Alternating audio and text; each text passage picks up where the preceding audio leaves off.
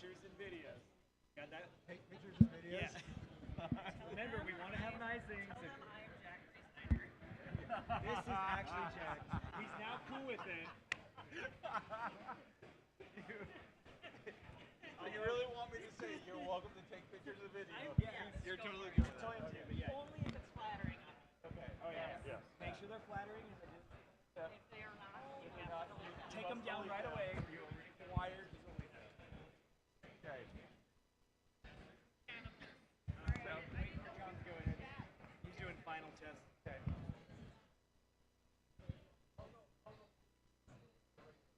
You got John. Go ahead. Rock and roll McDonald's.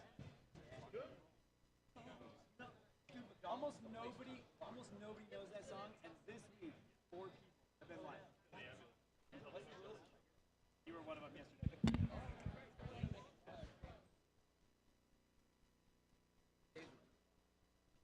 Hey, NQ. NQ.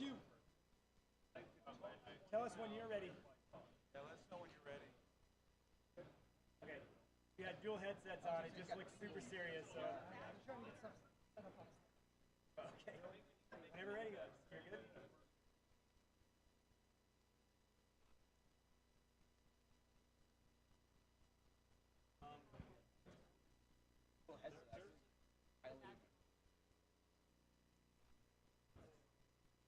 Apparently he said he's listening to the comms upstairs.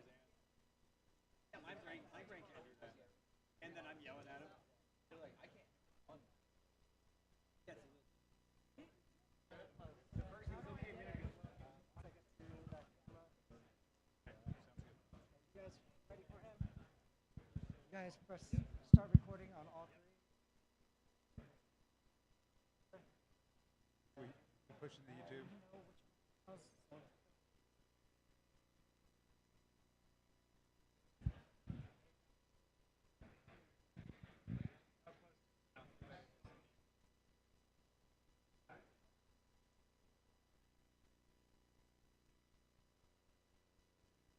Yeah, you don't want to eat it.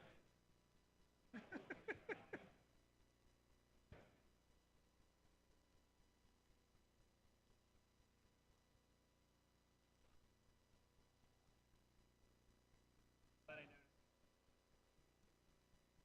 Cornflakes. Yeah. Drive you crazy.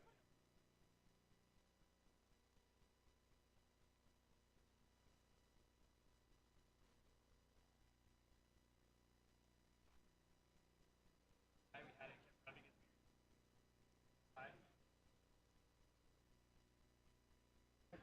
Mike, check on. Sound check on two.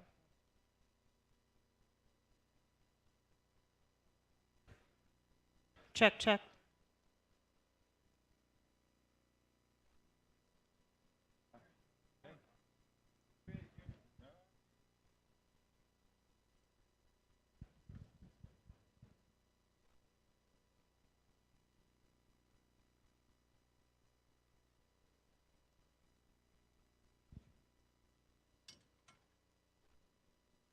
Do you remind people?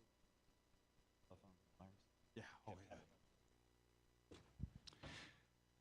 Good morning. Did everybody sleep well last night?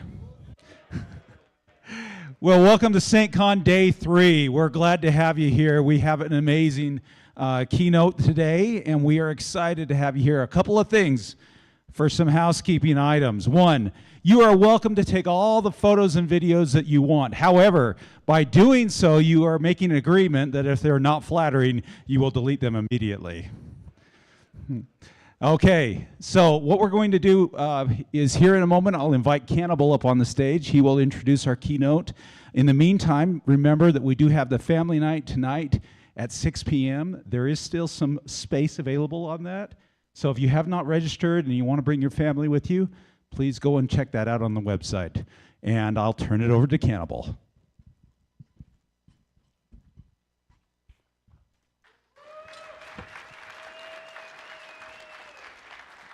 He already said good morning. So I got approached a couple days ago, and this guy comes up to me and he's like, "Hey, I hear you've known Amanda for a while. Would you like to introduce her for her keynote?" So of course I said, "Who are you?" this is my first SAINTCON. I don't know anybody here. So yeah, I said, of course, I'd love to. I've known Amanda for a while. We've worked together as photographers for DEF CON for a long time. And Amanda's a wonderful person. And I was thinking about it. I was like, all right, what am I gonna talk about Amanda? There's a lot of things that I could be saying right now.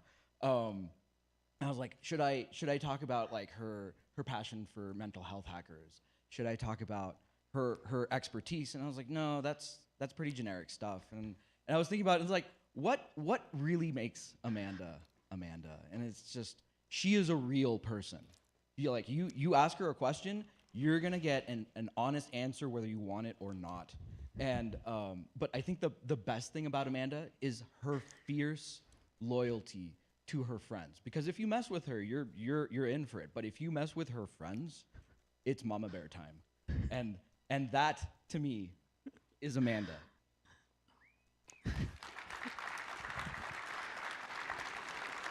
That was great. I think that was the best introduction I've ever had. I'm going to take Cannibal with me now everywhere. It's fantastic. No, not a lot of people slept well. I know I didn't, but are you awake, though? You like ready? Yeah? That's not super convincing. But it's okay. I'll give it to you. I've been up a little jet lagged. But we're here. I appreciate all of you being here. This is my first SAINTCON, and I'm definitely coming back.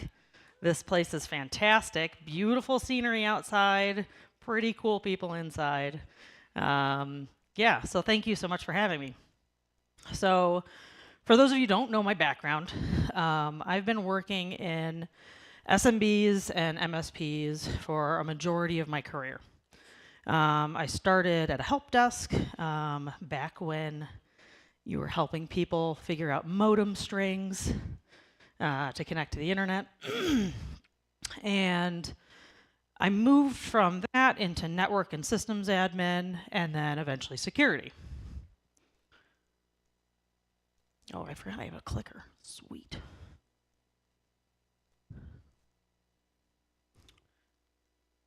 There we go. So, I did mention SMB and MSP.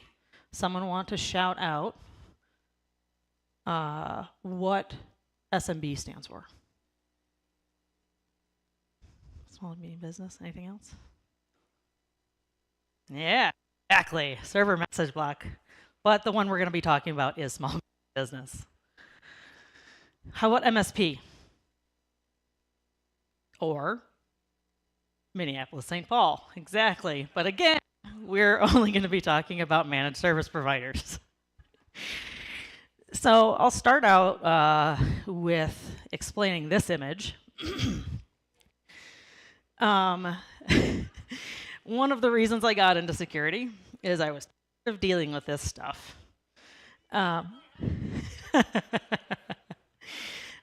So here we have one of the network closets that was at a hospital I used to work at. Now, this was 2012. Could technically be considered a small business, a medium-sized business, I guess. And here, it's kind of hard to see in the back right corner. But we had gotten a call that half of the power was out at one of our campuses. Now, we had campuses all over Northern Ohio. We had doctor's offices, we had clinics, we had all of these kind of things. And no one was able to authenticate in like half of our buildings. So we head down to where there was the power outage, find out like a squirrel had attacked like one of the poles outside, and not survived.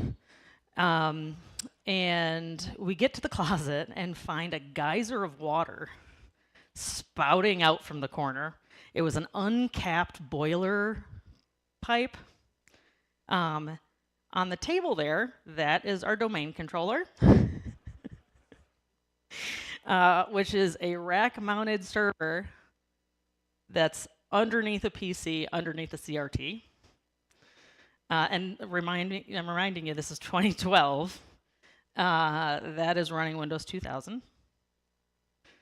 The right half of the room did not have power, but the left did. So the left, ignoring the terrible cable management, We had to daisy chain some power across the room to power our domain controller. I did eventually use that stool throughout the night to lift the UPS up off the ground so it didn't get flooded and then, you know, maybe cause a larger power outage. Who knows? So I was tired of dealing with that stuff. I was tired of being on call. The real reason I got into security is Dave Kennedy actually came to my hospital and performed a pen test before anybody knew who Dave was and let me watch. And I had no idea there was an entire community in security. I was just kind of doing security as a sysadmin, right? Like I knew about least privilege, and that was pretty much it. I knew there was a lot wrong in the hospital. I have way more horror stories that I can tell you from all the SMBs that I worked with. And I was just, you know, this is still going on day to day, right? Like we have a lot of SMBs that have very small teams that are dealing with this. And do you think those people have time for security when they're trying to at least just keep it up and running? Like I remember having a doctor come and scream at me when I was standing there trying to fix this, wanting me to go faster. I'm like, well, I mean, there's only so much you can do when you're trying to, you know, piece together the parts like this. So who here, I know I can't really see anybody, but raise of hands, who has worked for or with an SMB or MSP? Great. So I'm sure a lot of you know a lot of pain, right? There are, depending on how long you've been in the industry, there's either pain from, you know, cloud apps, licensing, or again, like great wiring examples in switch closets. So we're going to start off with an SMB story. So my day-to-day job, I lead an incident detection engineering team. We are in charge of figuring out what threats are important to detect on and creating them for our platform. So another thing that we do is anytime one of our customers needs help and has been attacked, we will go in and give everything that we can from a timeline perspective on what happened in that breach. So we're going to go through one of those from one of these SMBs. Has anybody used Advanced IP Scanner before? Okay. So as a part of this SMB's standard operating procedure, they would acquire companies. They would either buy them or they would be contracted out to them, whatever. One of the first things they would do is set up logging, which was great.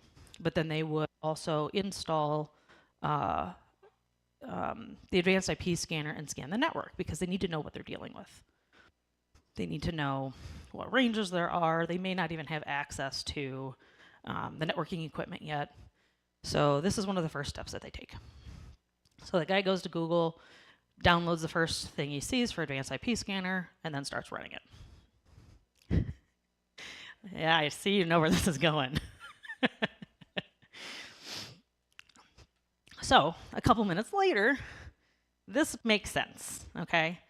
We have detections for Advanced IP Scanners because you don't always want somebody just downloading that and running it on your network if it's not your admin.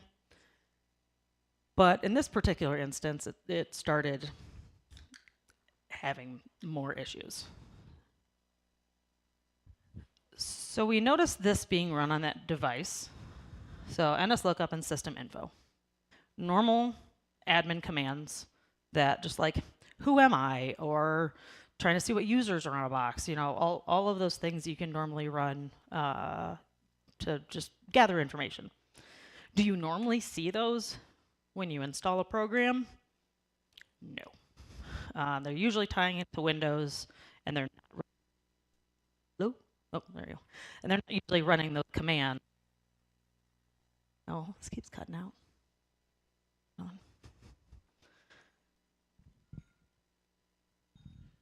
Is that better? Okay. Maybe this one won't cut out. I'm just going to take this weird thing off my head. All right, so you normally don't see those when you install a program, right? So they start to get a little worried.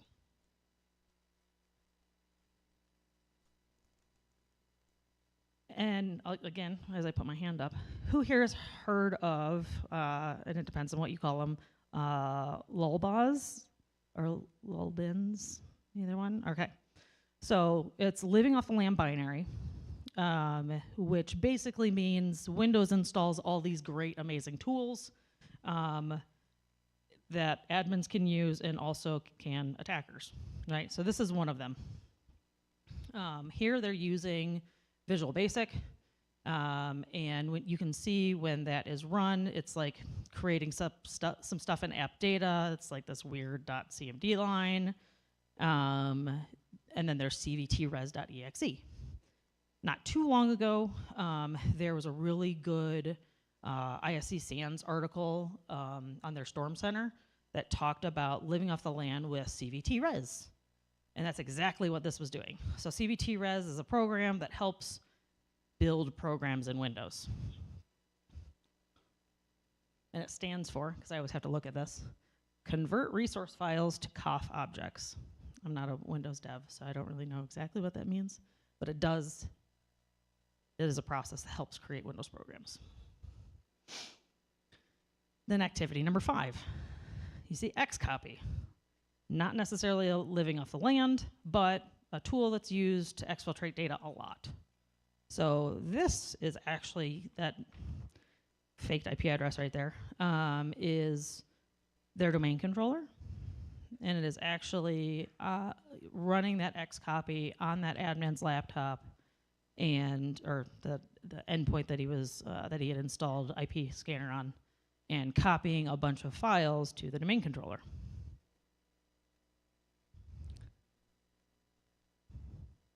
Oh, am I one behind? Maybe. Nope, no, this is the next one. All right, so WMI calls to that domain controller also for remote command execution. And that's running that newly copied files from that domain controller from the admin's box. And they get another warning. So I know I kind of mentioned that they would just ignore that advanced IP scanner, right? He knew he meant to do that. That makes sense. You know, I just downloaded, of course it's gonna trigger. But then when you see additional stacked information on top of that, you know, like WMI is heavily used also by admins and admin tools and all that kind of stuff. But when you don't normally see this after you're running advanced IP scanner, you kind of start to worry. So now that an attacker had programs running on the domain controller and an active shell into the domain controller, you can see this PowerShell being run. So this is PowerShell being run in a hidden window. It's setting item variables and trying to obfuscate itself to be hidden. And then it is super, super long. If anybody's ever looked at PowerShell commands in Windows logs, it's usually very interesting. You find some really weird stuff happening on your network. But this is really common to evade detection and analysis. Then we see a batch script run. We don't necessarily know what that's doing at the time, but they do get another detection, fire. So you shouldn't alert on all batch scripts. If you do, you'll get a lot of alerts. I'm just saying that outright. There's a lot of terribly written programs out there. I see programs all the time that are just like basically performing attacker behavior on the back end, but that are, you know, installed everywhere. But this, they actually sent us the copy of, and we were able to decode it and see, you know, what that log converter.bat was actually doing. It was a C application, and it was sending post requests out and exfiltrating data out of their network. Right, so they specifically designed this to send data this way after remotely executing it via PowerShell and then sending it back to themselves. The 12th activity, I guess. The customer contacts us and they're like, listen, this is really weird. I don't know how these files are being used. Can you like take a look at these? I don't know exactly what's doing. So after we looked into all the files and found this attack chain of what had happened, it turned out that, as everyone groaned when I said it, that first link that they clicked on, somehow an attacker had put a faked version of Advanced IP Scanner up in Cloudflare, and the admin downloaded it because somehow they also like beat SEO, and it was the first one linked, and that was the one they downloaded, right? I mean, who would have thought, right? It looks like Advanced IP Scanner, who knows? So they isolated the machine, cutting off the CNC and, you know, then having to go in IR mode. Funny thing about this slide, who has anyways, used like AI generated imaging? Okay. This was the least horrifying one. When I asked it to put toadstool behind bars, you know, copyright infringement, all of that kind of stuff. I didn't want to, you know, get yelled at. But yeah, let me tell you, there were some real weird Kirby looking things. So you're welcome for picking the one that was least scary. So sadly, about 24 hours after the initial event, their actual like MDR, XDR didn't detect any of the bad activity, but it did detect when the admin logged in somewhere else and their roaming profile backed it up. So it had backed up those files. At some point, they had a signature or something that caught it, right? So 24 hours later, they got a hit from the real expensive one. So now think about how that same issue could have been prevented if it were more than just one admin doing this work, right? So if you have enterprise level security, whatever that means, you probably have a full team. You have a SOC, you have security engineers, you have the budget to properly implement and get all of that XDR up and running. You know, maybe the XDR is great if you just configure it right? But who has ever used one of those huge security tools as an individual and found it to be easy? Like anyone wants to come up here and explain Microsoft licensing even, right? Now imagine having to deal with that server closet with geysers going off in the corner, but then also try and configure all your security tools, right? I know that's what they were trying to get me to do. They slapped a SIM in front of me and they were like, listen, we need you to also run the SIM. Well, that never happened until I left the hospital.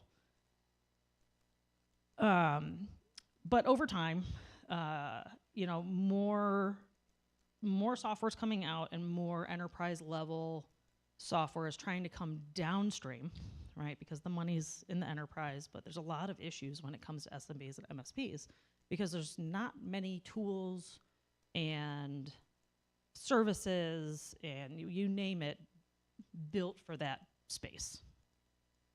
Keep on forgetting I have a clicker. So now we're on a speed round quiz. Who knows how many employees is usually considered small business? Yes, good job, under 100. Okay, how about medium?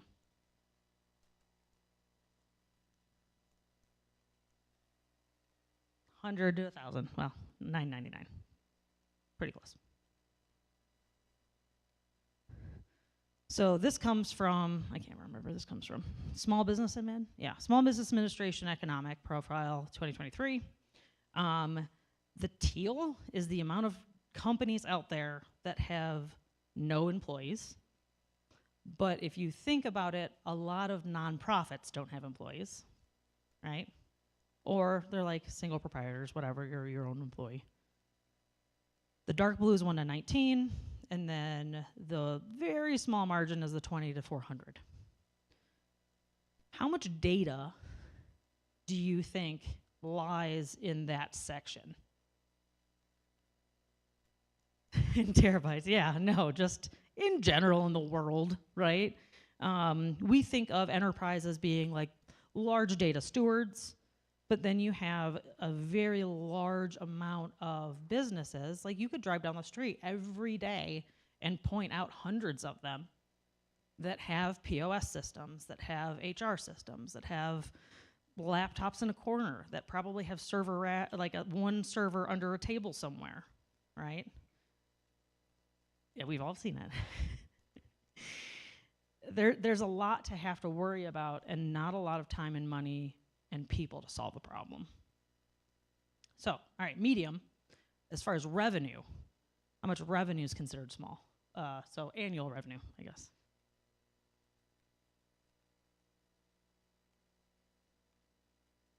So it's 50 million or less, which is pretty big. I talked to somebody the other day, just like I said, nonprofits. I talked to somebody the other day. He's the only employee for the nonprofit, and he runs all their IT and security. Everybody else is volunteer and dealing with like operations. What about medium?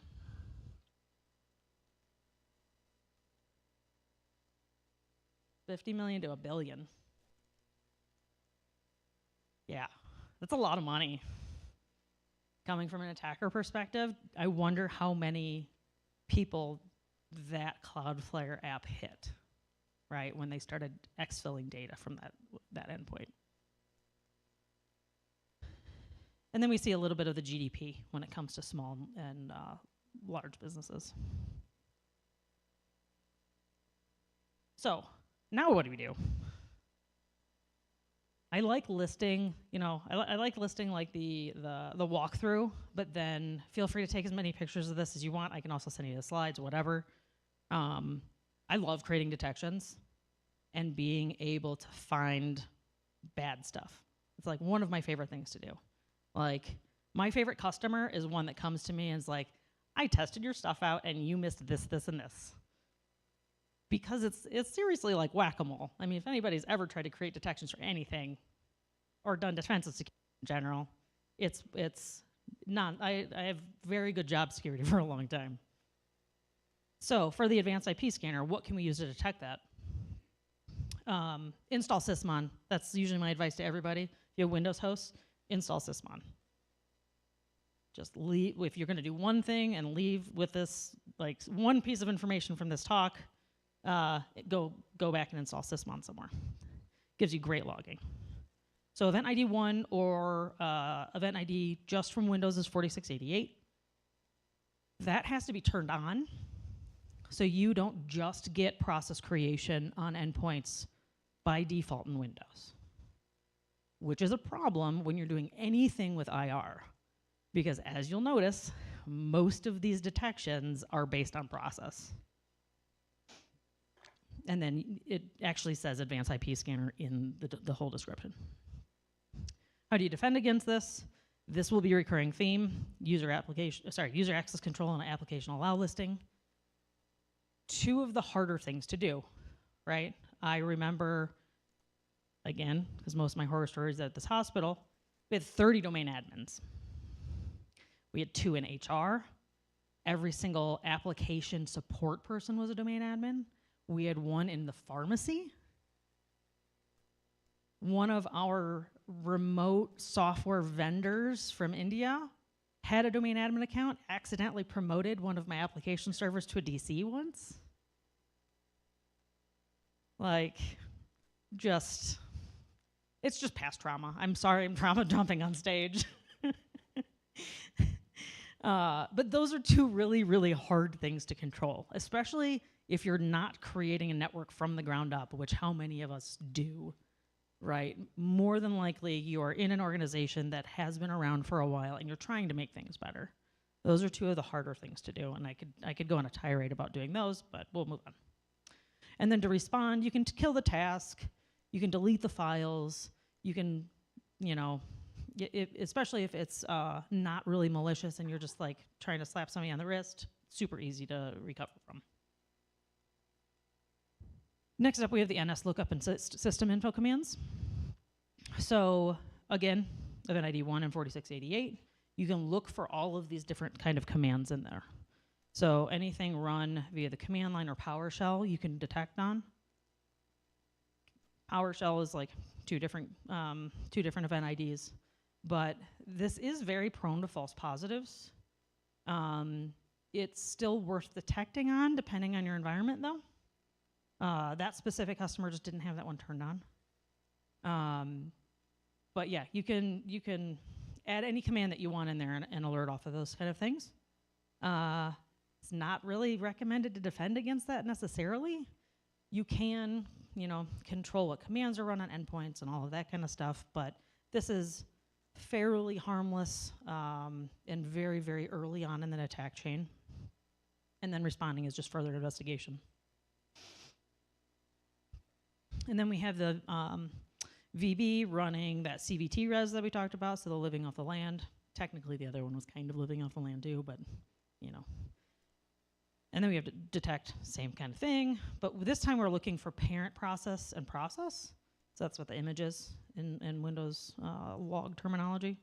But you're looking for VBC running CVT res. You can look at all of the other lol bins and add those in there too, right? Anytime a process is spawning another process, you can tie those together in sysmon logs. And then defend, again, I told you this is going to be a recurring theme, but then you can also control that kind of with group policy on who can run VB commands. That one can be a little touchy because I've done things in group policy to restrict that kind of stuff and just broken things. But that's the life, again, of a Windows admin running group policy. And then to respond, you'll want to remove the suspicious files, investigate the source, and analyze it if possible. Now, one of the other things that SMBs tend to struggle with is the resources when it comes to response. I know a lot of our response actions were literally just, I don't care, just go re-image it. What happens then when that data that was exfiltrated ends up being a whole bunch of customer data and you're forced to report it or you get caught not reporting it, right? There's a lot more teeth in fines and legal and compliance related things now than there ever have been. Just re-imaging something isn't necessarily always going to work now unless you're definitely sure that nothing bad happened. For the X copy, this is something that, so I wrote up a blog post on this too when it happened, and this is something that we definitely should have detected but didn't. It was in our queue. Again, it's like I said, it's like whack-a-mole constantly. But when you see things that you're like, oh, this is a good idea for detection, but then you actually see it happening, you're like, oh, shoot. We probably should put that up in the queue a little bit, right? So just having the command line of moving it to the public sysvol, and robocopy is another one, so xcopy and robocopy, being that either the file name or the process name. And then if you use xcopy or robocopy in your environment, could definitely be prone to false positives. But you can tie it to users, you can tie it to timeframes, whatever, right? Or just, dismiss it when it does happen when you know it's happening. Defending, you can lock down the DCs and admin shares. Should that user have been able to access that drive with the login that he had? Probably not. You can segment the duties, you can, that just cut off access to the things that they don't need, especially when it comes to domain controllers. And then responding, it just depends on what the file does. No, there we go. Oh, there we go. I hope that doesn't go 3 times in a row. So remote WMI calls, again, 1 in 4688. Process name is WMI, and then the command line in that instance was node and process. And then again, you can also restrict incoming WMI connections based on user and device. And then responding for this one, you can check for those suspicious files that were dropped because we could see that in the logs, right? When you go to respond, it'll show you what the command was run, where it dropped the files, and you can kind of follow along and then see what those are doing and then kind of go from there. All right. This is another one that you can add a PowerShell output to. So 4103 and 4104, Those can get really long because it actually will output all of the PowerShell stuff into the event log and then split it up into a bunch of things. And it's just really, really super long and sometimes hard to parse, but still interesting. And then net.web client is a PowerShell command that's run a lot by attackers. That is the PowerShell command line downloading something from the internet and running it. It's a way to get around protections around like PowerShell execution policy and other things on the endpoint. Like you can do a lot of damage with that net.web client. But then like there's also a lot of PowerShell happening on a Windows environment in this case. You guessed it, for defense, and then respond, good Lord, just isolate this device, which they did. That's great. And then the last one, malicious batch script. You can look for the parent process there running and spawning off other things, right? Or running from a specific directory, or running with specific commands. There's a lot of really good detection content out there that you can look to kind of get ideas if you're creating your own detections internally. And then for defense, not all servers need access to the internet. Should that DC have been able to access the internet outbound directly? No, no one should be browsing the internet from the domain controller. Like many servers should not have access to the internet. There's zero reason. Like your updates can come from a cache place internally. You know, maybe turn it on every now and then if you really need it, or you know, transfer it from internal, whatever. But yeah, it does not need access to the internet. You can do web application firewalls to block access also. And then for response for this, figuring out what that script is trying to accomplish, to see what data was exfilled, to see what that program was doing. It at this point didn't delete or corrupt or ransomware or anything, which was good. And then preserving the images for later on. Like I said, don't just, I mean, not that you should just wipe your DC and reload it. That would be horrifying. But in this case, taking a forensic image of that just in case you need it for later or have time to look into it or have a third party that you give it to take a look at. So I try not to come up here and have this be a sales pitch because I'm not a salesperson at all. I'm an engineer. I hated salespeople when I was on the other side, but now I'm one of those dirty vendors. But the one thing I'll say, like one of the reasons that I love, I've been at Blumera since the beginning. I was one of the 6 original people, and I just love the product that the problem that we're trying to fix. I don't necessarily always love the product. Don't tell anybody I said that. But it's one of the main tenets that we built this on was that it's such an underserved market, right? It's really hard for one person to install CrowdStrike, their whole suite of things, and get it right. Like I'm not saying it's a great product, other than you know what happened a little bit ago. Other than that, it's a great product. But it is not for everyone, right? They won't even, there's a lot of large vendors that won't even sell to you unless you have over 100 endpoints or over 100 users or you know a certain point where there's just this gap that people are doing homemade solutions. Like how many SMBs, anybody ever heard of Elk Stack? It's Elastic Stack, Logstash, Kibana. Like it's a homemade SIM, basically.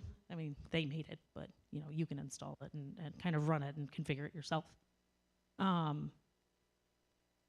There's not many that are built for the SMB space. So I used to do Splunk installations. So I didn't work for Splunk. I worked for like an MSSP that did Splunk, and the ramp up time for installing that SIM was 9 months minimum. Like that's a lot of, and that's a full team. That is not built for an SMB. Another great picture. I wish I had more. So there was, we had 3 rows of server racks, and this was the least worst picture, but it was a while ago, so I couldn't find all of them. We used to have a barn fan in the server room blowing cold air through the aisles because all of our, so KVM, for those youngsters out there, is a application that switches your keyboard and mouse to different hosts. So we had all these giant KVM cables going from all these servers, just blocking all of the fans. And just everything was always really super hot. We couldn't figure out why. And this is how the top of all of the rack, I mean, that fiber is super happy in that, just going over that, I think is a sprinkler pipe maybe? We definitely had sprinklers in that room. So one of the things that I think we should all try, and I mean, we're not all in a position to do it, but what we should try and look for, what we should try and market to or create or whatever, is trying to maximize the little amount of time that these small teams have.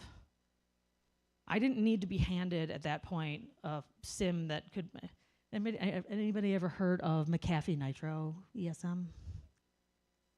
Boy, that was my first, I don't know how I ever went into Sims, having that be my first experience. It's like, there's gotta be something better. I should have never been handed that as just a sysadmin. Be like, yeah, just go for it, you know? We should be building software and tools and services and you name it for those businesses that need it the most. The enterprise has it. Like, they have Gartner.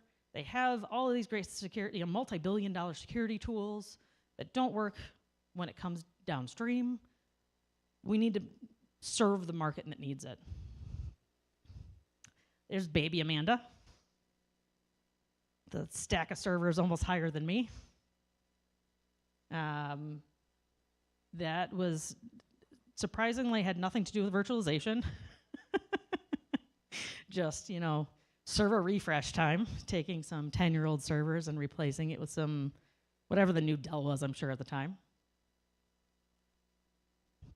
And everything's gonna be trial and error. So even if you're starting up a company from the ground up, you're not gonna get everything right. Yeah, like, we're a 6-year-old company, we definitely don't get everything right. Like, anybody that's ever worked for a startup can definitely attest. No one gets everything right. So you have to be okay with failing. So when I started getting into leadership, which I've not been doing for super long, at least from a management leadership perspective, I went out and tried to get some advice, right? Like, who's been doing this longer, who can give me advice on how to lead? And so talking about failure, one of the best pieces of advice that I got, so the second thing other than Sysmon that you could probably take away from this, is let your team know that it's okay to fail and that there's a certain amount of expectation. We are humans, are we not? We are not computers, as much as some of us would like to be sometimes, because computers are easier than people are. We're all gonna fail. So being okay with that and accepting it and letting your team accept it and giving space for that makes it fail fast and recover fast. And you can do that as a company as well. Another good picture, I remember not knowing exactly what to do and how to get rid of all of the customer data on all of these. This was one of like 10 cabinets we had of just old hard drives. And all of them were spinning disk, all of them. So at one point, somebody took a drill and just like went out back and drilled through all of them. It's much easier now to get rid of data, I think. It's all in the cloud, right? You just disconnect. And then originally when the outline for this talk, which is massively changed since I first wrote it, originally it was written by our PR firm. And they wanted me to cover SMB specific threat models. Like, what does that even mean? I talked to a couple people about it, and they're like, yeah, like you can create a threat model around server message block.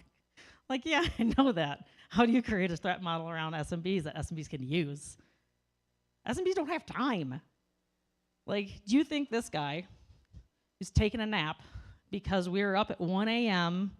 on Patch Tuesday can go through and threat model for his SMB? No. You worry about the things that you know you need to fix. You're going to be attacked in general, like unless you're holding some really important secrets, like the most of everybody else. People scan the internet all the time. They business email compromise every other day.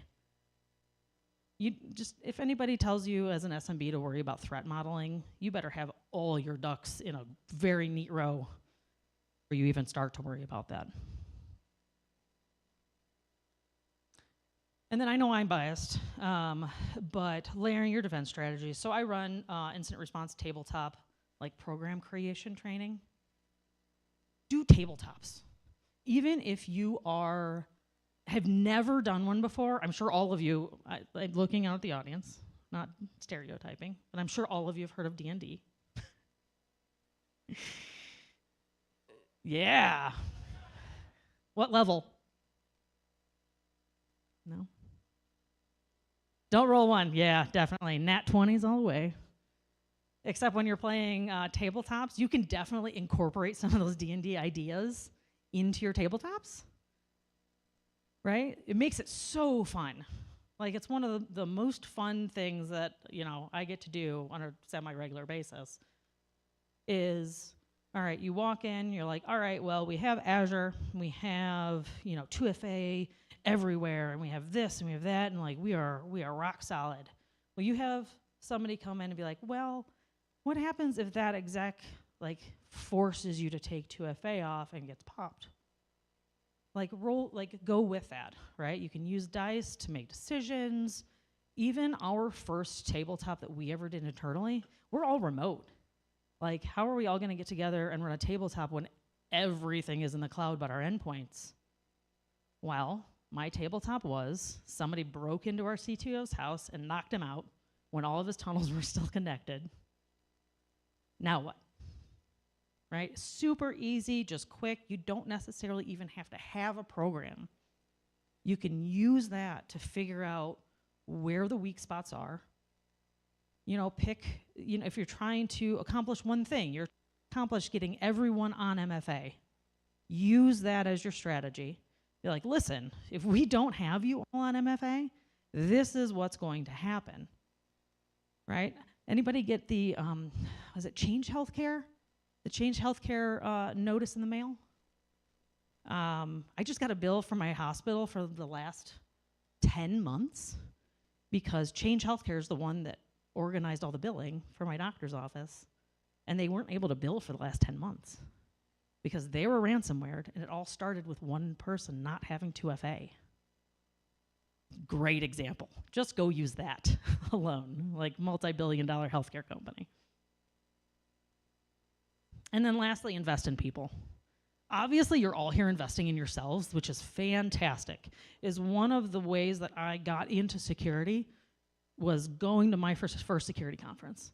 I went to DerbyCon 2, like right after I found out there was actually a security community. And I learned the geekiest stuff, and I had a blast. I had no idea what most of the stuff was that people were talking about. I learned about mass scanning the internet, and Wi-Fi pineapples, and it was a pivotal moment in my career. I got to meet some amazing people. So networking and investing in your people is worth it. So great job being here, first off. So give yourselves a round of applause for just being here and learning more. Every talk you watch, every CTF you participate in, every little bit of information that you can glean is making each single one of you and every person that you talk to a better person.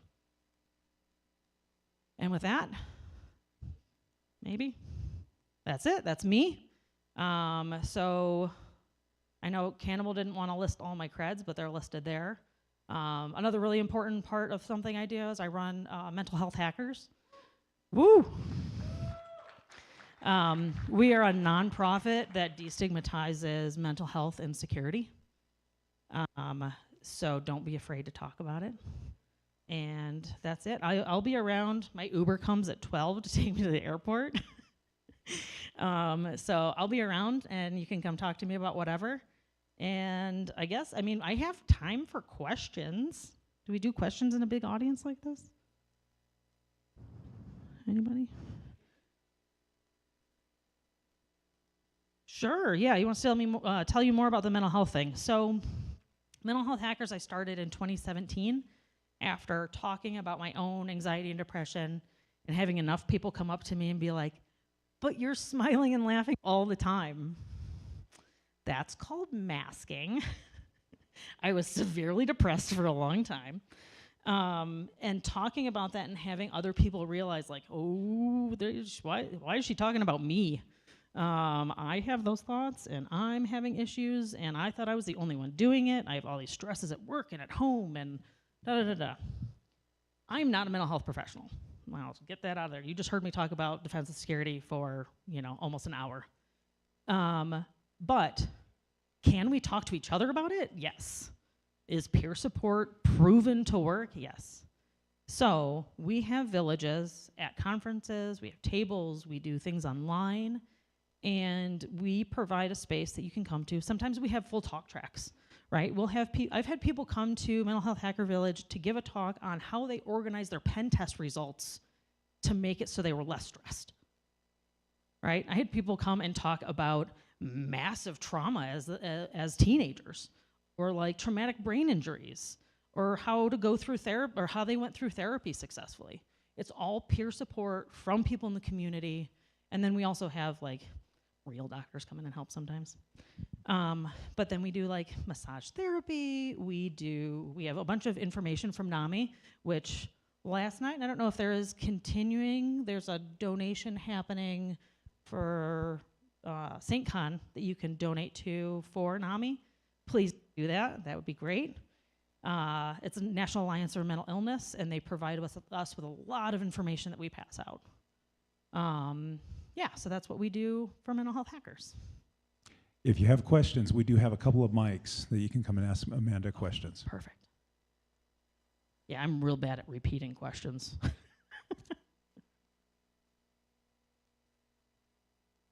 And seeing people. It's all right. You can come ask me privately too. I hate raising my hand in large groups of people. I just had a separate question. Oh, yeah, go for it. Didn't you help author a book or something? See, I need hype people. Thank you, Stephen. I really appreciate it. So I just released the second edition of the Defensive Security Handbook. If you want the ISBN, it's tattooed on my shoulder. Since I was really tiny, I always wanted to write a book, and then found myself again at the hospital doing a lot of stuff, and I'm like, what is the best practice on this, and why can't I find any information in one place on how to fix this place? So it was a book I wrote for myself 15 years ago, and we just added a big cloud section and SQL and a whole bunch of other stuff. So thank you, Hype Man. I'm real bad about talking about myself. All right, and I think we're pretty much out of time. I'll head out. I'm not as cool as Jack, but if you want to take a picture and say I was Jack, nobody can prove it now because he doesn't have any pictures. And then I also promised him I would do one other thing. Siri, call mom. Anyone? Oh, is it Hey Siri? Hey Siri, call mom. I don't know. I don't use Siri. All right, well, thank you so much for coming. I really appreciate it. I hope you have a great rest of your conference.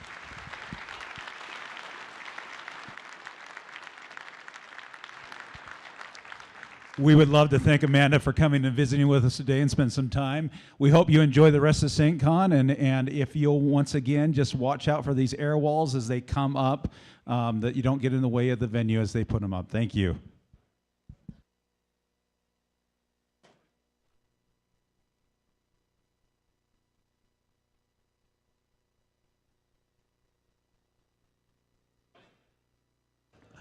If any of you are interested in the job fair, it will be at 10:30 on the 3rd floor.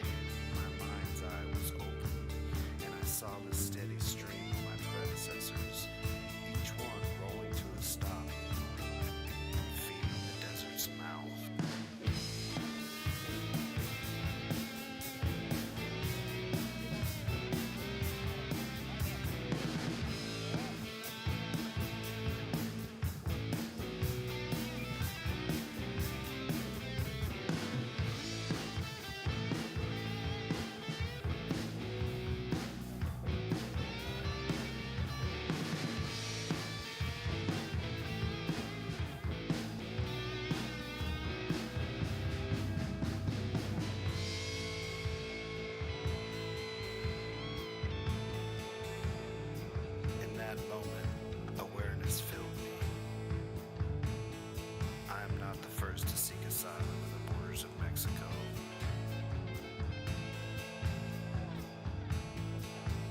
And I won't be the last.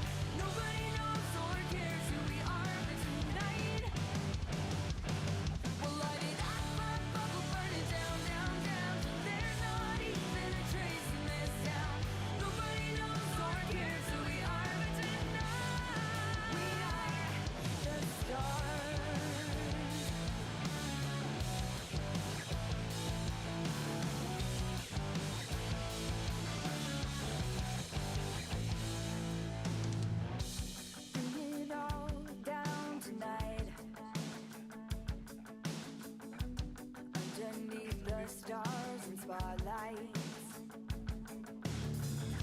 We don't care what they say. You never know if this is your last day. Yeah.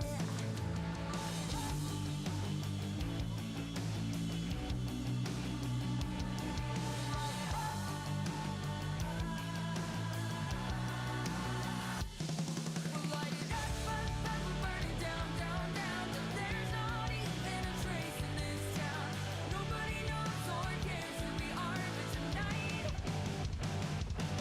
we'll light it up, burn it down, down, down, till there's not even a trace in this town.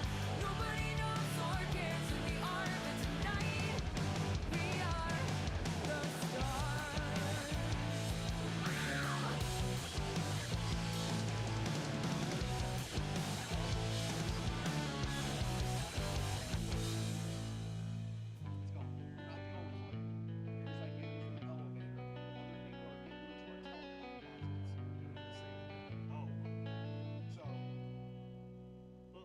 We'll light it up, we'll burn it down, down, down, till there's not even a trace in this town. Nobody knows or cares who we are, but tonight,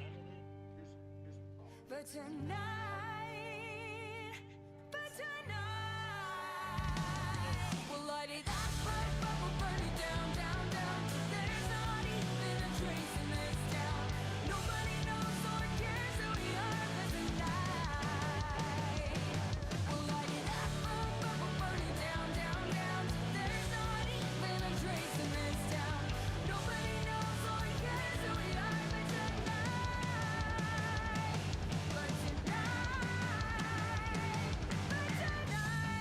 we are the stars.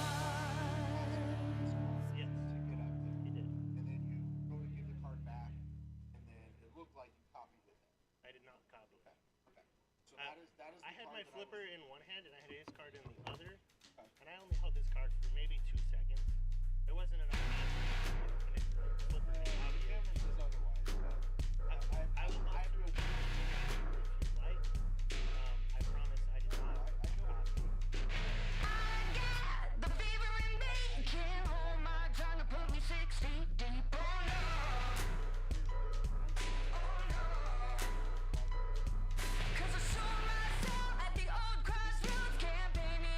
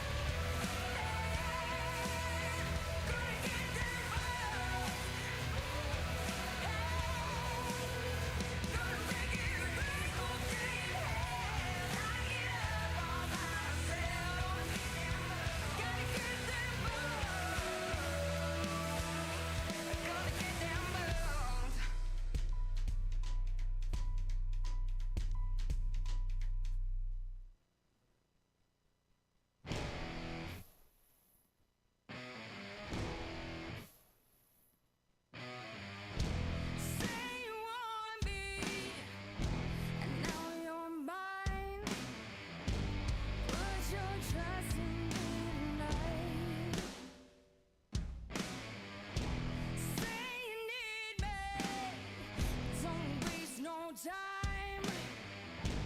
Taste your lips as they're pushing against mine. Gonna make you love me tonight. Gonna make you love me better.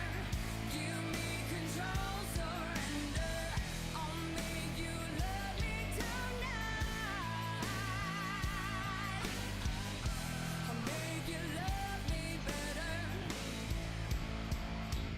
tonight.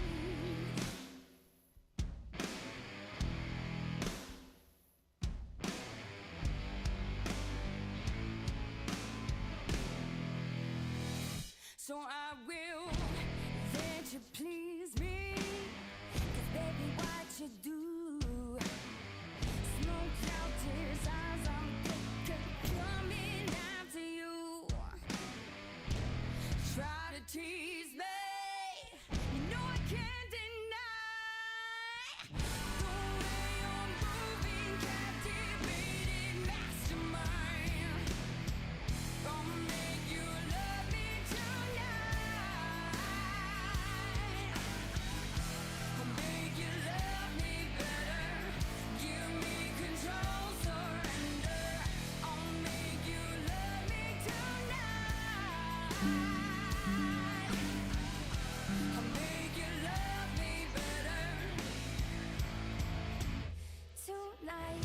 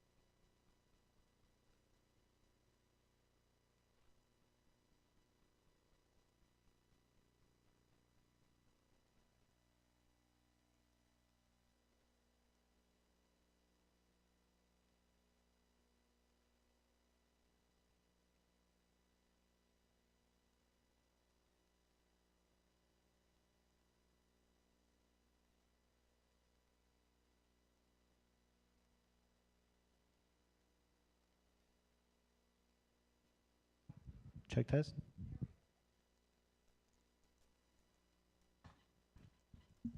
Thank you.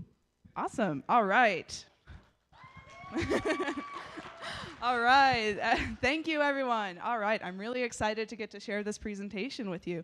Are my slides going to be up there or like? Okay, awesome. Yeah, okay. So this is my research that I'm working on for my thesis at BYU. I'm an undergraduate student studying cybersecurity, and so I've been working on this project to study for my research. And so yeah, I think to get started, we're going to watch a little video from this movie that I hope a lot of people have seen. Out of curiosity, how many of you have seen Sneakers? All right. For those of you who haven't, we can pause the presentation and you can go and watch it and then come back, okay? All right, let's see. Nope. We'll let it play. There we go. No, it will not let me do that. Okay, I tested this. There we go. You are clear all the way up to the mandrel.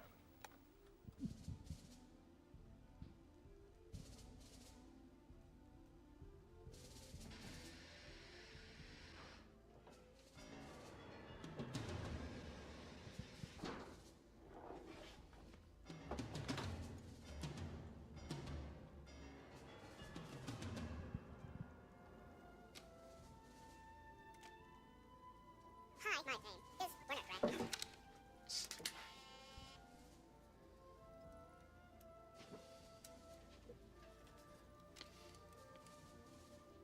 Hi, my name is Werner Brandis.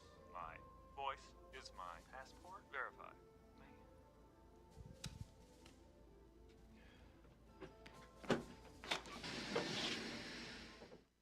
So yeah, just for a little bit of context, in this movie, they're trying to stage a heist, and there's this voice verification system.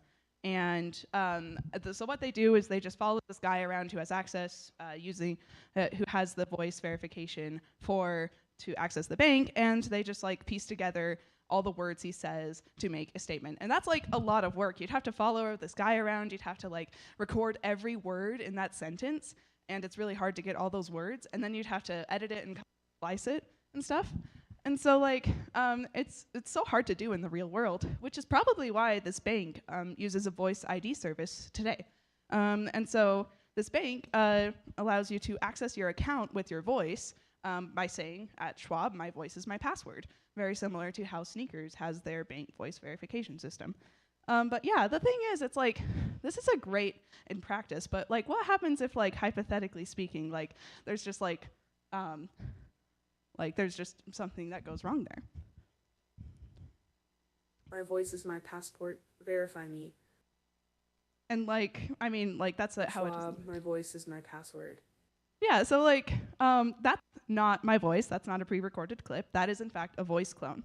And I made that with 1 minute of my, of just like stuff that I said and put that together.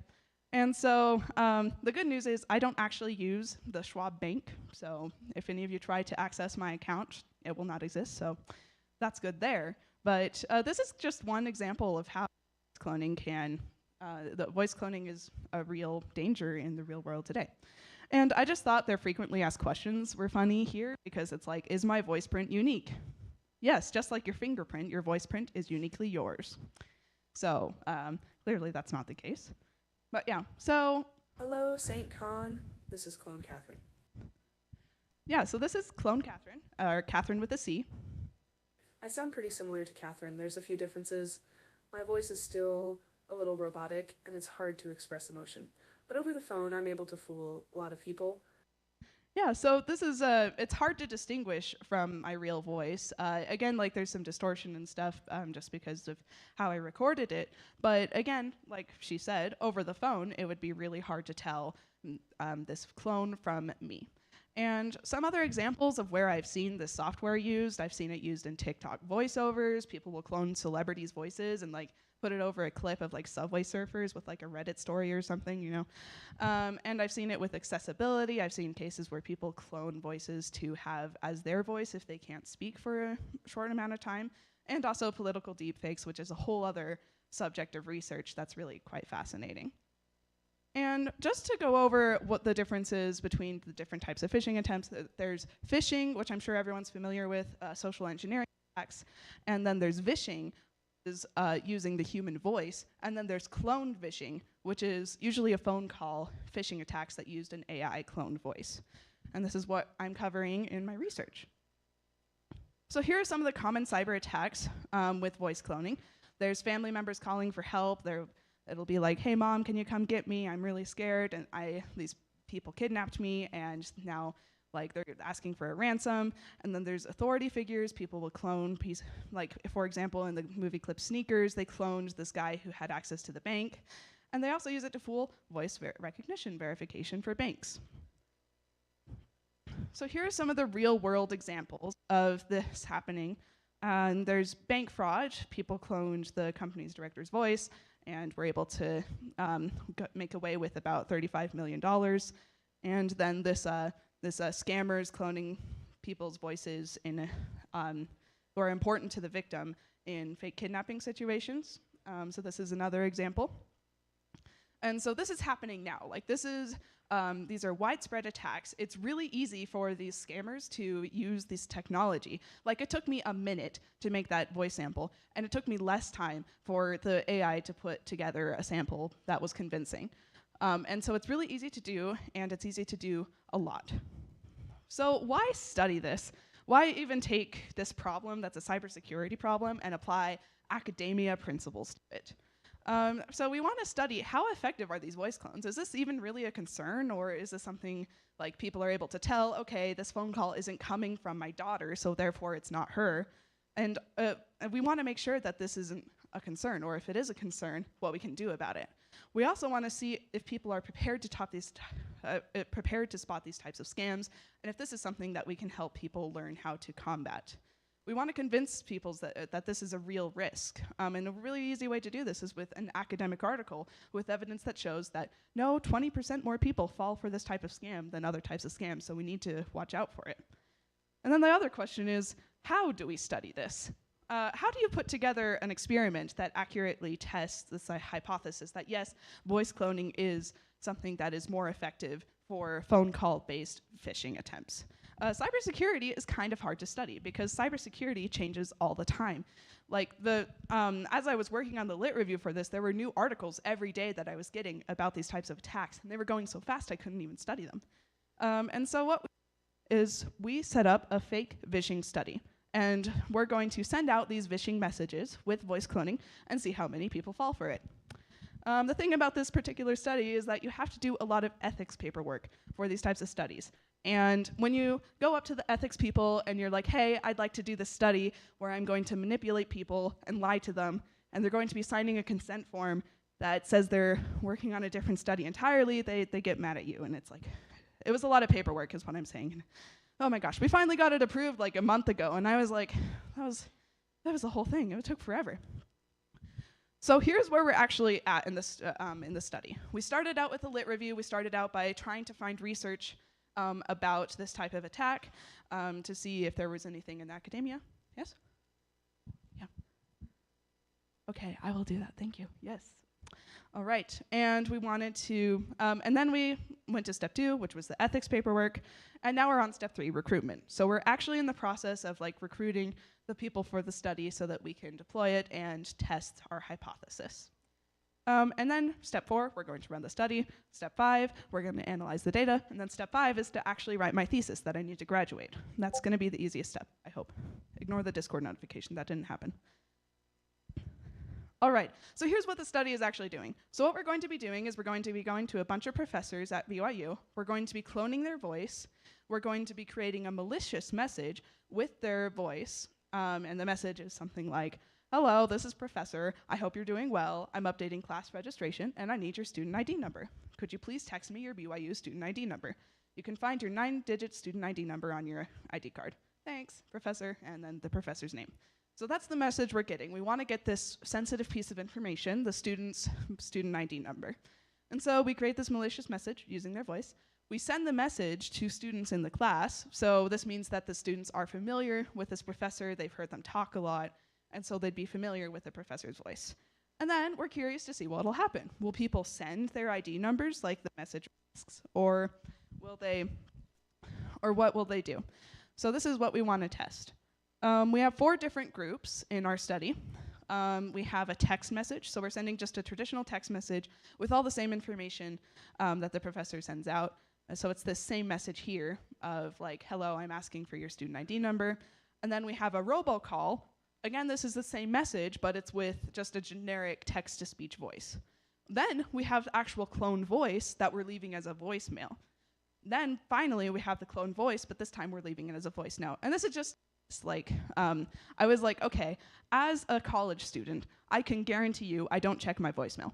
So I think that I would actually respond to a voice note more. And then my professor disagreed with me, so he was like, we decided to do both. So that's what we did. And so here are some of the preliminary findings that we discovered while we were putting together the literature review for this. And like the thing about this lit review was that it was really hard because no one has studied this yet because these attacks only started happening last year and academia is really slow. So we couldn't find very many relevant articles about that. The closest one I could find was that people are poorly equipped to detect AI-powered voice clones. And the study basically took a bunch of people, and it was trying to see if they could detect between a voice clone and between a real person, and it found that they could not. And there's a lot of news articles about this, again, because that's where it hits first, is like people are like, oh, this is scary, there's a voice cloner, and it's manipulating people, and it's making people lose a lot of money. And so that's kind of where the Lit Review had a lot of these news articles and absolutely no academic articles. This is another reason why we need the study, is because we need these academia articles to actually look at this phenomenon and be in the literature. And the final article that's relevant is just like, we all know this, I could spend a whole other presentation talking about this, but social engineering is a huge financial loss for companies, and it's something that we need to be aware of. So what can we do now? You all are aware of this, and I'm working on the study about it to figure out how effective it actually is, but like, we don't have time for me to get another article and then write another article about what kind of training is actually effective to stop these attacks, and then another article about that research. So what can we do now to stop this? Because these attacks are happening right now. And it's the usual cyber answers. We need to use 2-factor authentication. We need to verify people's identity. So if you get a phone call that sounds like a little bit suspicious, or if it's from the wrong number, you hang up and then you call that person or find them through a different messaging system. We need to increase awareness. We need people to know that this is a scam that's happening. A lot of people are aware of phishing emails at this point, but they're not aware of this type of scam. And it's really effective, and it's something we need to watch out for. And yeah. Thanks for listening, and feel free to ask any questions. Yeah, thank you very much. And that covers all of my research. I have my website and my LinkedIn post. I wanted to leave a lot of time for questions, so that's why we have so much time here. And what we talked about is we talked about what voice cloning is, how it's used in cybersecurity phishing attacks, and how we're going to structure the study, and what are some academic articles we have. And thank you very much.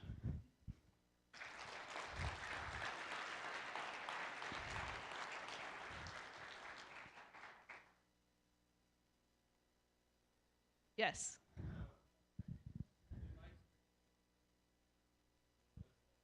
Mm-hmm.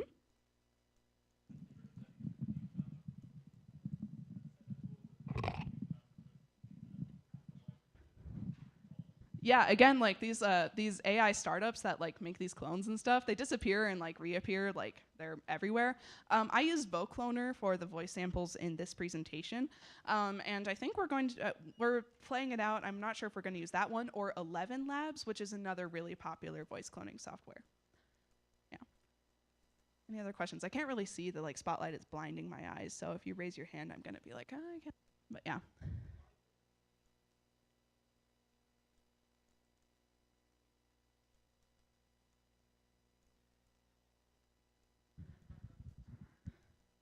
Yeah, I mean, this is kind of the AI arms race. We make AIs to make things like you've seen I don't know if anyone's seen, but they have like AI art detectors or AI writing detectors.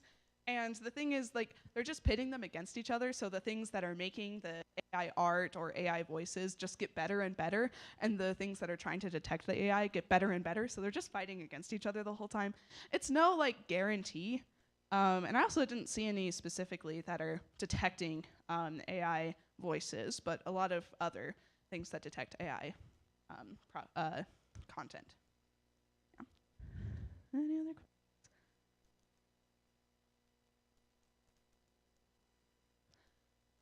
The results of the study, they'll definitely be in the Scholars Archive at BYU once I get it done, which should be at the end of winter semester.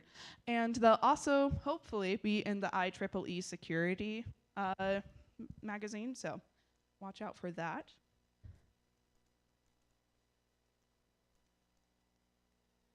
VoCloner, V-O cloner. Yeah. All right. And if there are no other questions, I can. Yes.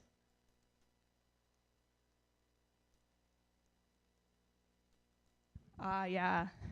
Yeah, so video deepfakes are a whole other study of research, and there's actually a lot more academia about that because there's it's been out for longer, and there's been a lot of like deepfake videos and things like that.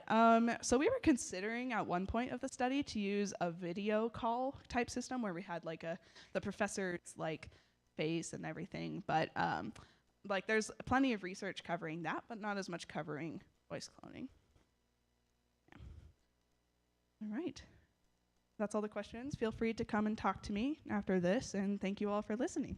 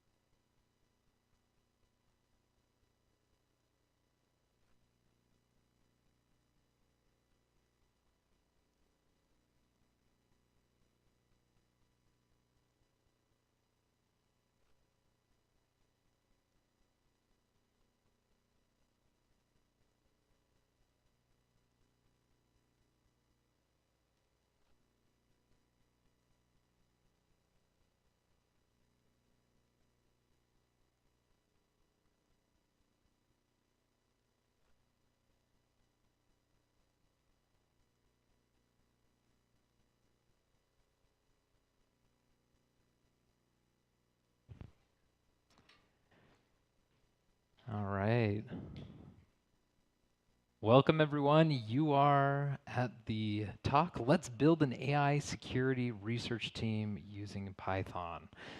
My name is John Gillis. I am an automation engineer at Adobe, and I'm part of a team called ACDC, Rock On.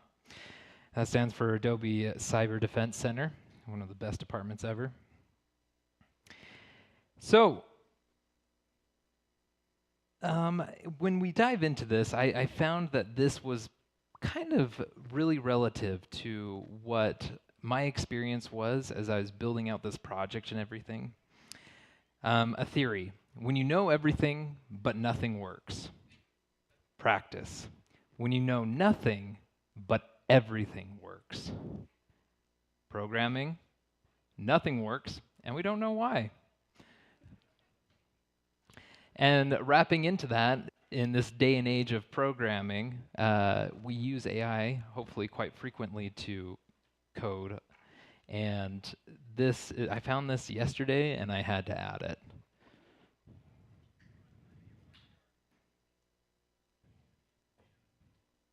I don't know if this is going to work, which would be really sad. Let's see really quick.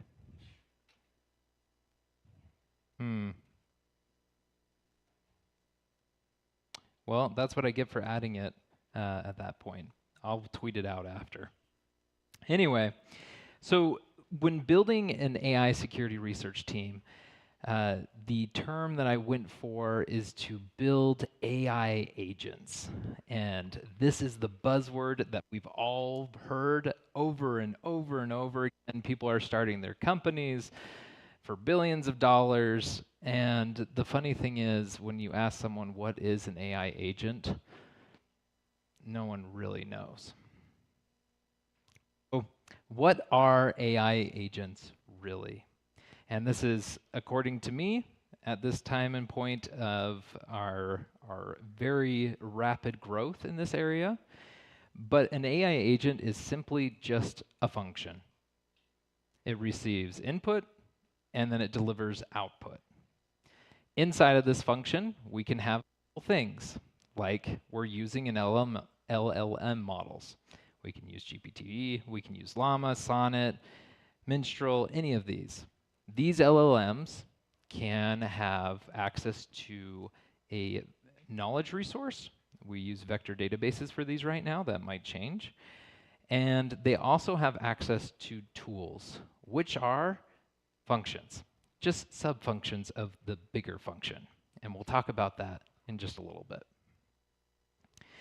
So what about frameworks to create these agents? We have Crew AI, AutoGen, LangChain, OpenAI Assistance, OpenAI Swarm, and the list just keeps on growing extensively. It's almost like if you're on X, you see a new AI framework every day. So there was a lot to choose from.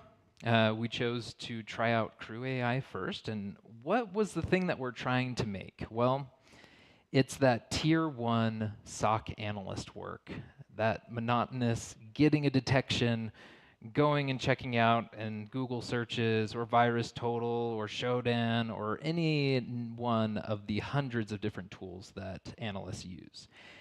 The goal was to write a basic research or a report for the tier 2 analyst to consume easily.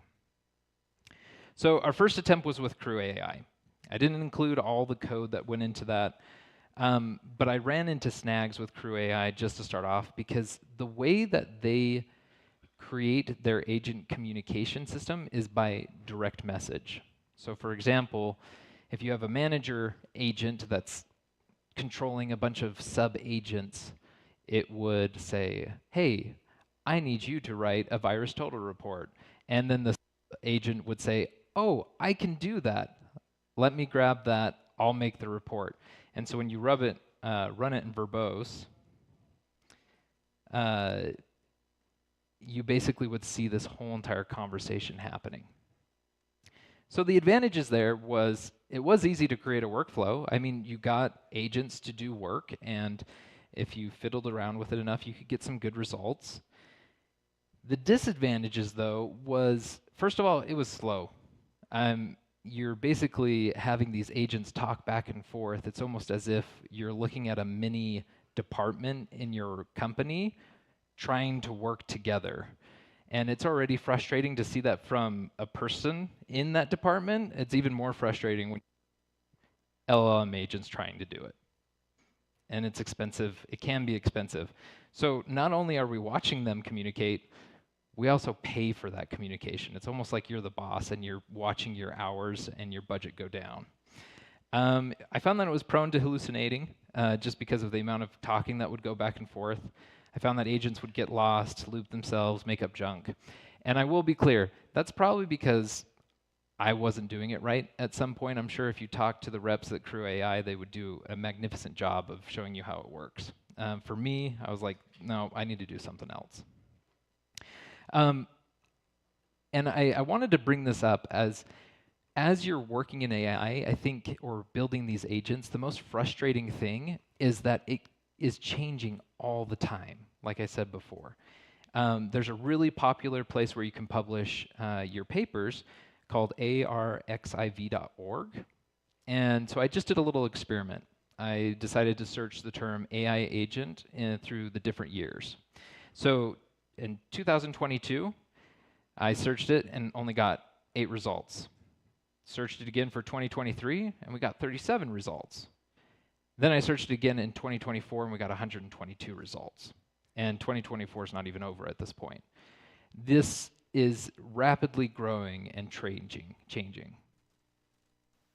So I decided, hey, let's try this again. Let's roll it back, and let's think about a different way of approaching this problem. So my initial thought was, what if we treated this like an assembly line and not as a group project? So right here was kind of the idea, and with most AI agent frameworks, this is how it's working. You have one manager AI or handler AI that's talking to a bunch of other sub-AI agents that all have tools that they can work with. So instead, let's do this. Let's take our AI agents, let's give them very, very specific things to do, allow them to have the input, allow them to export the output, and let the other AI agent pick it up, work with it, and move it down the line. So over there in the corner, you can see I've added QR codes to the actual code right there. And I would love it if you went there, look at the code, and be able to follow along. You're going to be able to see all the prompts there, and hopefully the code is clear enough to be able to understand. One of the first steps that's really difficult when you're creating a research team for this is, how does the information start? The information can start from a detection, it can be from a blog post, or anything that the tier 1 analyst is now ingesting and saying, okay, this is what I need to research. These are the important parts. And so that first agent, what it's supposed to do is it can take any detection and then be able to turn it into a JSON object.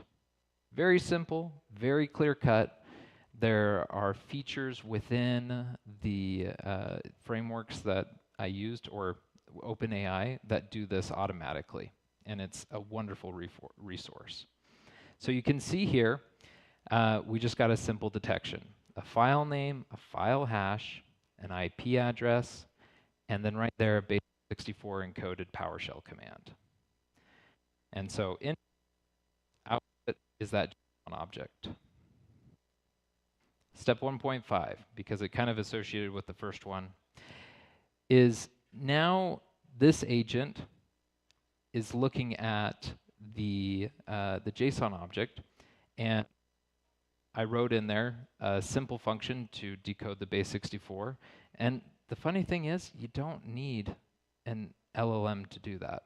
I mean, we have technology, it's amazing that it can already do that. And so wrote a function in Python just to decode that base 64. But then we get this nice command that was obfuscated before. Now we can take a prompt that says, hey, take this command line and break it down step by step. So now our JSON object of our detection is growing. We have more information. So with step 2, we now ask a new AI agent to take that detection that's been enriched and now create a step-by-step plan to research that detection. And so with this one, I used a more powerful GPT model.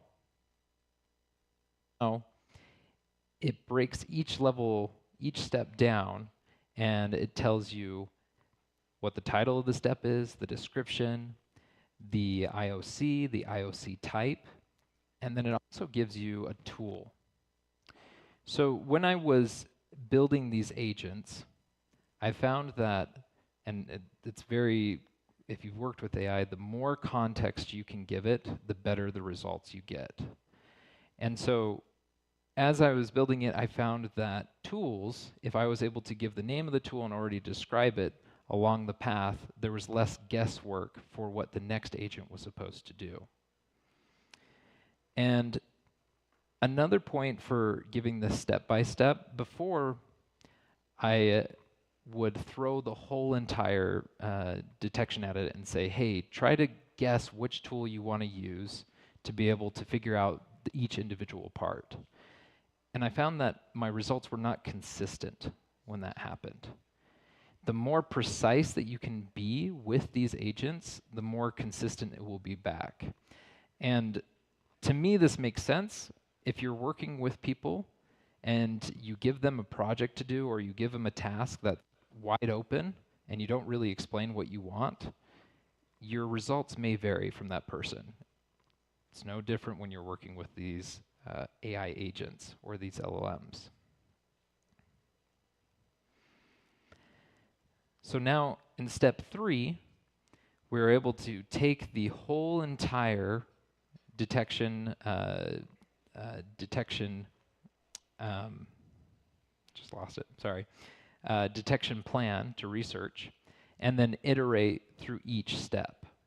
So step 1, what do I need to do? Takes it, looks through it, and is able to now run an agent that now has tools at its disposal. And those tools, we need to explain how tools now work with AI agents. The method that we currently have that works pretty well is called function calling. Function calling is when you write your own function, then you prepare a function schema or a design schema for the LLM to ingest. And so this example right here is from OpenAI. You can see that you give it the type, you give it the name, the description, you give the parameters that it passes. And these parameters are really the heart of this. It's the most important part about function calling. Because if you have a function that doesn't have parameters, you don't need to use an LLM for it. But when your function has parameters and those parameters can vary, then the LLM becomes really powerful, because now you can use your function in a variety of different ways. I've also heard that this is the most expensive way to call a function, which is absolutely true.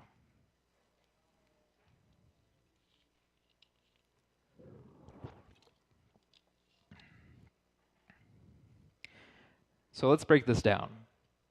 When you are using function calling, here are the steps you go through.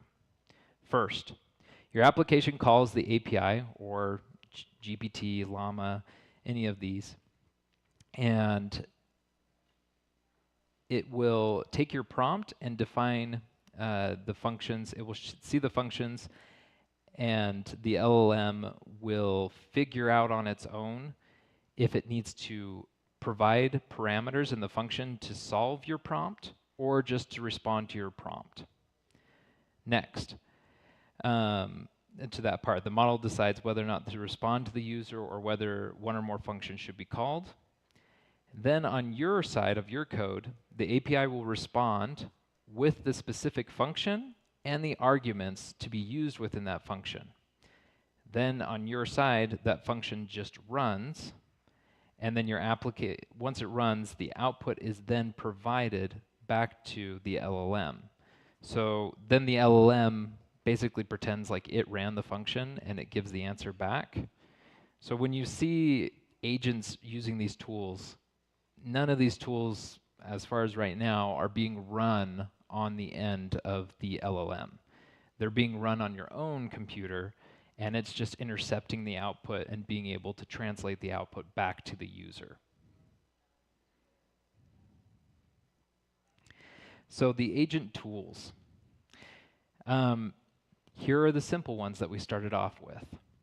So we use Shodan and VirusTotal just to check IP reputation, get geolocations, and do a VirusTotal report on hashes that we see. And you may ask, you know, why would we use an LLM to call these functions?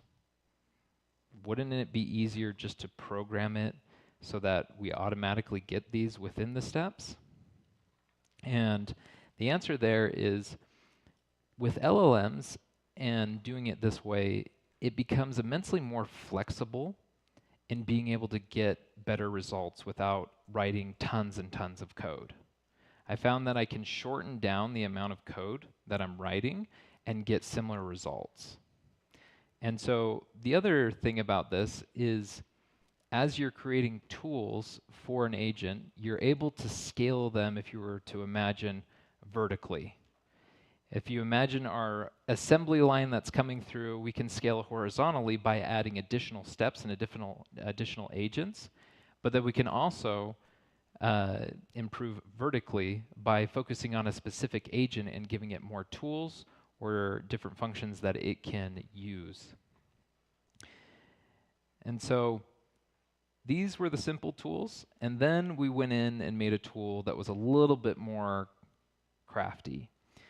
So first, this tool, called Advanced Search, it initiates a Google search for an advanced search, or if you guys have ever heard of Google Dorks. I gave the agent instruction to be able to craft its own advanced search.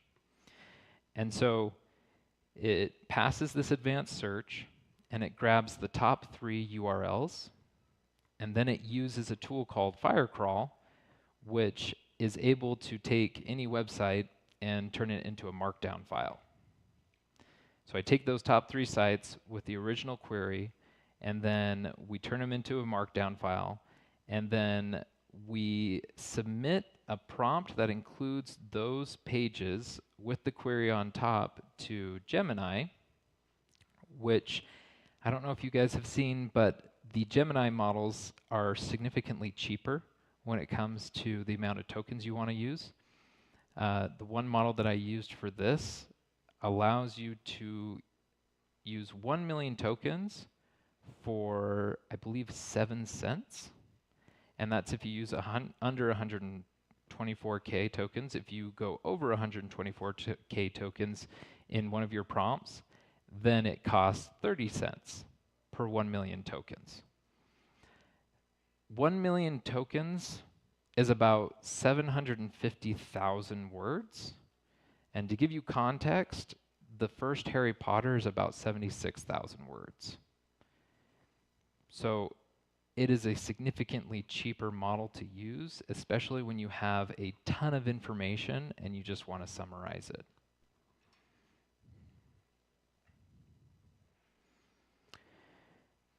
So once step 3 has finished, and it's gone through each of those steps of the investigation plan that was created by the agent before it, then we go back to Gemini and we use the 1.5 Pro, which has a context window of 2 million tokens, and we stick the whole entire investigation log inside of one prompt and then ask for it to summarize it. And from there, we're able to get the key findings. And so we can go from just a simple detection like this to this, where now it gives us more information about the PowerShell script, about the virus total detections, the domain that it found inside of the base64 encoded command, and also there at the bottom it gives a smaller excerpt than I would want it to. I'd have to change it a little bit, but it also talks about the Google search or the search that it did on the file name. There's a lot of different potential avenues that you could take with this, depending on how your SOC works and what your processes and procedures are.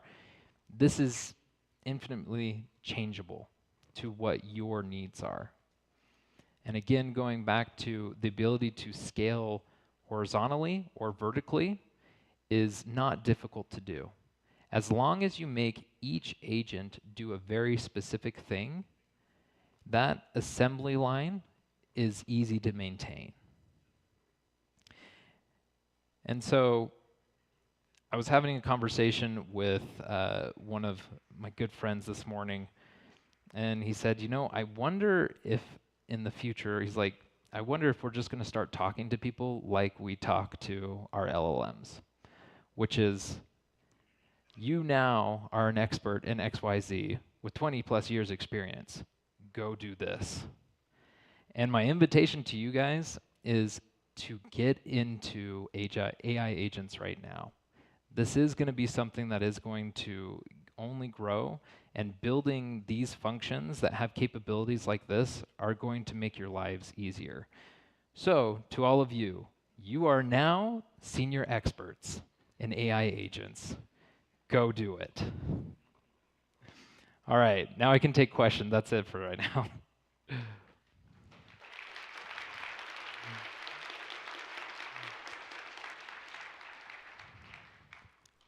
Mm-hmm.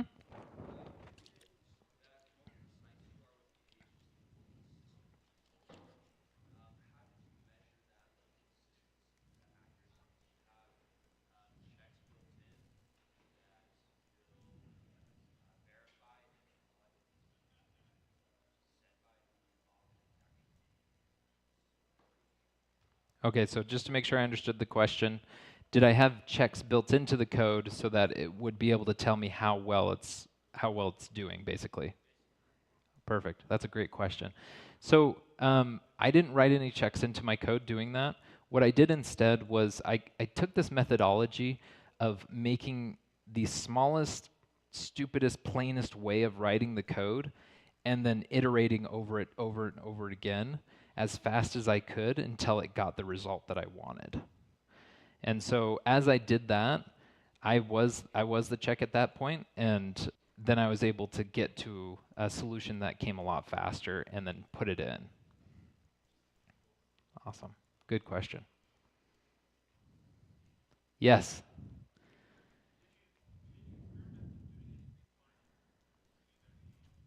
Say that one more time.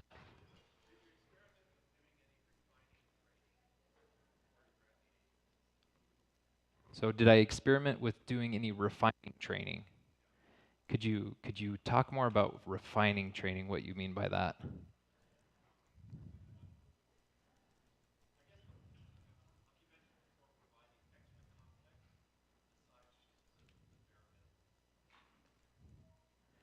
So I guess kind of going, and I hope this answers your question, because it feels like it's similar to the first question. I didn't try, the refining training that I did was just through my own eyes at this point because it was a smaller project. And until I got to exactly what I wanted, I wouldn't move to the next step, if that makes sense. Yeah, go ahead.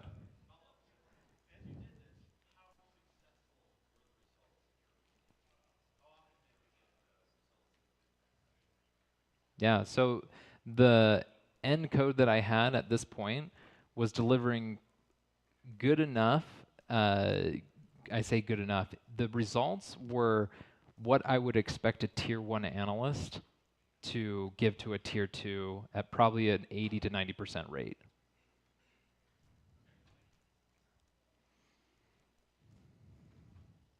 Yeah.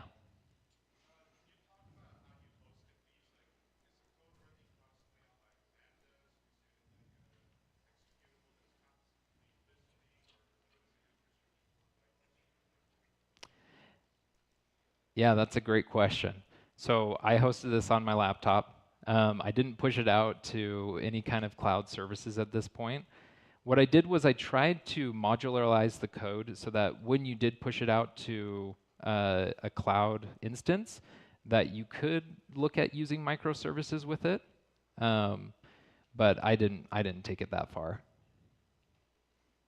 Yeah.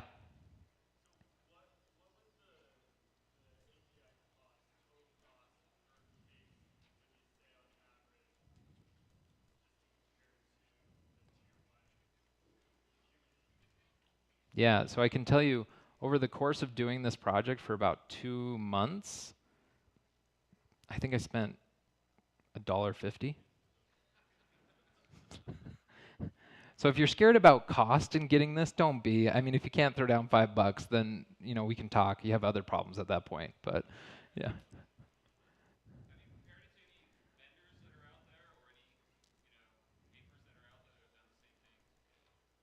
That's a great question. I haven't. The only one I compared it to was Crew AI that I was working with. Crew AI and LangChain kind of follow the same strategy, which is like direct agent communication, where they talk back and forth. I haven't had a chance to see. So that brings up a good point. The reason that I changed to the JSON model right that is actually from X, because someone tweeted out or X'd out, I don't know how to say that, that it's much better just to use JSON output than conversation output, and that was like a huge paradigm shift for me.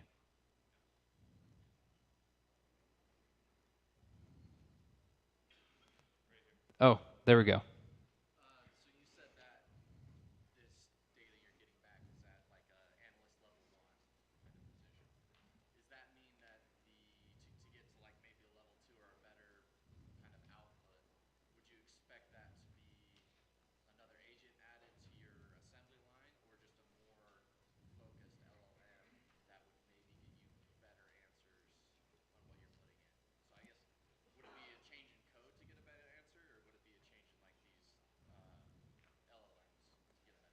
Yeah, that's a great question.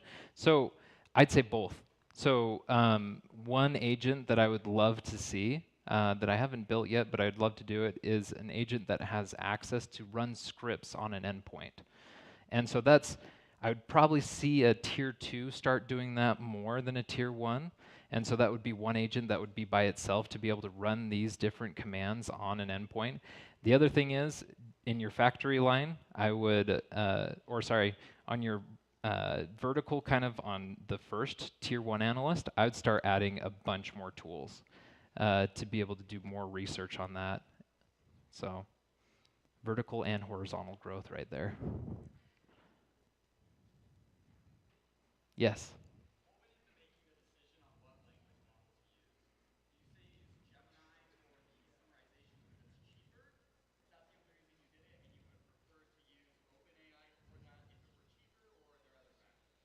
That is an excellent question.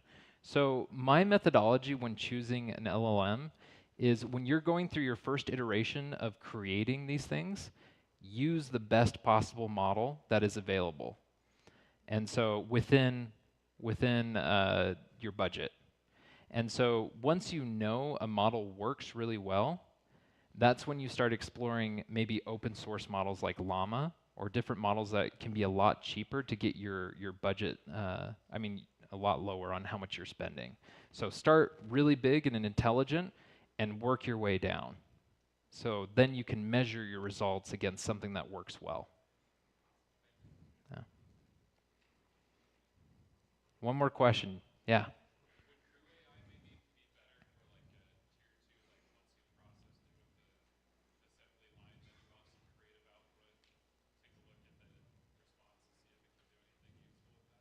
What was the AI you said? Crew AI.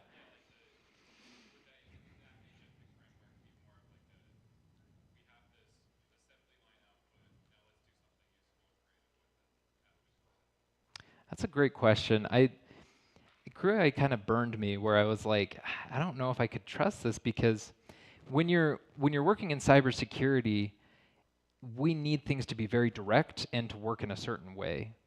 And it's kind of like a double-edged sword because it takes time to figure that out, but then we also can write really direct code with it. And so when you're creating your AI agents, it actually makes it easier to figure out what it's going to do next.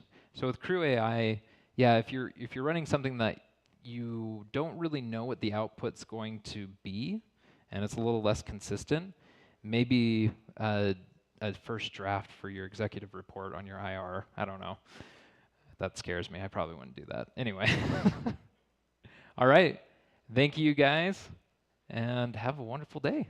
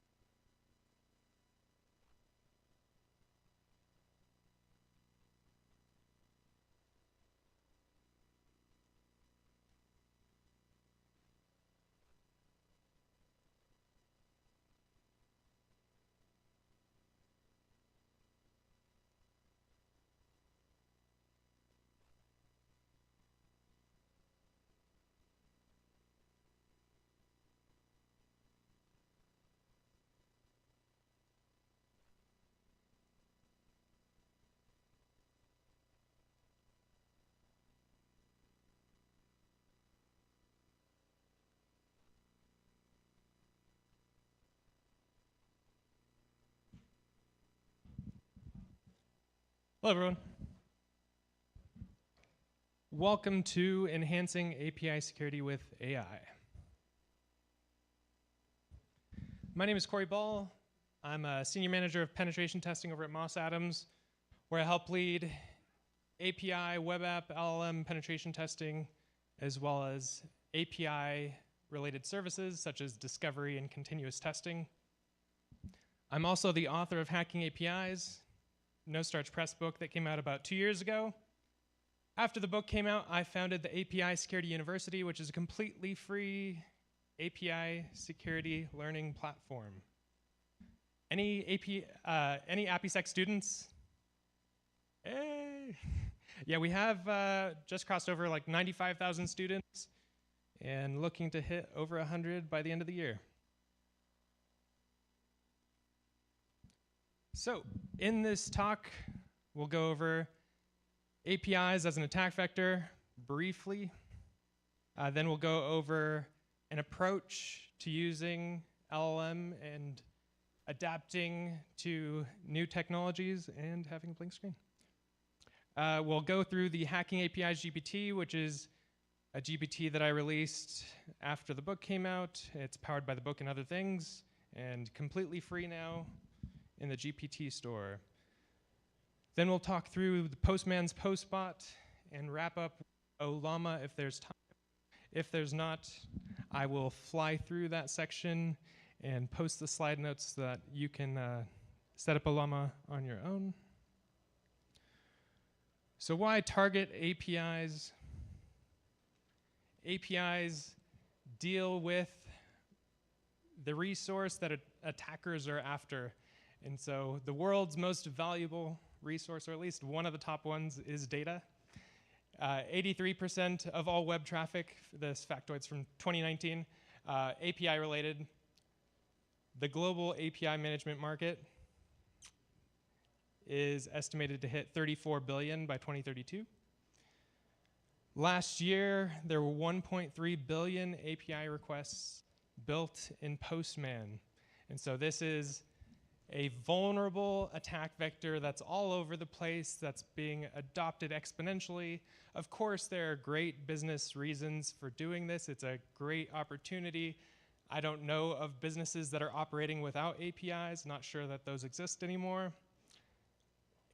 And because of this, APIs are a vulnerable leading attack vector that attackers no longer have to gain access to the network, bypass firewalls and every other device that's been put in place, pivot around the network, find the SQL database, exfiltrate everything.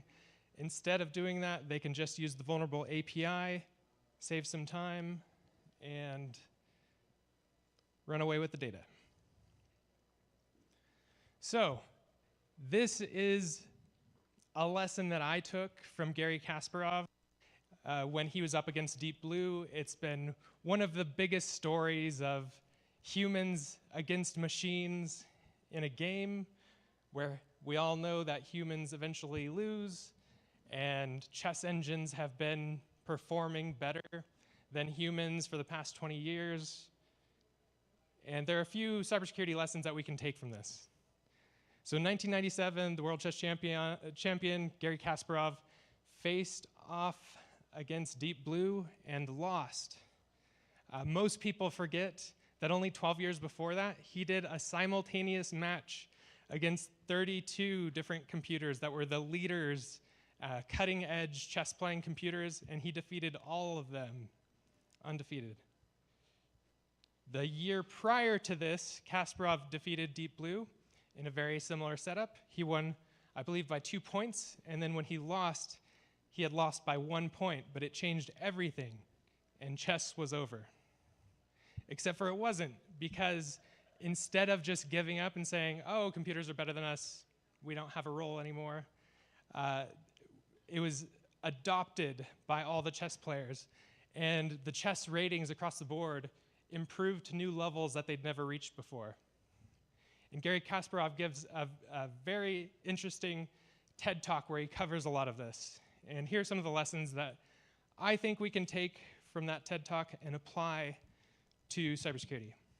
So, an API security tester enhanced with AI is stronger than a tester alone or a machine alone. I'm sorry, I don't know why that keeps happening, but we're gonna get through it. Human intuition plus machine calculation, human strategy plus machine tactics, human experience plus machine's memories. So there are things that machines do a lot better than us. For example, the memory. I presented here last year. I wasn't sure what I covered, so I ran through that and made sure that I didn't do that again. I don't think a machine would make that same mistake. So there are things that we are good at, and there are things that machines are good at. And we can leverage those to take our testing to the next level. Then there's the other reason, which in cybersecurity, the constant cat and mouse game between testers, security professionals, and the attackers and adversaries. They're leveraging AI already.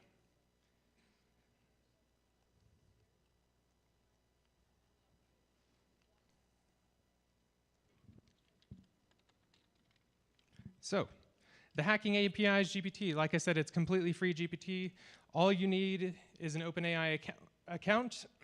You don't have to pay for anything. And then you can use this QR code. It'll take you straight there.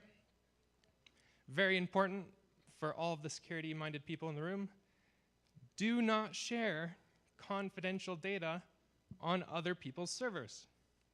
So this not only is right here for you to adhere to, but it's also on the GPT. so that everyone else that uses it knows this same thing. You should not take proprietary information or sensitive information that you have access to and put it in here, because it's not your servers. But at the very end of this, we'll talk through a llama where you could set it up on a server, unplug it from the internet, rip out everything that would connect it otherwise, and still have access to a GPT that would allow you to run these same requests with sensitive data. So there are 3 key features that we'll go over: endpoint analysis and spec review, JWT review, and then payload generation.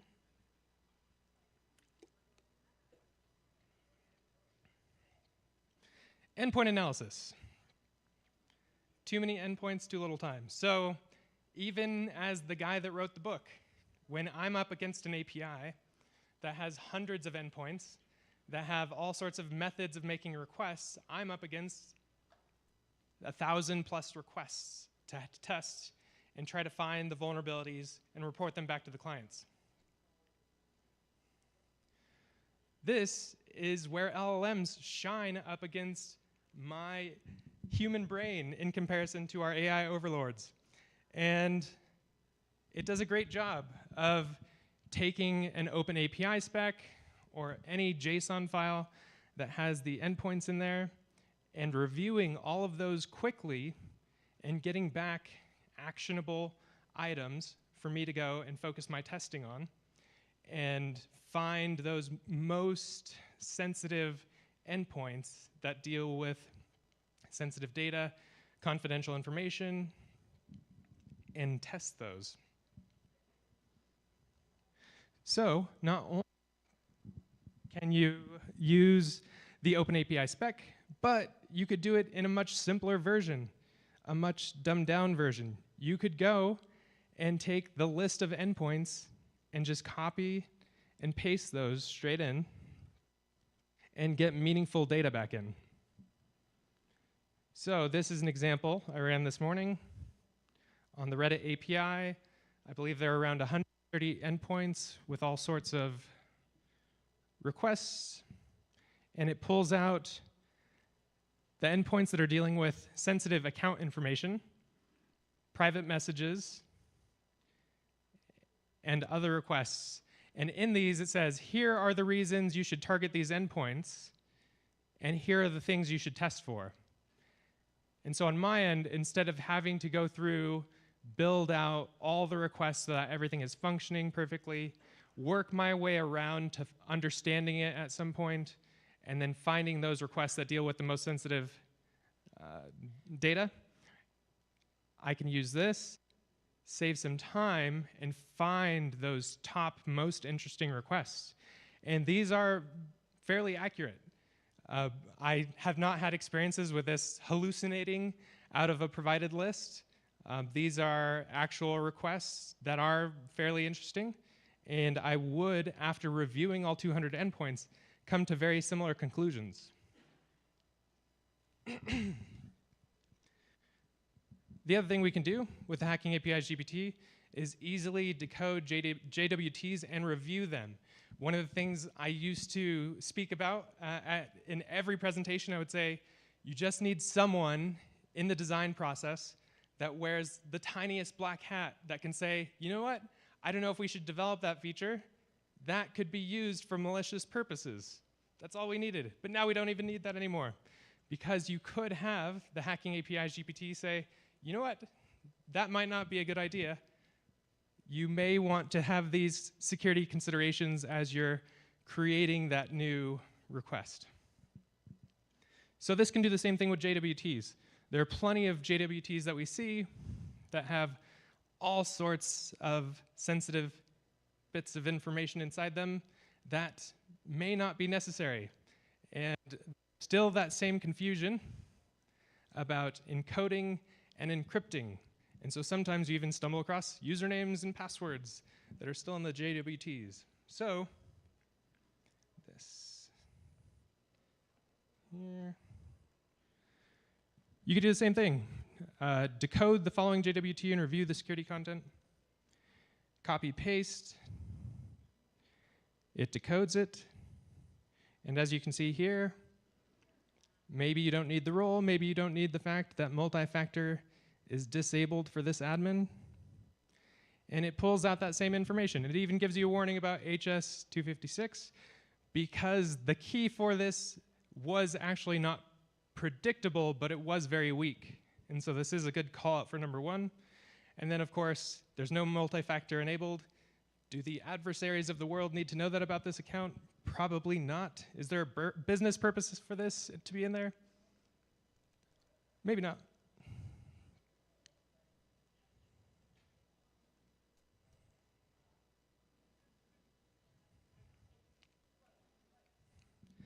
The final thing you could do, which, let your imagination run wild on what you could do with this with non-confidential information, but you can use it for payload generation as well. We all have the word lists, the defenders have the word list, the web application firewalls have the word lists.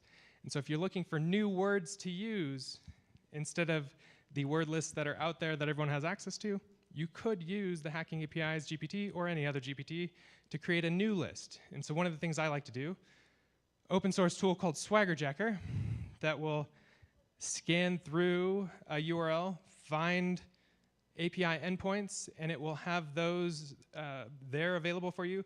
You can stick that word list into the Hacking API's GPT and say, based on the naming schemes of these endpoints, can you create word lists that may be useful for parameters that are used with this API?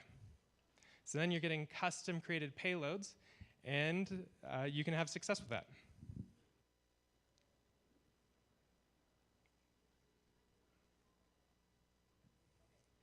Nordic APIs did a review of the Hacking API's GPT so that it's not just me up here saying, go check out this cool thing I did, but they did a third-party review of it. And one of the cool things is they used it against the Optus OpenAPI spec from 2022, which is one of my favorite API data leaks, where an API on one of the most sensitive requests did not require authentication. And the Hacking API's GPT was able to use that spec and find that vulnerability on those specific endpoints. Postman's Postbot. So this was released about 1.5 years ago. Any Postman users? All right. Same hands, do you know about the Postbot? Great. Really cool feature. It is the smallest button that didn't really have, a major announcement that goes along with it. But it's a subtle feature that simplifies test creation with APIs. So right here, you can see this little AI button in the top right. And if you select that, you can actually use natural language to create tests based on a specific API collection. And so you could use this for anything that you could think of to test specifically on that API. So if you wanted to find a specific header or test across the entire collection, if we had the Reddit API and we have 130 or so endpoints, every single one you could apply this test to, and you could pull those out that maybe they don't require authentication headers, and then you can review that list to see if those are sensitive requests that should require authentication headers, which was the case in that Optus data leak. Actually, that one was a data breach.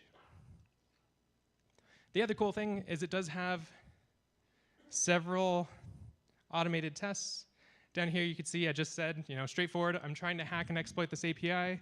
Again, adversaries could just as easily use this, so we might as well, as the testers, get on the same level. I'm trying to hack and exploit this API. Please create tests that will help me find unsupported paths, injectable parameters, authorization weaknesses, so on and so forth. And it does a really good job. And if it doesn't do a good job, there's another button. Let's see if we can find it. Yeah, right here. So once it's created your tests, then it will respond and say, do you want me to do any of these actions?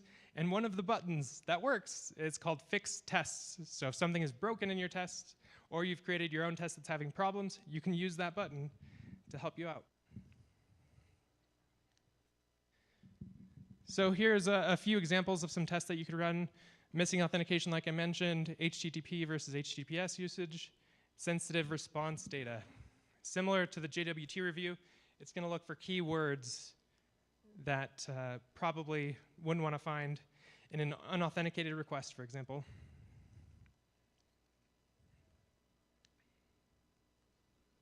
You can also generate documentation with this, visualize your response. A lot of useful things that can be found in here. Definitely check it out. If you're working with Postman, you have a collection, create your own tests, and set it up.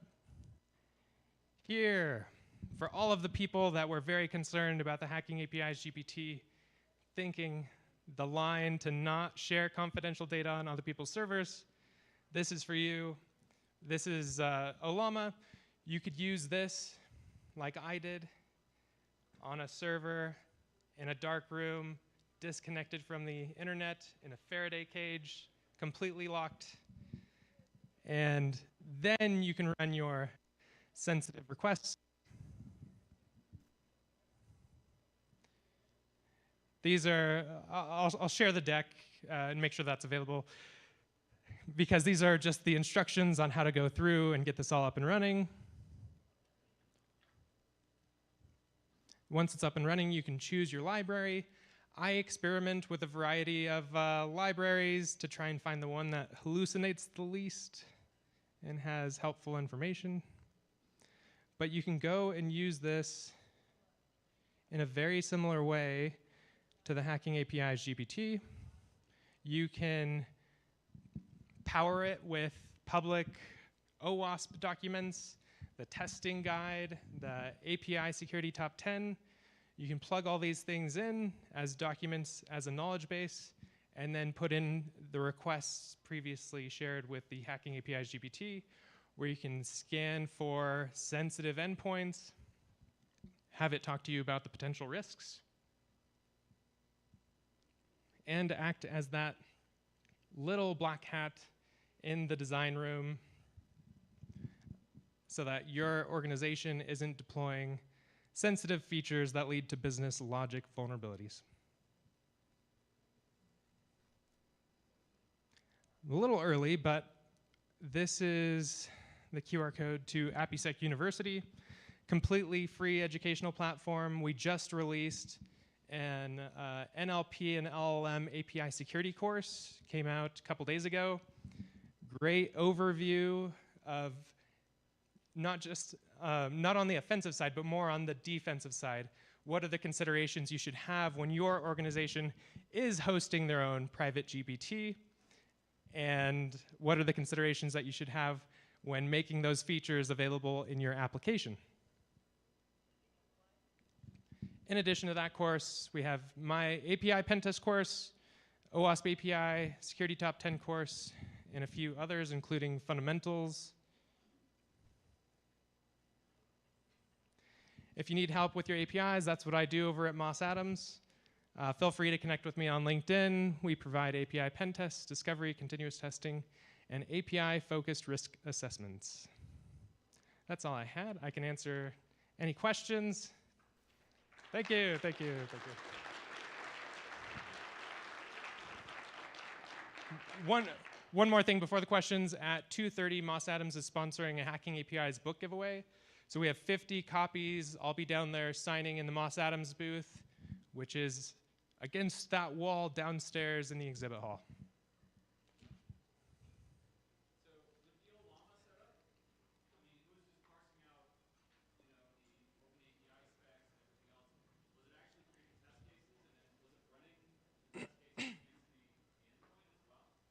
No, I didn't have it set up to do that. I just have it advising so that I'm running those tests. Yes.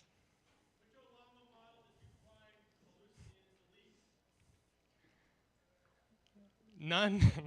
No, I used the latest 4.0 from OpenAI, and that seemed to have the least.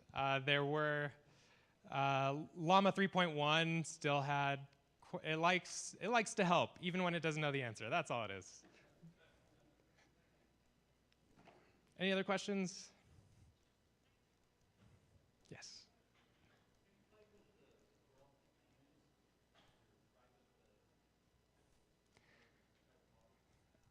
No, I just have a beefy server that helps with that. But no, I haven't.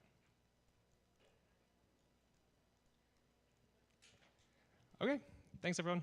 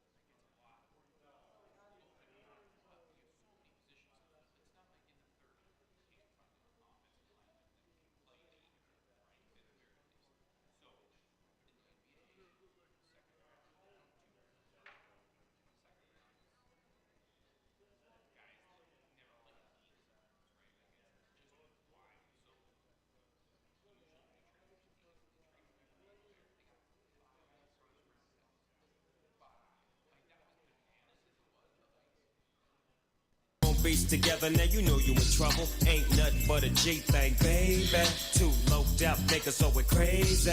Death Row is the label that pays me.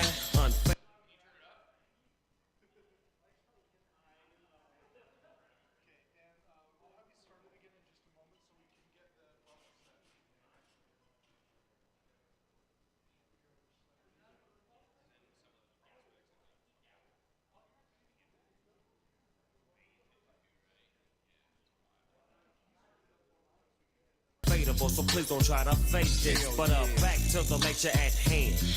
Perfection is perfected, so I'ma let them understand. From a young G's perspective. And before me dig on a bitch, I have to find a contraception.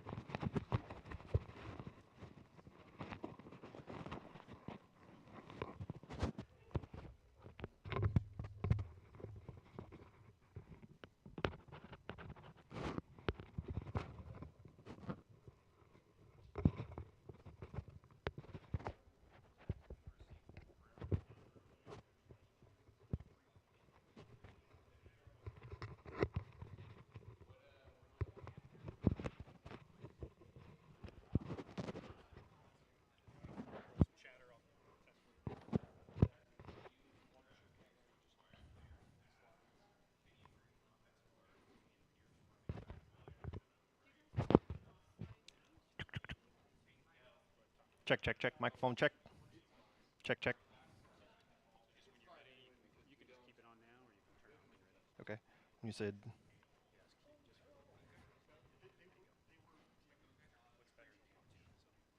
Just like hook it on a pocket or something.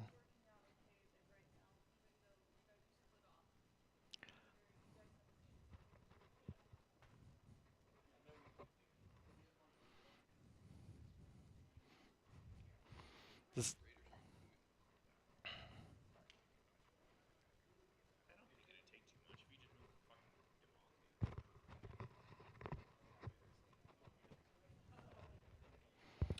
We wanted that dude 2 years ago. Chiefs.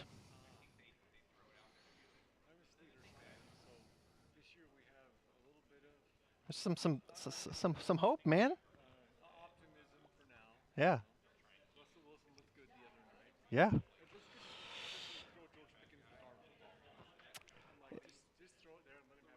I'm waiting for the old Deshaun, like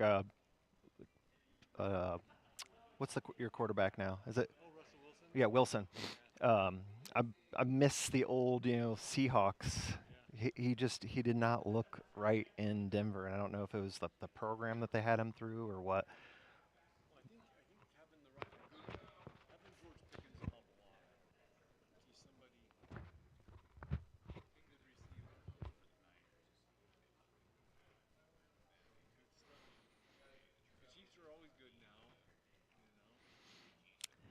I'm I don't like I did I I'll be blown away if they could do a three.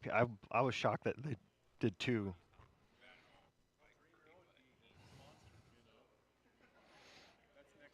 But like the talent that we have right now is great, but there's a whole bunch of people that are hurt. And so like Hollywood Brown when he comes back, and that we just signed Deshaun Watt, DeAndre, yeah, Hopkins, yeah. We wanted him long time, like 2 years ago. We were trying to pull him over.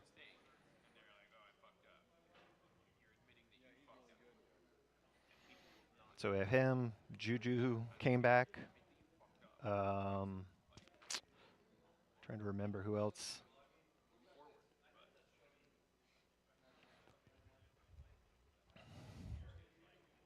I love those. Those are. Oh, they're absolutely wonderful. Like, WireGuard built in. Like, I'm sure like China's like deep into that thing, but man, I love that thing.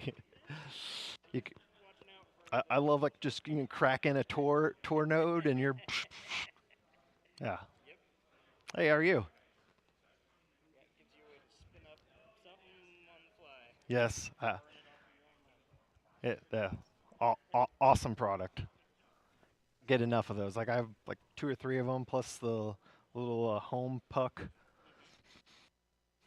I actually have one down, like 2 of those. I have one in where my mom lives in Mexico, and I do a site-to-site VPN, so it looks like she's in the U.S. So she can get YouTube TV down there. Yeah.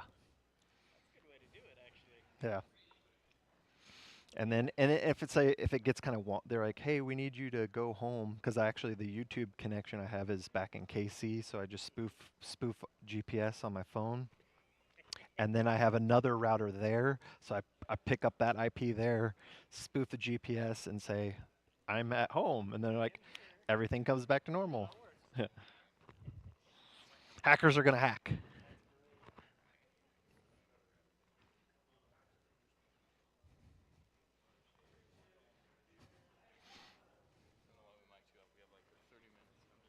Oh, we're good.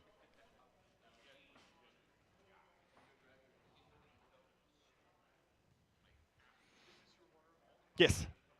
Is that not cool? Or you want to move it? Yeah. Thank you. Appreciate that. You guys are on it, man. Oh, you're killing it.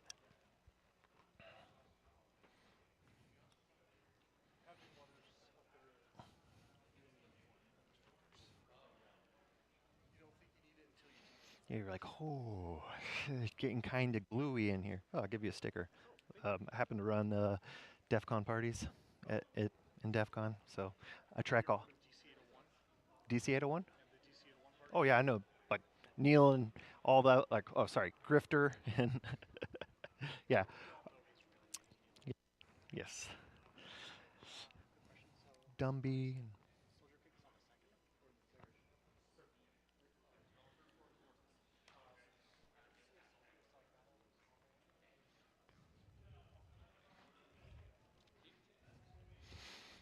I probably gave you a sticker like this last year. Oh, nice. When you were at DEF CON, because I run the DEF CON parties Twitter account for DEF CON.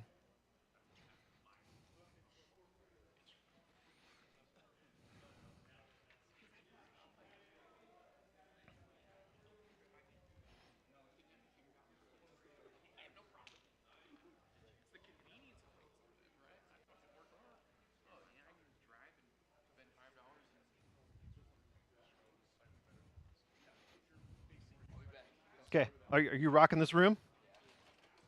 You the, all right.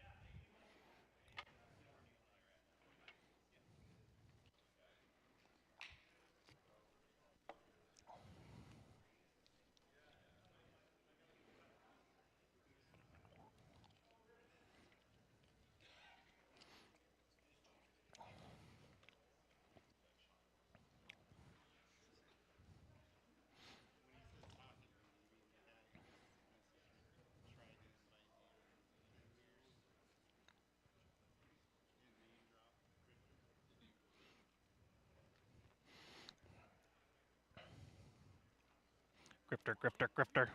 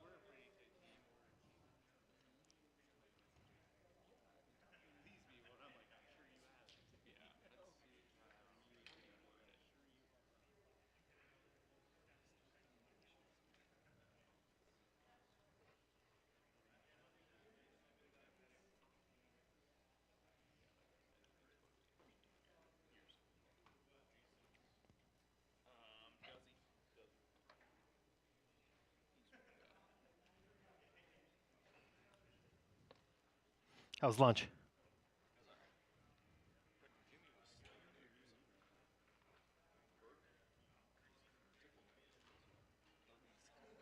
What's that?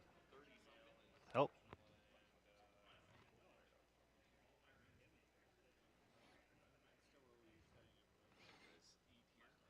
I didn't eat. I typically don't eat lunch. I think that's like how I keep my girlish figure on. I'm gonna call you out. I rearranged my slides, so now it says bug crowd before whatever that other stupid bug bounty program is. So I put you first.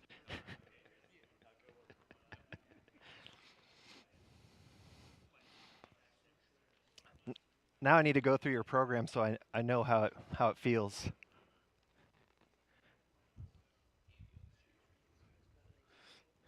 You coming to ice me? Thanks.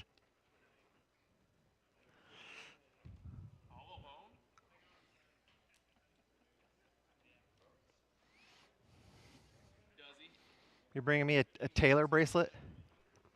Are you bringing me a Taylor bracelet? Swift.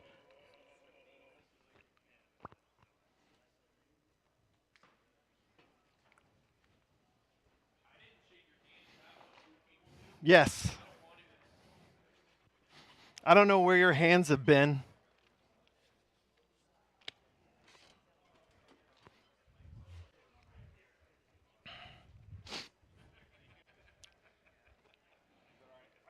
Yes.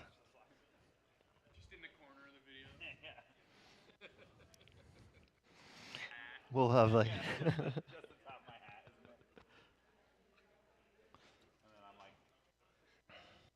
Well, this is the best spot to see the crowd without the lights blinding me. Yeah.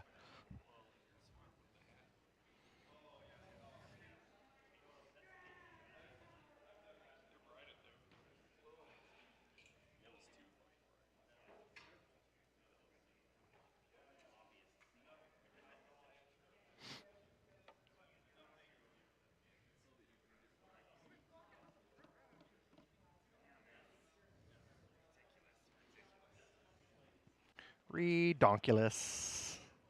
How are you? How's today? It's a day.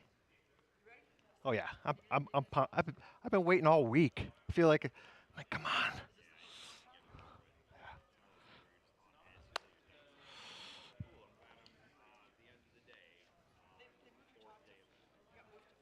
Oh shit.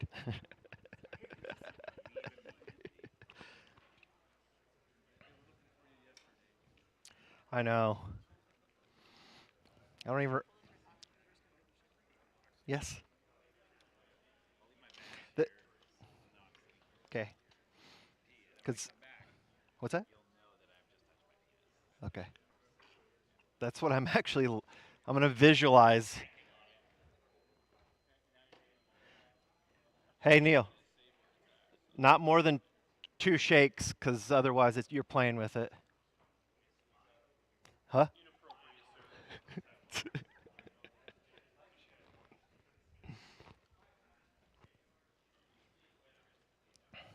You should now listen to us. We're terrible. Yeah, you know, we all grew up together at DEF CON, so yes. You know, we could have probably given this talk like 10 times already. Absolutely.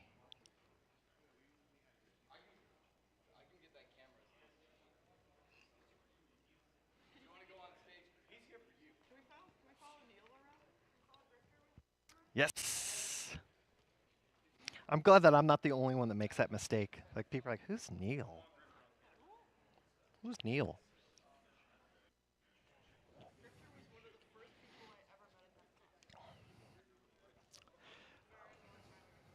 I would say that he is also the first person I met as well. Uh-oh. I'm alive. I gotta behave now. Check, check, microphone check. No, you're good.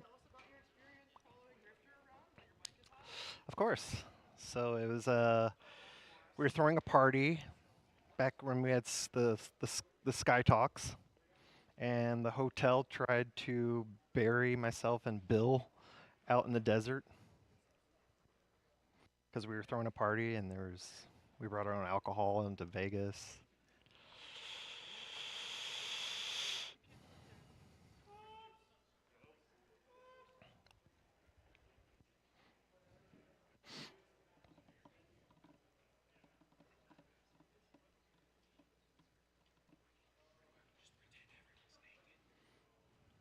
Why don't you just get naked and then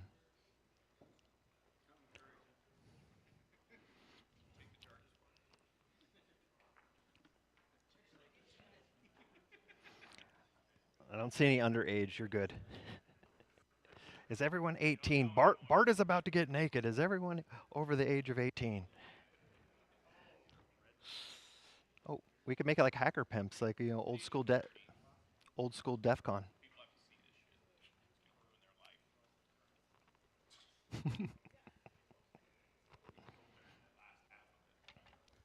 Like.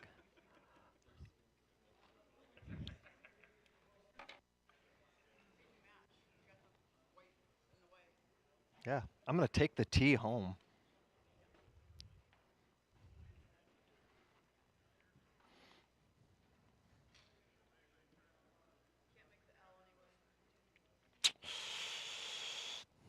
It's in the T. Or there's lowercase L maybe. And we got the O. We got T-Lo. We could rearrange this. Put my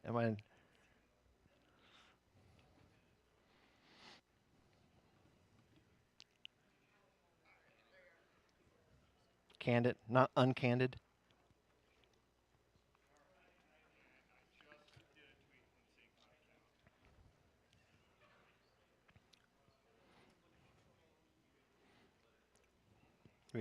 We starting right on the 1:30. Okay.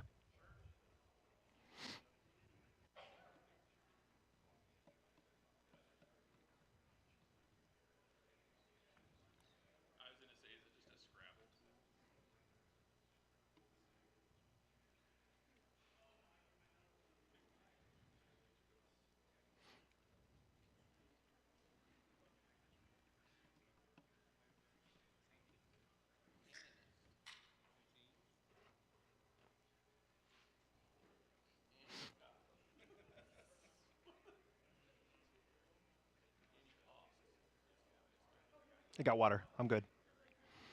Love you long time.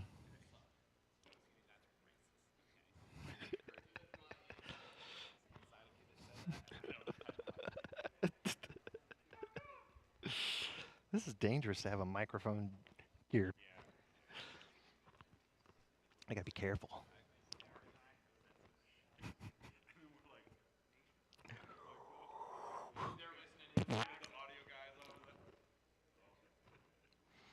Like yep.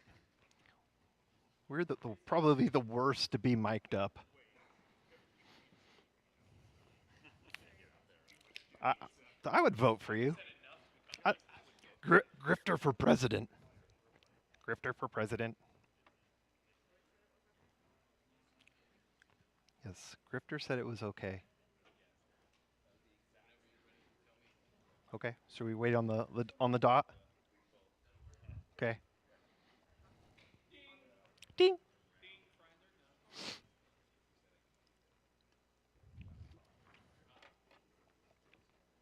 All right. Yes. Good afternoon. Hello. So, my name's Tretlow. You're here for the Bug Bounty Battlefield. This is a choose-your-owner adventure for why I stopped reporting bugs. I just want to take a quick moment and really thank SAINTCON for having me out. Pope was bombarding me for over the years and years to come out here, and I really didn't know how awesome this con is. It feels like DEF CON, but I can go through the halls and don't smell people, and I can get into things, and but I don't think that Pope really knew how awesome this was for me. It really, this is something that I've really stopped giving these talks. So I think DEF CON was the RIP, was the last talk that I gave. So it's been quite a bit, but there was a magnitude of mixed motions of giving this, because this is kind of like my life of where I started in computers, and there's a lot of nostalgia in this. So how many of you have reported a bug? I'm just curious. Awesome. Got some hackers in here. And how many of you had a bad experience reporting a bug? Okay, yeah, we got it. People got two hands up. Yeah, awesome. So we're going to be good friends here. So let's hop into here. Just to give you a little background, my name is Trent Lowe, Director of Security Research for MMC. I also happen to run DCP, or for those you knew at DEF CON parties, the Twitter account and all that calendar. Also founder at SetKC. I'm a dad, husband. I built all these slides on AI, so if it goes off the rails, we'll kind of blame it on AI. It just had like a hallucination or something. But really, I've been focusing a lot of my time doing AI things. So I really hope that you guys like stories. Just to kind of give you the outline, we're going to just quickly brush over the landscape of the bug bounty, and then we'll get into some adventures, and then we'll kind of recap of what's going on, and we'll do that little Q&A.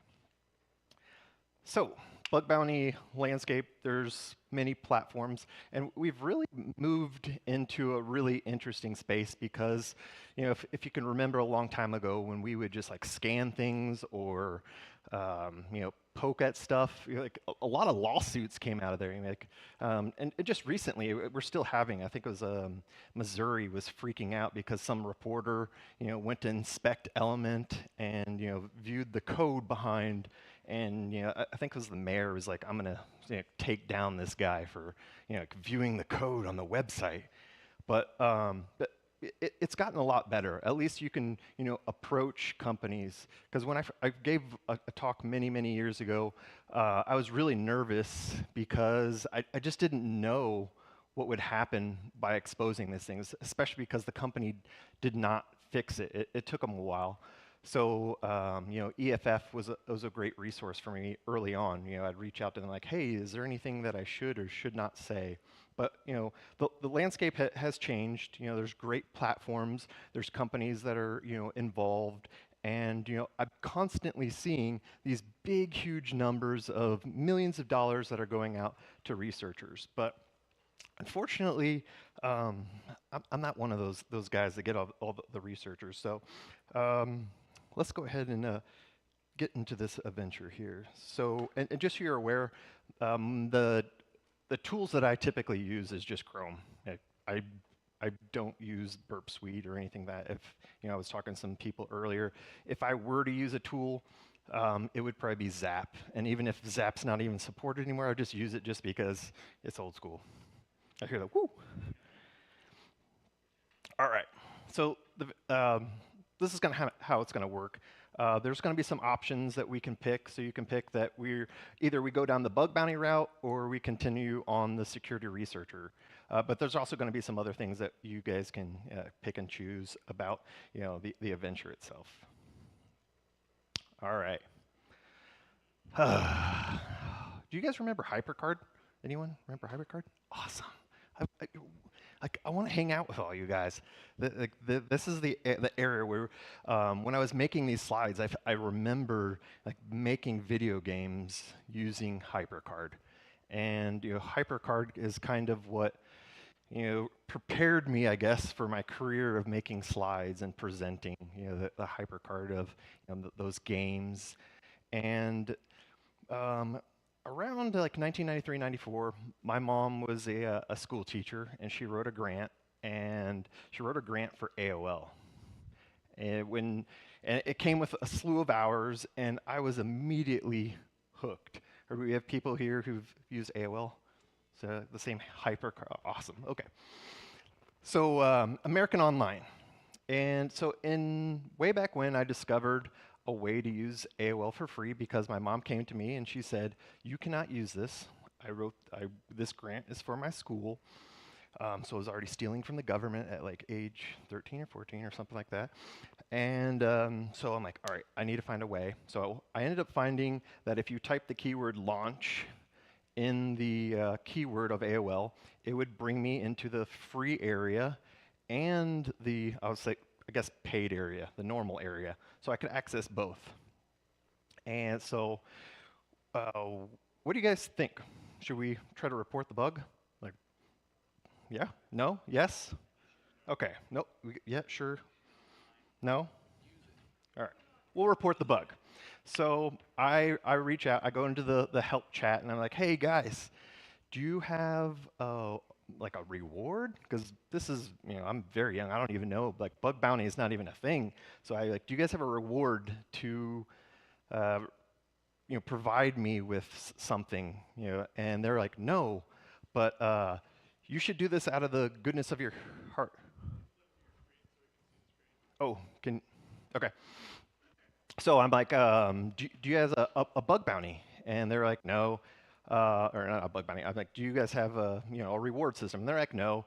And so I'm 14. I'm not interested in goodness of my heart. Being 14, you're kind of rebellious, or you just want instant gratification. So unfortunately, the princess is in another castle. So I didn't get anything out of that. So I naturally reached out to my friends like, hey, you guys want to use AOL for free? So I start sharing this, and I originally started on the Macintosh, and then eventually I got into the Windows side of things. And there's this really cool thing that happened. Sharing this that community of the hacker feel. Like, I really miss the nostalgia of the hacker feel of AOL and everything that went into that. So as we journey down this, I showed this to my friends, and they were like, "Oh, this is awesome!" But eventually, someone's like, "Hey, do you know about this?"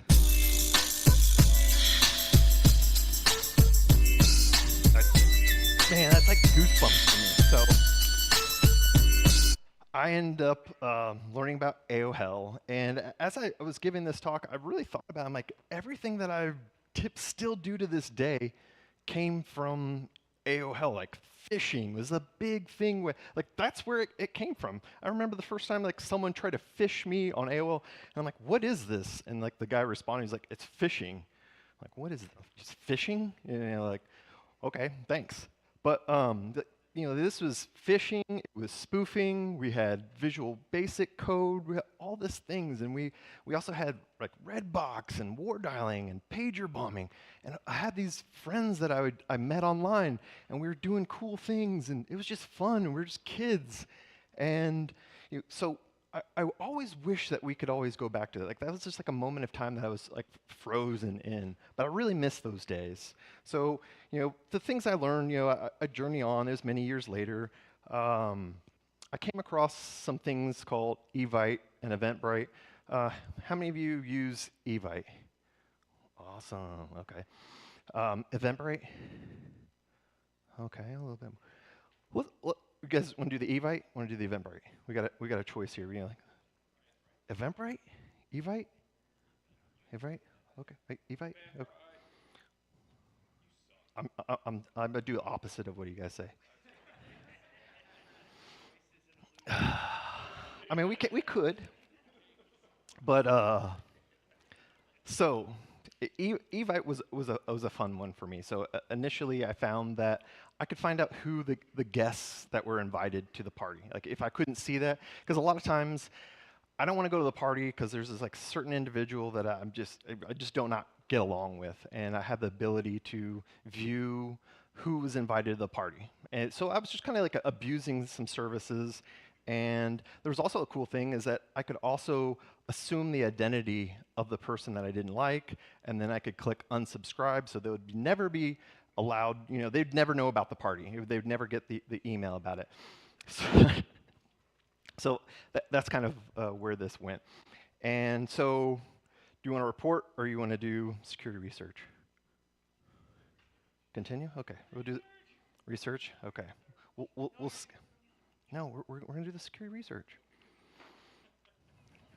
So, because they did not have a bug bounty program, I submitted to Shmoo. And, this was a really great time for me. I got to learn. I met a bunch of wonderful people like Dave Kennedy, Ralph Mudge, Paul Asadorian, Larry, Bruce and Heidi, and the dude who drove me through the winter storm of hell at ShmooCon, who's walking around the hotel drinking beer out of a trash can. Brandon, I think was his name. Lost contact. I still owe that guy like a ton of money for doing what he did for me. But so at Shmoo, this was probably 2 or 3 years later after I initially found the problem where I could assume the ID and unsubscribe. But now I've found some other things. Like I could assume the identity, I could reuse cookies, the cookies never expired. I could actually take over the event itself. I could remove the host from the event. And I could also email the guests without the host knowing. So I had all these features. And one time my neighbor had mentioned to me, like, hey, are you going to the Christmas party? I'm like, what are you talking about? So he sends me this thing, and I'm like, oh, yeah, it's an Evite. Awesome. Let's take over this. So it was a New Year, sorry, it was Christmas. It was a New Year's party. So I emailed everyone on the list that said that this is now a costume party. And the couple that was hosting this, she thought that her husband had done this and, like, literally cornered him and just read him the riot act on, like, I can't believe you did this. So he actually came out and he was yelling at this other neighbor that they always fight with. And he's like, why are you yelling at me? Why don't you go talk to the security guy? Like, he's the guy that knows how to do this. So naturally it was me, and I just laughed it off. I'm like, whatever. But,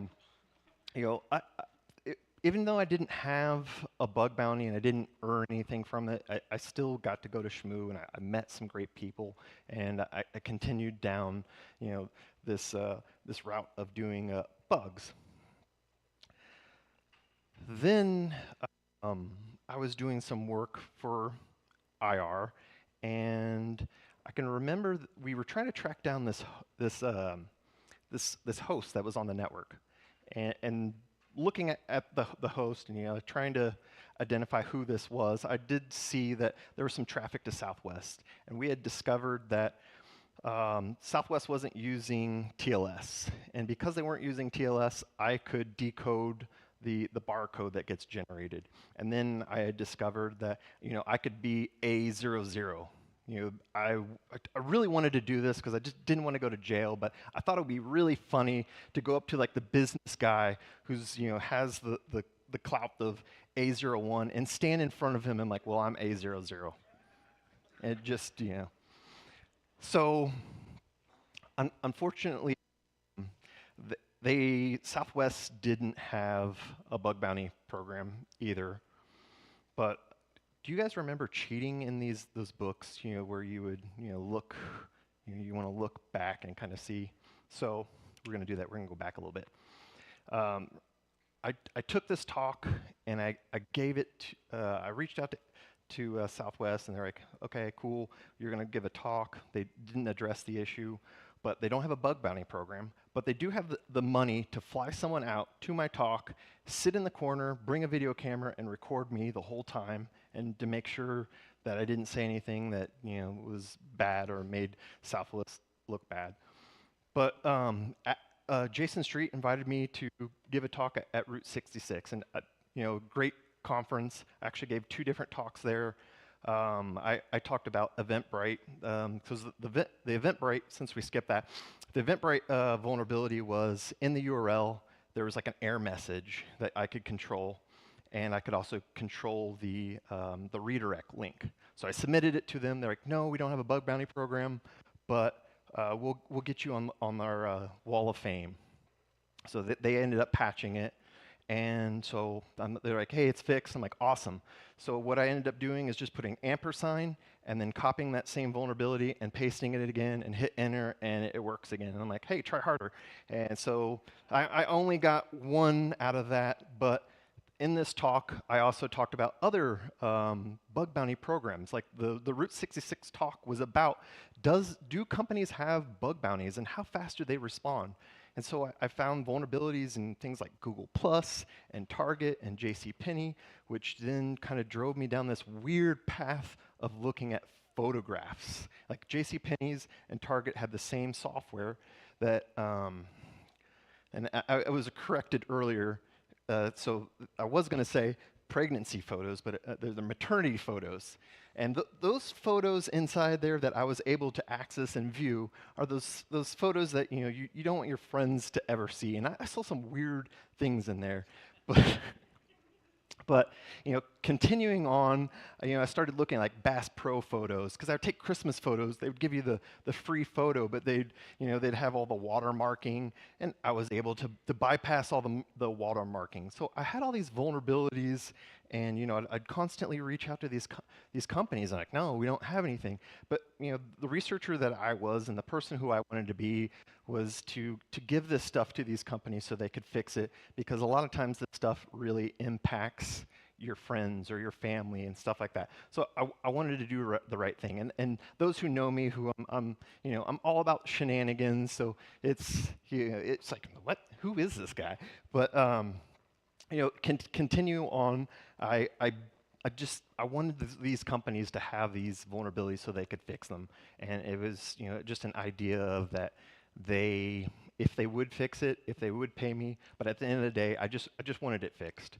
So continuing back on using the Southwest, so the research here, I took it to Trixie. So SecKC, is there anyone from SecKC here? We got any people from SecKC? No? Okay.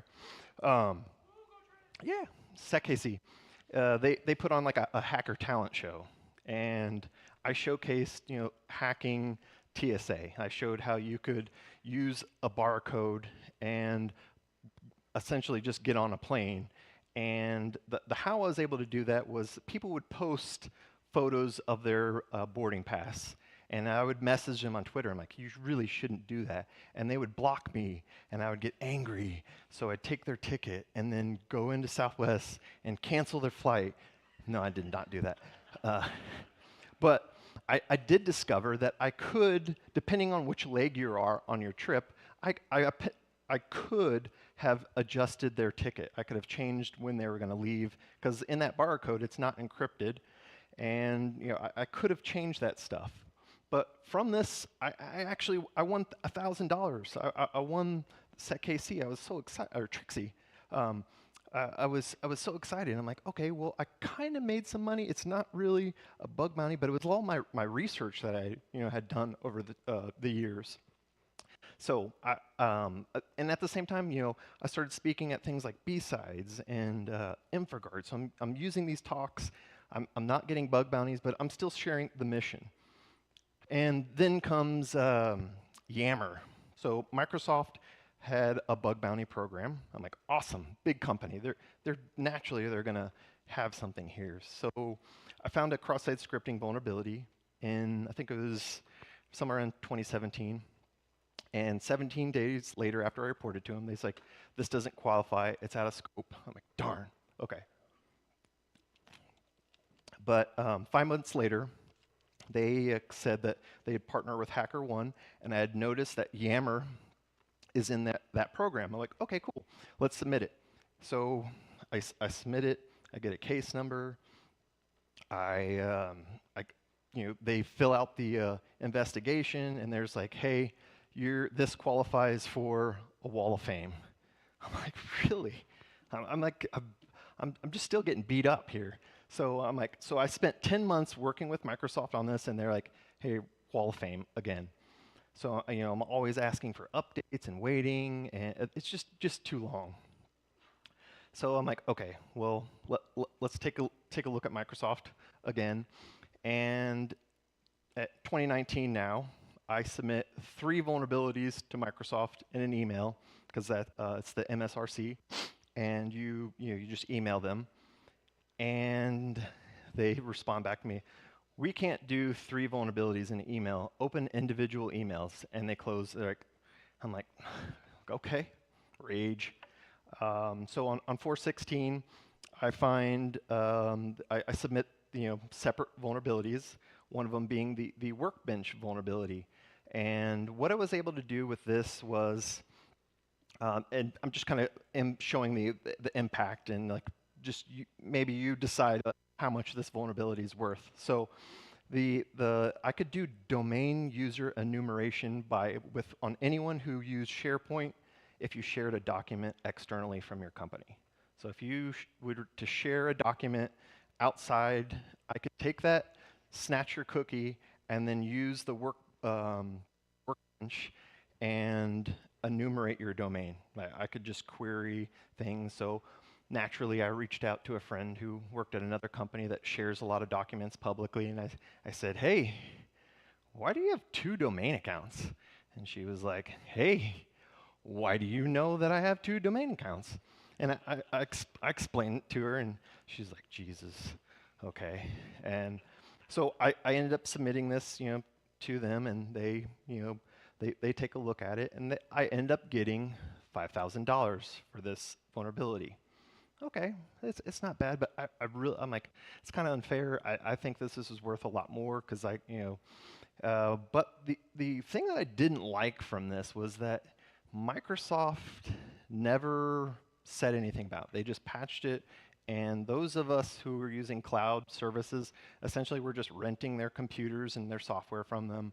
They can make this fix, and you would have no idea that maybe someone compromised your domain by dumping out all the information, the computers or whatever.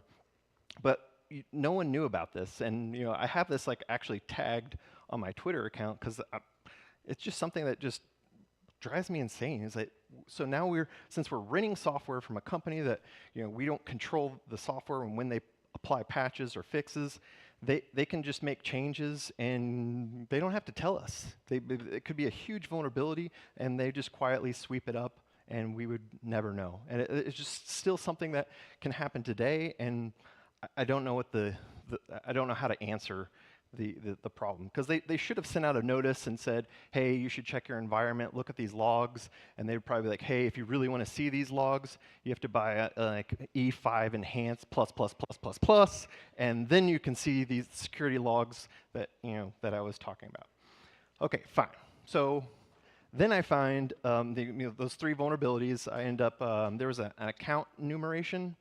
And they're like, this is working by design. Like, okay, they close that, which is kind of common. I've seen that before where Microsoft, if you can identify that there's an email on the tenant, Microsoft typically says, like, this is working by design. So someone from the outside can enumerate or check to see if this is a real email address. Okay, I'm not going to get too crazy about this. But then I found a SharePoint domain takeover, meaning your SharePoint URL that's your company's. I found that there is a way to clone your tenant, and you can move it somewhere else. And by doing that, I found that I could just put an IP address in the URL, and I can redirect you to my SharePoint that I stood up that looks a lot like your domain. Maybe use something like evil Jinx and copy your cookie or steal your password. And so I ended up submitting this to them, and they say, well, we looked at this and we're not going to fix it. And they said they're going to close the ticket. And so I'm like, okay, but you guys did fix it.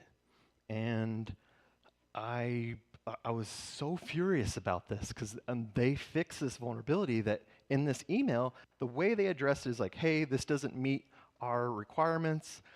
And feel free to blog about it, tweet, talk about a conference, and let us look at your slides so we can control the narrative. But I'm like, man, that's not how you, it just, I felt like they were just being, just, I don't even know. I just felt something was wrong, and I was very upset about that. But, and because of that, I actually had another vulnerability that I actually disclosed at DerbyCon. It was a DLP bypass, and it was through Power Automate. And essentially, I just ghosted them because they're like, oh, we're interested in it, and I never responded. And so I gave the talk at DerbyCon, and as soon as the talk was over, these 2 Microsoft guys came over like, hey, we'd love to figure. I'm like, I was probably really rude to them. I'm like, I don't want to deal with you guys. I'm not interested.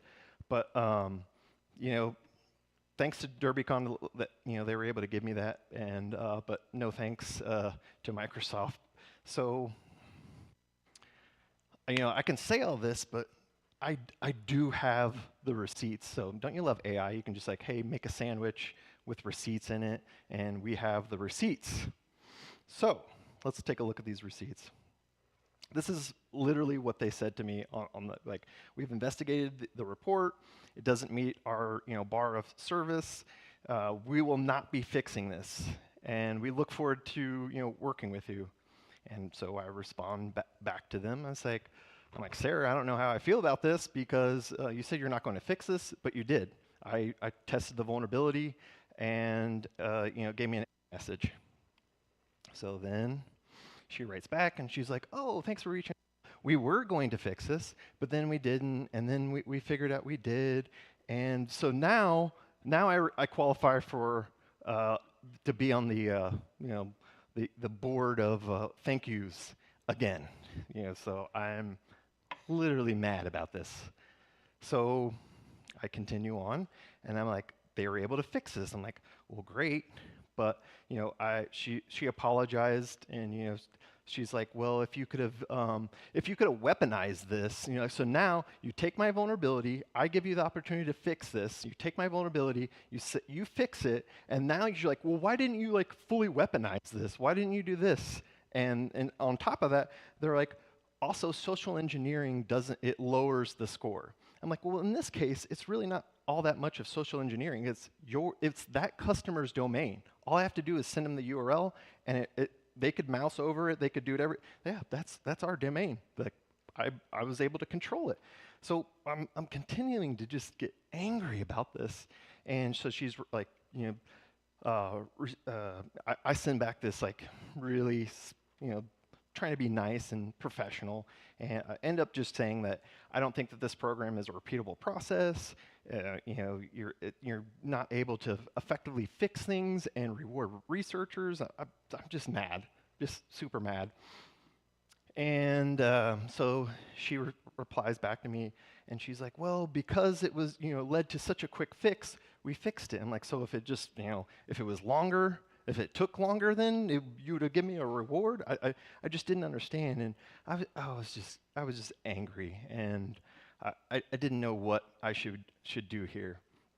So, I'm like, I am never going to work with Microsoft again, because I've actually met one of the guys that was running the vulnerability program at Black Hat, and he came over and talked to me, and I said, and I told him the story, and he's like, let's talk, and I'm like, I'm never going to work with you again. If I find a vulnerability, I'm going to sell it to a government or like give it to Vupin.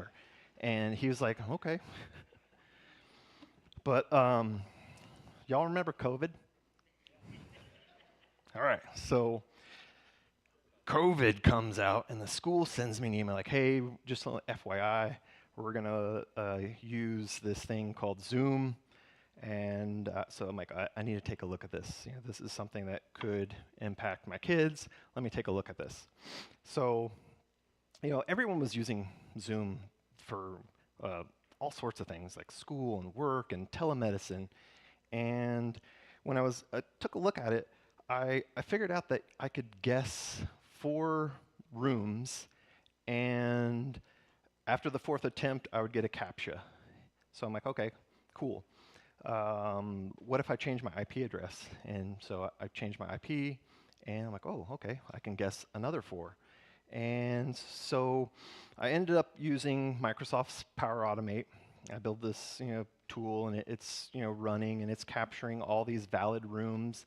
And naturally, what you do when you find something cool, you share it with your friends. So I have my new adult friends that grew up in the same era of me, and I am them like, hey, check this out.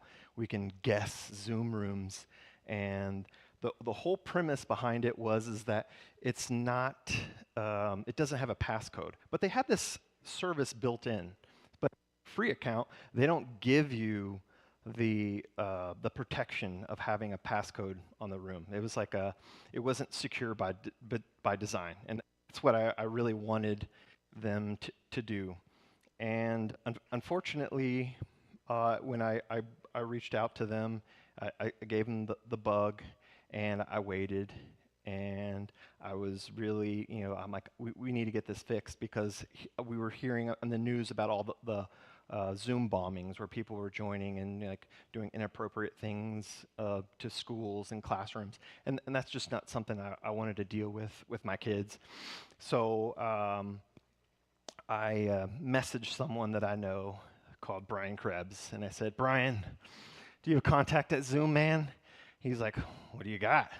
I'm like, oh God, okay, let me show you. So I ended up talking to Brian about what I had found, and by then my friends, my buddy Bill was like, hey, he's AKA Heaven Sent, was like, hey, I like this. I'm gonna build this in Python, and I'm gonna connect it to the Tor network. So after 4 tries, it's going to automatically go to a different IP address, and we can start to scrape.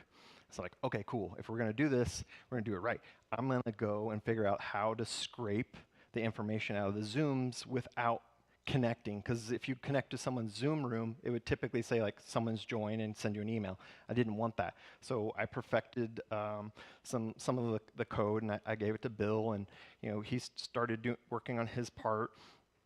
And during that time, I was also telling the company like, hey, we need to turn this capability on. And so, ironically, this bug is still open, but it is fixed because I think it was 3 or 4 months later, they decided that, hey, we need to make this secure for everyone. It's not even just the pay. So Zoom was, they saw the issue, and they were able to fix this. So that's what I really wanted. So when I always see that little code up in the URL, I'm like, yeah, I helped make this here. And I was very, happy, humble. But then comes Zoom, and they're like, hey, we paid $10 million in bug bounty fees. And so that just then drives me, like, I'm like, well, then why didn't you pay me? Like, why you didn't even address my ticket? And it's been 4 years, and they've never said anything. I just left it as is. And so we had this tool, Z-War Dialer. It was this, felt like it was the old school tools of AOL era. It was awesome. It could, Zoom was essentially just phone numbers. So we just built a war dialer. And it was dialing into these various rooms, and we were scraping all this data, and we could see some really crazy stuff. I could see that Acme Corp was going through an IR case with some big IR company. I could see that this company was going to merge with this. I had insider trading information. I'm like, this is crazy. That I could have abused, but I just left it as is. I'm like, you guys need to lock this down. And so it was around, I think, May 9th of 2020. They went ahead and said free basic accounts will also have the authentication or the code. So from then, my friends were like, we should release this. I'm like, no, we should not release this, because this thing is super dangerous. You could get, you'd guess like 100 an hour. And we took this data, and I reached out to my friend Corey, and he likes to mess around with data. And he's like, hey, look at this. Majority of all these Zooms that we're capturing all have to do with the healthcare. So, I mean, you can just imagine if you're just sitting there, your doctor's explaining something, and someone were to join your meeting that maybe you didn't know that they were there and they were listening. But you can also see like the education system. So those are the two main things that are pretty scary in this. Telemedicine was probably pretty big here. So, conclusion. At the end of the day, I just wanted to make the internet safer, and I was glad that I was able to do that, protect the kids, family, and friends, but I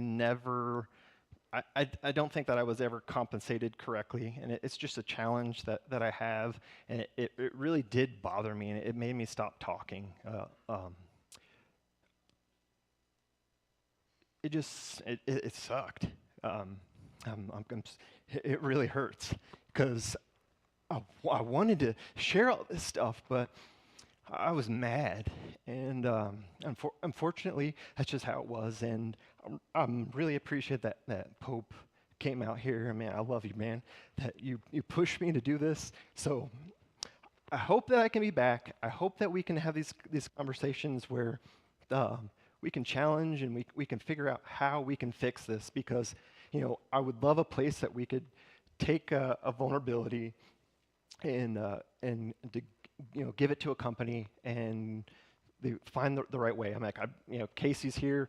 I've been talking to him. I'm like, I want to find a place where we can just give these vulnerabilities and researchers can be paid, people can be safe, and companies can fix this stuff without applying NDAs. Because a lot of the researchers, if you've ever reached out, they say, hey, you need to sign this NDA, and you never know what happens with that. You're under NDA, so you can't talk about it.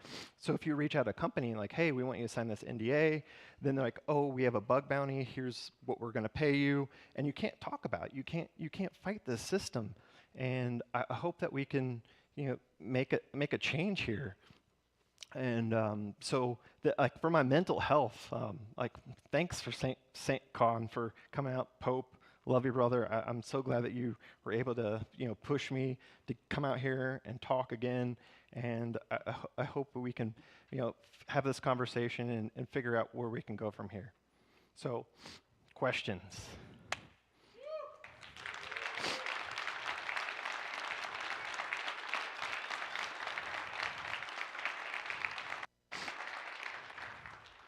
One of your categories was dating. Tell me some stories. Actually, I don't know. We'll have to reach out to Corey and see. Oh, you were asking the one of the categories in here was dating. I don't know. There's probably. Yeah. I guess maybe in COVID that's how they did it. I think that's what it was. They were like speed dating. Yeah. There was a lot of interesting things. One thing that I never addressed is I actually have a new vulnerability in Zoom, and it has to do with their AI system, and I just don't know where I should go with it. But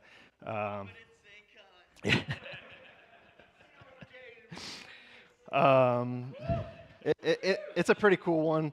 I've already I've already attempted to use it on my boss, and he was like, I do not like this. He was like, I was wondering what this email was from Zoom. But any other questions? Yep, go ahead.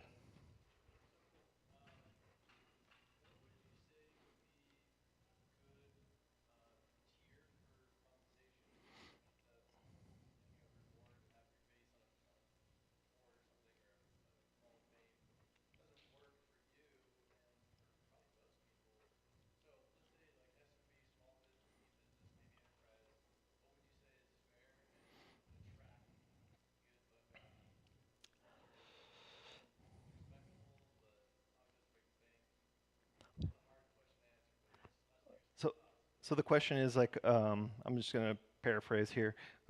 What would be a fair bounty, and between small business and like where could we go? I've tossed the idea around. Why couldn't we give this to a vulnerability company, and they make a blog post about it, they handle it, and maybe the generation of money that's generated from the blog post would come to the researcher, and on top of that, you would have other researchers that could impact the sway of the amount of the value of the bug. And maybe that's something that gets hosted at Black Hat. At the end of the year, we take all of the things and we say, hey, here's the fame, here's a bunch of money that companies had submitted, or things that are to reward. But I just don't know. I just want to open this conversation. It's like it's broken. I had conversations with Casey earlier, and he sees the pain. He understands where I'm coming from, and I just don't know yet. I have ideas, but I don't know if they're all the right they're not matched up correctly. I just don't know yet. So working with Casey, maybe we can come up with an idea. Any other questions? Oh, go ahead.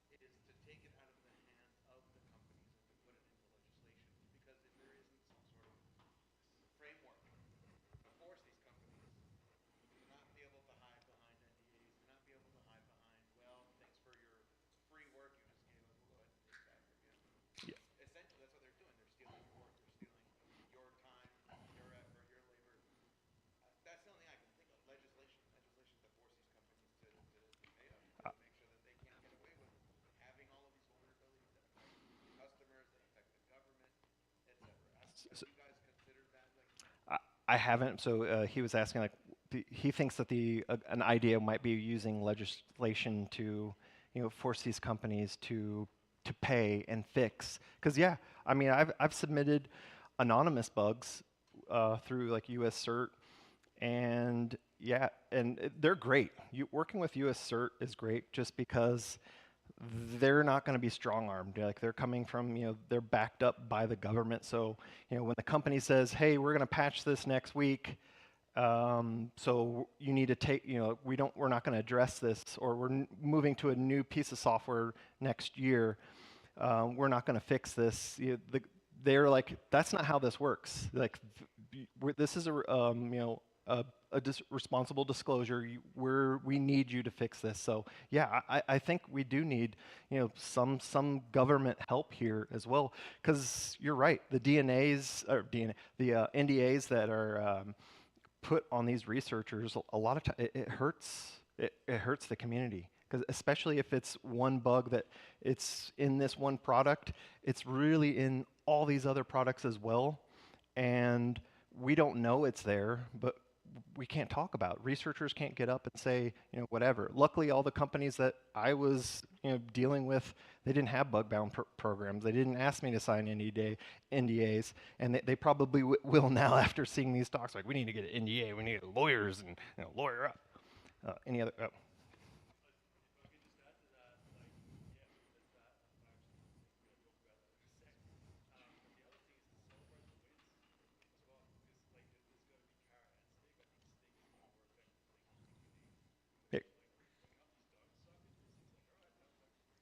Yeah. So he was just saying, Casey was saying that being able to reward and punish at the same, like, yeah, reward and punish the companies. You had a question?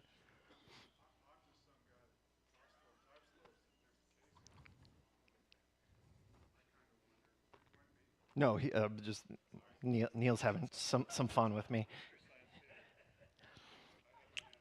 Yeah. No, he's harassing me. Go ahead. I'm sorry.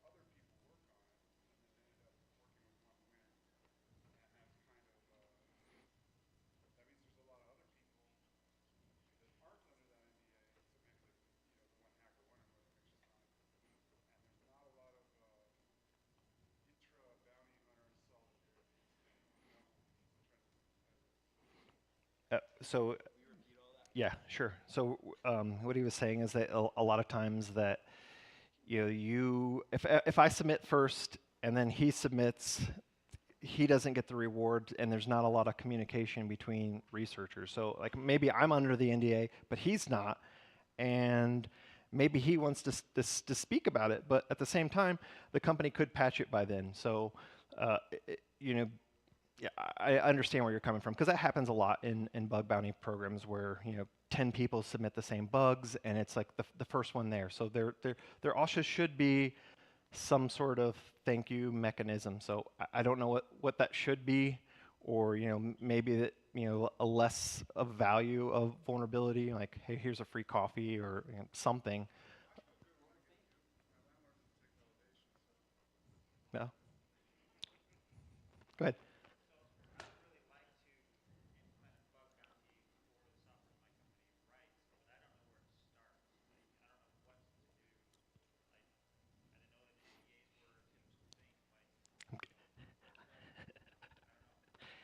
So in a previous life, what he was saying, like he doesn't know where he should start. Where you should start is I would look at other programs such as like BugCrowd or HackerOne and just just get an idea of how it works. You can go out there and see the disclosure and what it happens, because you have to understand, like once you know about it, you need to fix it. And a lot of these companies just try to sweep it under or put it under NDA or other things. So I don't have the advice to tell you like on how to start the program. At a previous life, I started a program, and the lawyers got involved, and they said, "Hey, we need to make them sign the NDA first, and then we talk to them." I'm like, "Okay, I understand the mission here." We tell them, "No, we don't have a bug bounty, but if you sign this NDA, then we can talk." And then I'm like, after they sign the NDA, they're like, "Oh, we do have a bug bounty." So we're starting this relationship off on a lie. So it's hit or miss. Like I don't have an answer for you, unfortunately. Other questions? Oh, go ahead. Huh?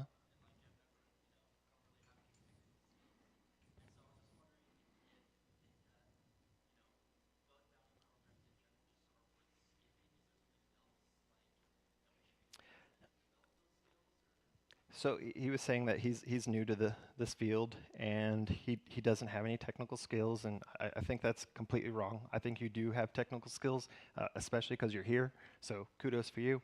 I would say still participate. I mean, you can at least go to like these like BugCrowd and HackerOne and learn from them.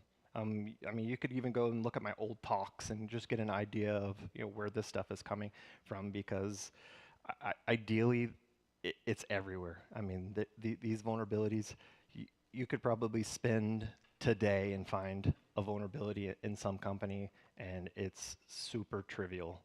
But unfortunately, don't have a program to support that.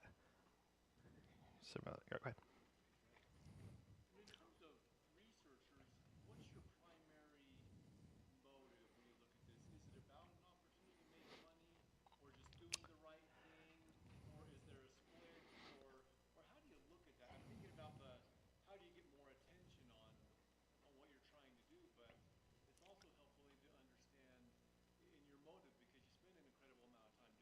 Mm-hmm.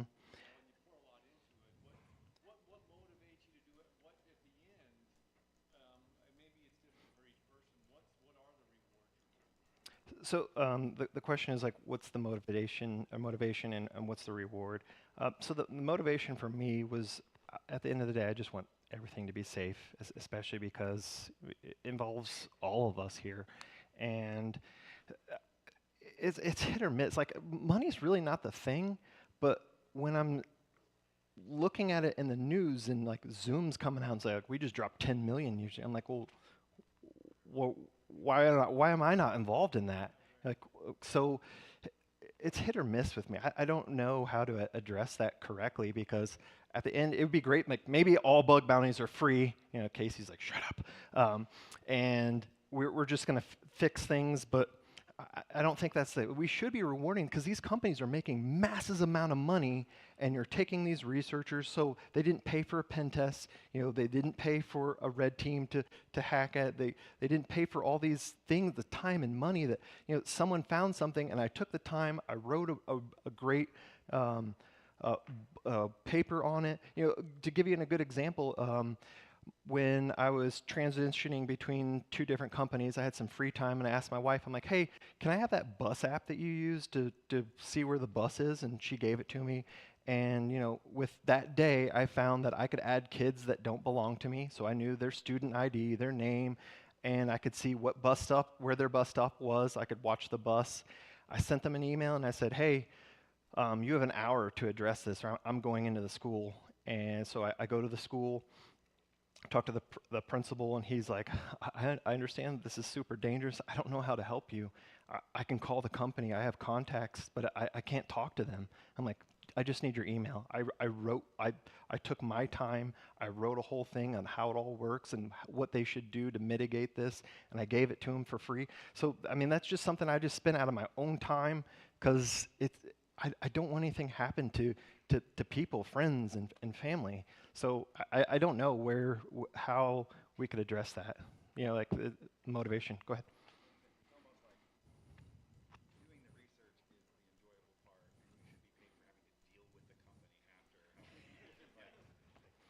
Yeah, so he's like, you know, you should be rewarded. You should be paid with dealing with the company because, you know, these big companies, it takes like 5 or 10 months, and I understand that because they have timelines, they have things that they're working on, and when a researcher comes out of the blue and says, "Hey, I found this this bug," you know, what can I do? You know, pause everything, change the code, you know, those type of things.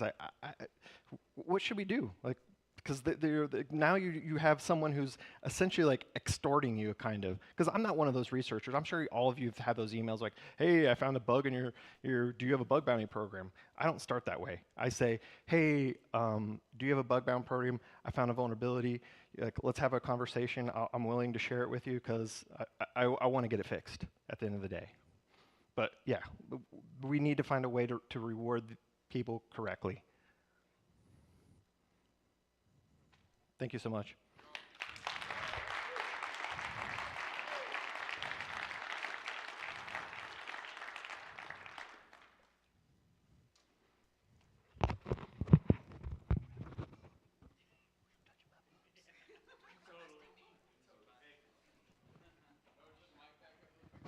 Sure. No, I know better. The last thing him and Victor will ever hear.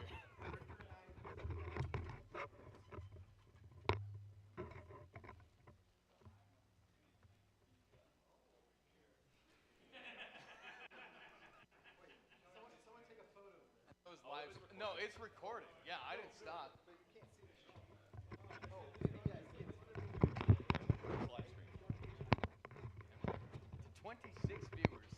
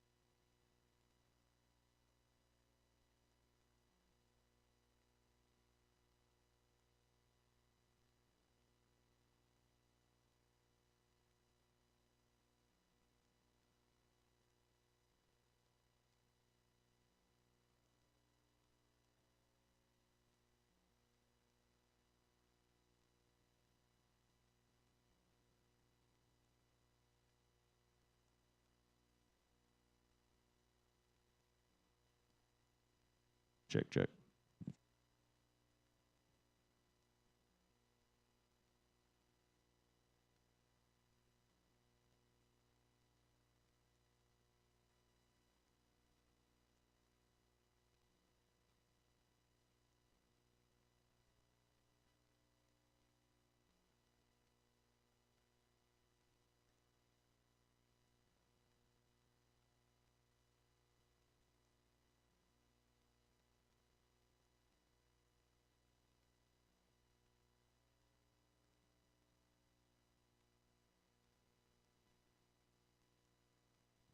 Check, check, check, check.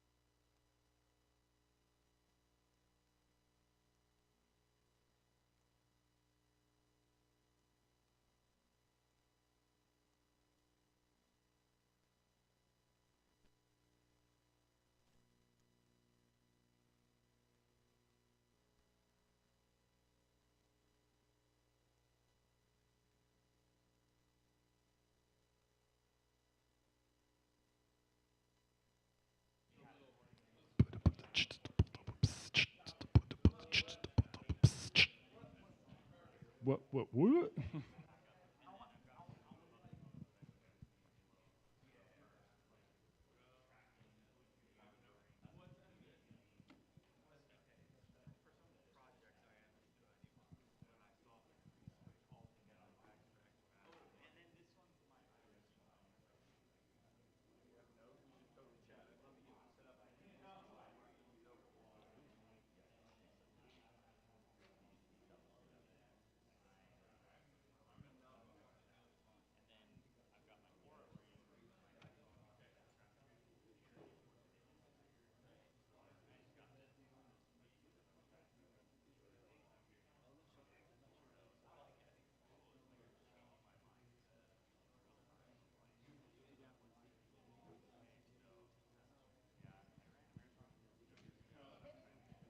All right, how we doing? Yeah. What a con. Wow, that's a heck of an act to follow with Trent, and he and I have. Go ahead. Oh, we'll see how we go. I love you, man. No, but seriously, so like really what this talk's going to be about is Release the Hounds Part 3, History Repeating, and kind of the thrust of it is the fact that like we're at an inflection point. This is actually meant to be kind of a dual-pronged talk, talking about kind of the bug crowd backstory, the overall state of disclosure, and some of the policy things that Trent kind of alluded at, and what y'all can do to actually be a part of helping solve that problem, because there's a lot that we can actually do. That's flipping me out on that side. Thank you for that. But then also just talking about, I think we're at an inflection point from an industry and from a just general value in what we do standpoint, and there's an opportunity for everyone who's got it in them to want to make a difference or change or start a thing, go off and do those things to actually do that. So it's partly intended to just say, hey, like this is how it worked for Bug Crowd, this is what kind of led us up to that. Go do likewise, and then to talk about some of the bits that Trent actually brought up, which was awesome. But yeah, I mean, huge thanks to all of the SAINTCON crew, especially to my homie Grifter, to Pope, to Mike, Matt, Chris. Thank you for your patience with the content piece of this. I'll get to that in a sec. This has just been actually, I won't cry at this part, but this has been a really good. This is actually the first time I've been back at a conference since I had open heart surgery. So while you guys were all in Vegas, I was under the knife. So. Thank you. Good to be back. So if I've seemed a little lower key than usual, that's why, and hopefully I have a bit of grace on that one. But to actually come back and come into such an incredible kind of community-focused, thing that you guys have got here, which is no surprise given everyone who's involved in it. That's been a real treat for me as well. So props. I really appreciate it. So who the heck is this guy? My name's Casey. We figured that part out, right? Been in security for 25 plus years. 25 is like the working in security number. I basically grew up a hacker. From a career arc standpoint, going through hacker to pen tester to solutions/sales, kind of trying to figure out that side of things. Then basically breaking bad and becoming a serial entrepreneur, and more recently, partly because of the health stuff, actually shifting into a role of investor advisor and working with Bug Crowd, obviously. Still driving my own projects and then working with other cybersecurity startups and entrepreneurs as well, because I just love that stuff. Basically I've been in offensive security for my entire career.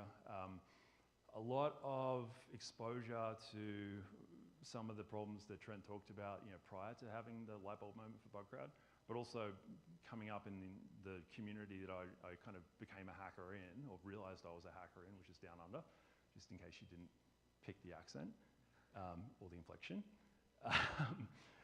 Seeing that kind of happen, that's just been a phenomenal ride. So that's kind of where that's all at, and we've done that. So like I said, in terms of what was driving as a founder to kick Bug Crowd off. This is dropping out a bit. The motivations are really threefold. I think one of them Trent really touched on heavily, because it's not a solved problem yet. I think part of what progress that we've made, no means done.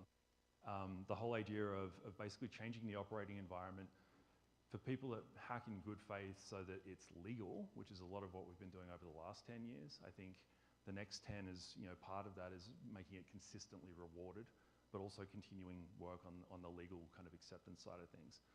Bugcrowd was really about creating a market that could kind of balance the economics between attack and defense. Because if you get this big crowd of adversaries that have lots of different reasons to do their thing, and you're trying to beat that with automation or with someone being paid by the hour, it doesn't really matter how good that person is, they're gonna fail eventually because of the math. So in the meantime, if you've got this incredible security research and hacker community around, why not try to find, and that was the brain bug that I had that led to starting Bugcrowd. And just in general, like enabling the pursuit of potential. I think for me, I do things because I think I can. I think that's a big part of the hacker mindset, the hacker spirit. It's like, I think I could probably do this differently. Like now I need to find out. So drawing that out of folk, building things that actually create that, that's a big part of what motivates me personally. But again, we started Bugcrowd. There's some really interesting phenomena happening in the market right now that are very similar to what it looked like when we kicked off, and I wanted to tuck into those a little bit. But before we get into that, I need to breathe for a sec. Just give me a moment. And it's cool. It's just like, pacing. I shouldn't say it like that because everyone freaks out. We've got a signal, it's fine. So the title of the talk, in the really early days of Bugcrowd, basically when it was a WordPress site and a bunch of forms, kind of janky pre-funding startup stuff. Every time we'd launch a new program, we'd say release the hounds, we'd kind of tweet that out because almost invariably there'd be this bum rush of vulnerabilities that folks that we were working with would kind of receive at that point. And it was funny, frankly. We learned how to do it better over time, but it was one of those things where it's like release the hounds, Smithers. So that's the go there. So who's a founder in this room or kind of wants to be? Who's got the kind of the cyber entrepreneur thing going on? We got one? One brave hand. Two. All right, come on, for real. Let's ask again. There we go. Cool. Don't sell yourself short on that. Like I get the fluffy kind of version of founder because of how noisy Bugcrowd's been, but I think everyone who's doing something that's new, if you're breaking new ground, you're a founder. Like, own it. It's cool. Bug hunter in here or does like vulnerability research? Who saw Trent's talk earlier? Here to yell. It's awesome. And who's running a bug bounty program or a VDP kind of in the group? Yeah, sweet. All right, awesome. You hold it closer to your mouth. Got it. I couldn't. Hello. We online? Beautiful. Where was I? Yeah, okay. So this is going back to the origin pieces. So this is kind of the other thing with the title of this talk is part one was a version of it that I gave at Ruxmon at Google in Sydney in 2013 on the 1st of March. So that was just before we first came out to the US. We'd just gotten into an accelerator program. We'd gotten our like ramen noodle money to do that and kind of keep the lights on and focus up and all those things. And really what we'd done was focused on just proving out, like, is the crowd available? Are hackers willing to come in and actually do this stuff if we encourage them? What does that look like? Does it, burn things down on the other side? Like, how does this whole thing work? And these were some of the observations, even at that point. They've held up pretty well. It's working mostly, still a lot to learn. I think that's true.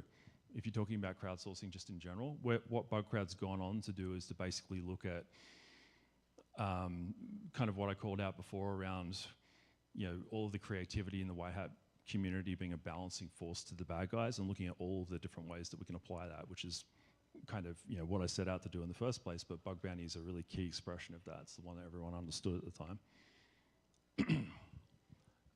There's some other really fun ones in here as well. I'll put these slides up later so you can have a look at it, but it's kind of comical going back and seeing, some of the stuff, some of the kind of problems that Trent was talking about, and even some of the folks that we talk to even today as customers or folks that run their own programs.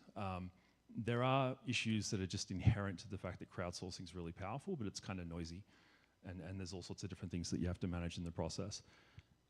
There was one in here, where'd it go? Clickjacking, I think, was the one that's funny, because you still get those. You get people that show up and say, oh, look, I'm super enthusiastic about just finding a bug and reporting it, or even getting money for it, whatever their motivation might be. But they're getting like an 11 out of 10 for enthusiasm and maybe a 3 or a 4 for actually being useful. So we try to train them and make them better at what they do.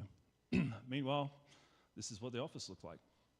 So by the way, that's, you'll see it in a second. So this is where kind of it all kicked off. This is the second photo is actually when we first landed in SF. That's my co-founder, Serge.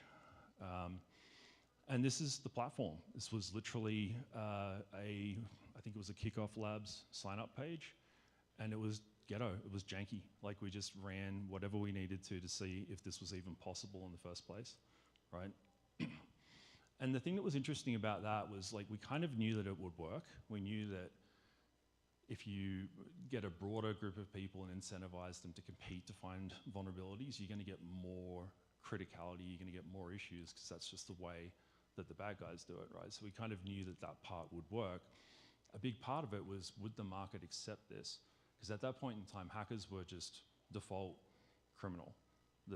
This idea was ridiculous. Like, today, it still raises eyebrows with people, but I think it's broadly accepted that hackers can actually be a part of the solution.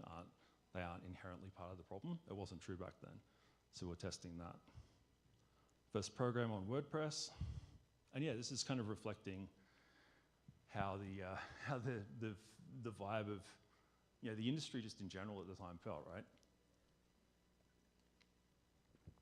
Good times.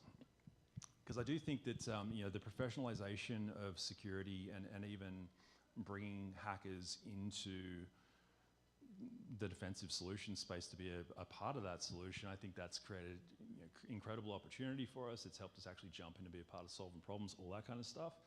But I do miss the days of just doing it for the lulz occasionally. I don't know if anyone else is in the room that can relate to that. I've heard it a few times at the con so far. So going back to where it was all up to at that point in time, you know, one of the things that happened when we first landed in the US was I actually caught a Lyft at one point. I had a Sudanese driver who was an immigrant who'd fled civil war over there. And it was really interesting listening to his perspectives on security in general. He trotted out this amazing line, like, all security is the product of something bad happening.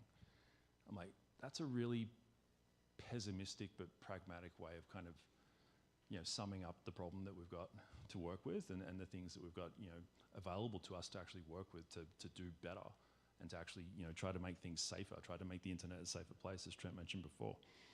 So that was the same month that this happened.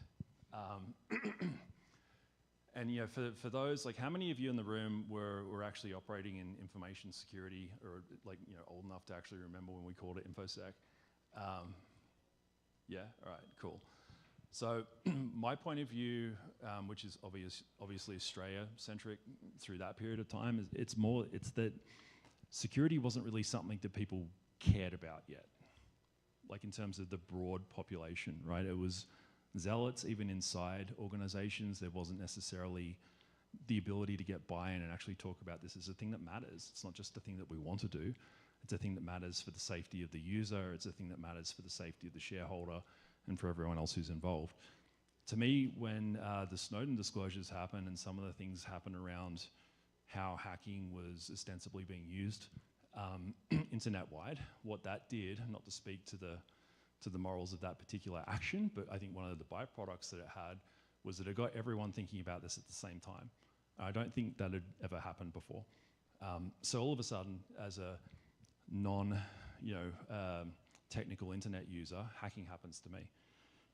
Followed by, this is the following year, is the Target breach, the year of the retail breach. So now hacking happens was Snowden. This is hacking happens to me, because I think 60% of the US population got their credit card replaced that year. That's cool, you can insure against that. Then this happens, harder to insure against. I think there was obviously Ashley Madison was huge for obviously the people that were involved in it, but even just this idea that your personal details, your personal data, things that you can't get back through an insurance company if they get stolen, like, this stuff is now being targeted by criminals, by threat actors. OPM was that year as well, so there was definitely a theme. And then, of course, 2016 brings us to hacking is happening to my country. I think between 2017 and 2020, there was just really an explosion of software. And what that drove, I think, was this kind of explosion of creativity and application of creativity on the TA side to take advantage of all of that. You know, the whole idea of Docker coming out, for example, and it being so easy to configure Docker and push containers out that everyone forgot about the fact that like a publicly routable network works like a network, and it was shooting fish in a barrel again all of a sudden. So software is eating the world and the bad guys are eating the software, right? So you've got this sort of theme that bubbles up over time. And people were aware of that. This is the thing, is that at that point in time, I think through this period, cybersecurity, hacking, what we do became dinner table conversation. Then COVID hits, my employee's 5-year-old is responsible for my corporate attack surface. 2021 was the year of the supply chain attacks, so Log4j, even the ship, and shout out to the Web3 folk in the room if there's any, but I was quite proud of that meme when I made it at the time. But a big part of really what I think 2021 showed us is that the internet is kind of well, we knew it. It showed everyone else. It started to kind of expose this thought that the internet's basically just a large pile of turtles, right? We know that, but all of a sudden it became clear and obvious that we need to do something about not just the parts of the infrastructure that we're touching as users or trying to legislate around. We actually need to do a lot about the plumbing as well, because that's probably been neglected along the way. Then this happens, Colonial Pipeline attack. Okay, now everything's a large pile of turtles. 2023 basically pointed out that the machines are coming for our pile of turtles. And in 2024, our turtles have learned how to self-replicate. So that's where we are right now, right? And as I said, talking through that story arc, really what what to me was happening at the time was the fact that an industry, a problem set, something that's actually really important and has real material impact potentially to individual voters, individual consumers, like your average you think grandma, grandpa, your kids, all those different people that you know and love, they became more aware of this over that period of time, and this is kind of what drove that. And the thing is that if it's repeated enough at the dinner table, it ends up in the boardroom. With the supply chain stuff, for example, all of a sudden there's an executive order coming out around supply chain security. Same thing happened with the AI piece. When ChatGPT dropped, that was less of a response to security and more just a panic around how potentially transformative that tech was. So we ended up working with the White House and the ONCD to write the EO and some of the national cyber strategy stuff around that. It's because they realized that there is risk involved in tech in a way that they didn't when I think a lot of us first kicked off. And it doesn't just make its way to the dinner table, it makes its way up into Congress, into the White House, as I mentioned, into DOJ, the Pentagon, the Election Advisory Committee. I think one of the things that Trent was talking about was how do we actually encourage and introduce legislation and changes in legislation. And I think that's going to become more relevant as we go forward. A big part of what we've been working on through Disclose.io over the past 12 years now is the idea of like, how do we make hacking legal in the first place? Because if you're operating in good faith, I think the starting point for bug bounty wasn't so much will I get paid, it's like will I get my door kicked in? And the chilling effect that created for all that period of time, I think at this point in time is starting to lift off. You still see a lot of these kind of state law issues and companies that still want to kind of lawyer up as a way to chill and see their way out of the problem, but it's becoming less of a thing that they're able to do at this point, which is, I think, a good thing. Even with election security, something that we got to work on in 2020 was constructing a boilerplate vulnerability disclosure policy that ended up getting adopted by CISA and pushed out to all of the election officials ahead of that election, because we knew that there are cybersecurity issues that need to be addressed, but the bigger thing, and again, going a little bit to some of Trent's questions around how do we make sure this stuff gets fixed, transparency is really important. Secrecy ultimately is fragile. That's a computer science concept that I think translates to a lot of other things as well. And transparency is inherently anti-fragile if you can get to that place. So how do you encourage people to get to that place through the carrot And then how do you actually kind of regulate where you can to introduce the stick as well. So what was Bug Crowd up to? This is just a quick nostalgia reel. It's our first office in SF. That was very cool, just sort of being in the middle of doing the startup thing and actually getting moving on that and actually being able to work on these things. And again, you know, for the entrepreneurs or the folks that are wanting to do this and wanting to grow, this is kind of a part of what those fun parts in the very, very early days looked like. Second office, the third one that we had in San Francisco before COVID and everyone stopped coming to work. And just recently we've opened an office in New Hampshire, and that's where we're at now. So just quick stats of where we're up to, and also we're hiring, obligatory call out there. I think for the folks that raised their hand earlier on the founder and entrepreneurial side of things, the other part of this is that, you know, when you do take on some of these problems and actually like have this irrationally pissed off approach to try to get them solved, you get to do some pretty incredible stuff. I mean, aside from doing it in and of itself, this whole idea of, you know, having the opportunity to influence legislation and help it be done better in North America, in Australia, in the UK, we got to actually drive and advocate for that, and now that's kind of a normal thing. You know, anyone who's interested in doing that type of thing, you can get involved in stuff like Disclose.io, like Hackers on the Hill, like some of these other programs where legislators do want to talk to us, and we want to talk to them. The ones of us that do actually want to help be a part of helping that get done better, the door is open for that stuff, so that's pretty cool.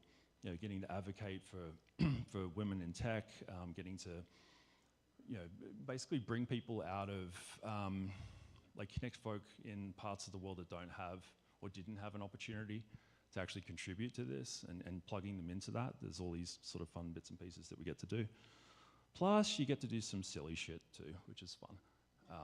We get to keep doing that. I think that kind of hacker spirit of, like, let's have fun as we do this stuff. You know, you get to do that. And don't, it's a long story. Come ask Grifter later, whatever. Yeah, there is, but I didn't have time for that. All right, so we'll switch into Broke vs. Woke, and then I'm going to blast through this and get to whatever Q&A you guys want to get to. We all good so far? That's good. Rock and roll. I'm not falling over, which is a bonus. All right, so in terms of like how the industry's progressed, you know, AI is really interesting because I think for people in security, our introduction to AI was like 2015 when it got funded like crazy and marketed like crazy, and none of it was realistic. A lot of the narrative was around like, how are we going to replace humans fully with AI? And it kind of pissed us off because that solution was never going to work, and like they weren't actually taking our advice seriously in the first place. So there was a bit of a, you know, got off on a bad foot, I think, with security at that point in time. I think that's still true today in terms of AI not replacing human creativity. It's a lever, not a tool. But this whole idea of like rub some blockchain or some automation or some machine learning or AI on, you know, your security problem, and it will magically go away. Like, I think everyone at this point has seen that that's not how this works. I think owning that's probably a pretty good thing. Like, cybersecurity is a people problem. Technology just makes it go faster, right?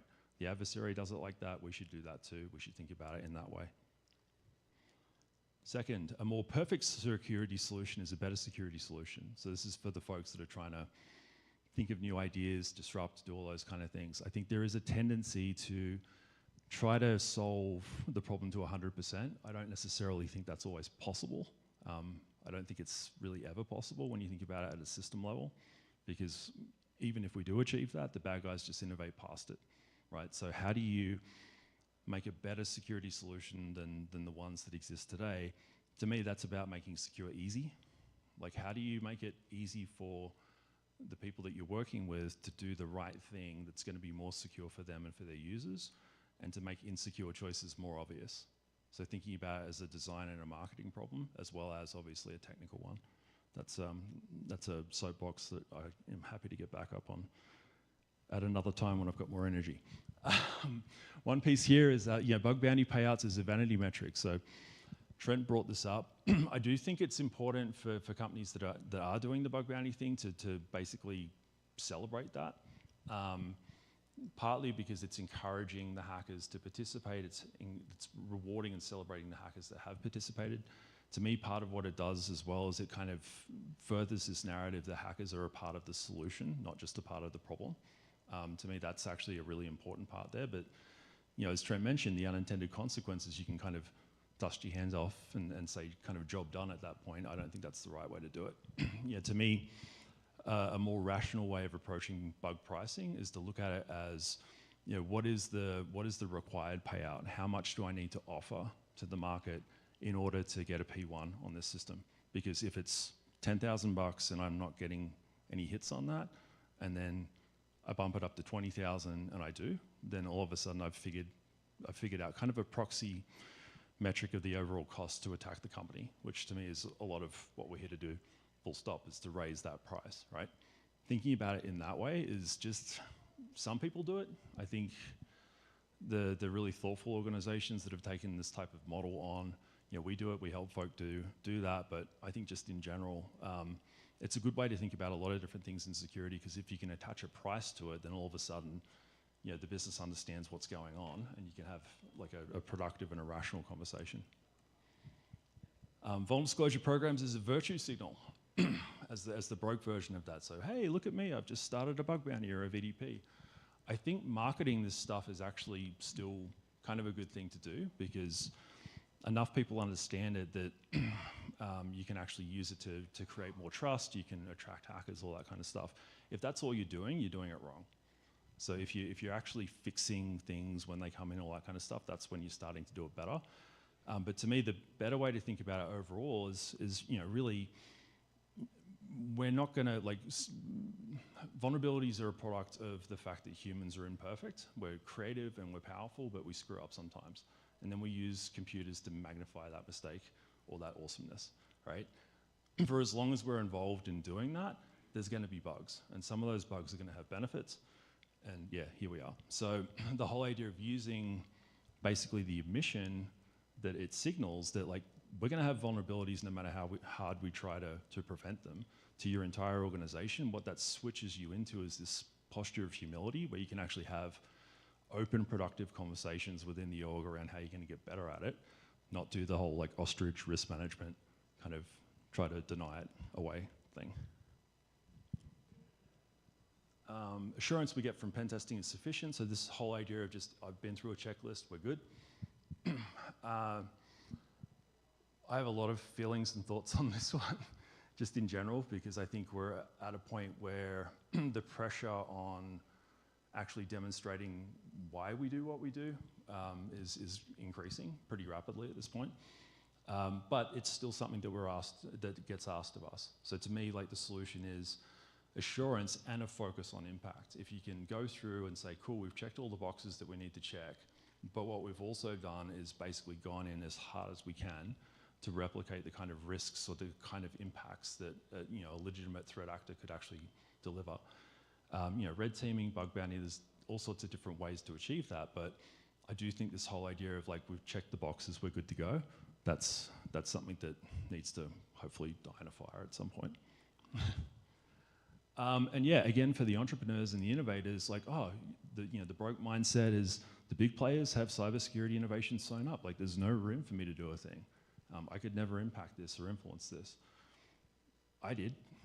I'm not that smart, right?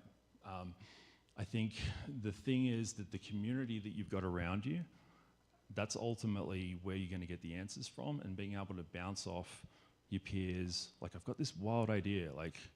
What do you think about it? And then working out who can do what, you start to get a feel for how you're going to put your crew together.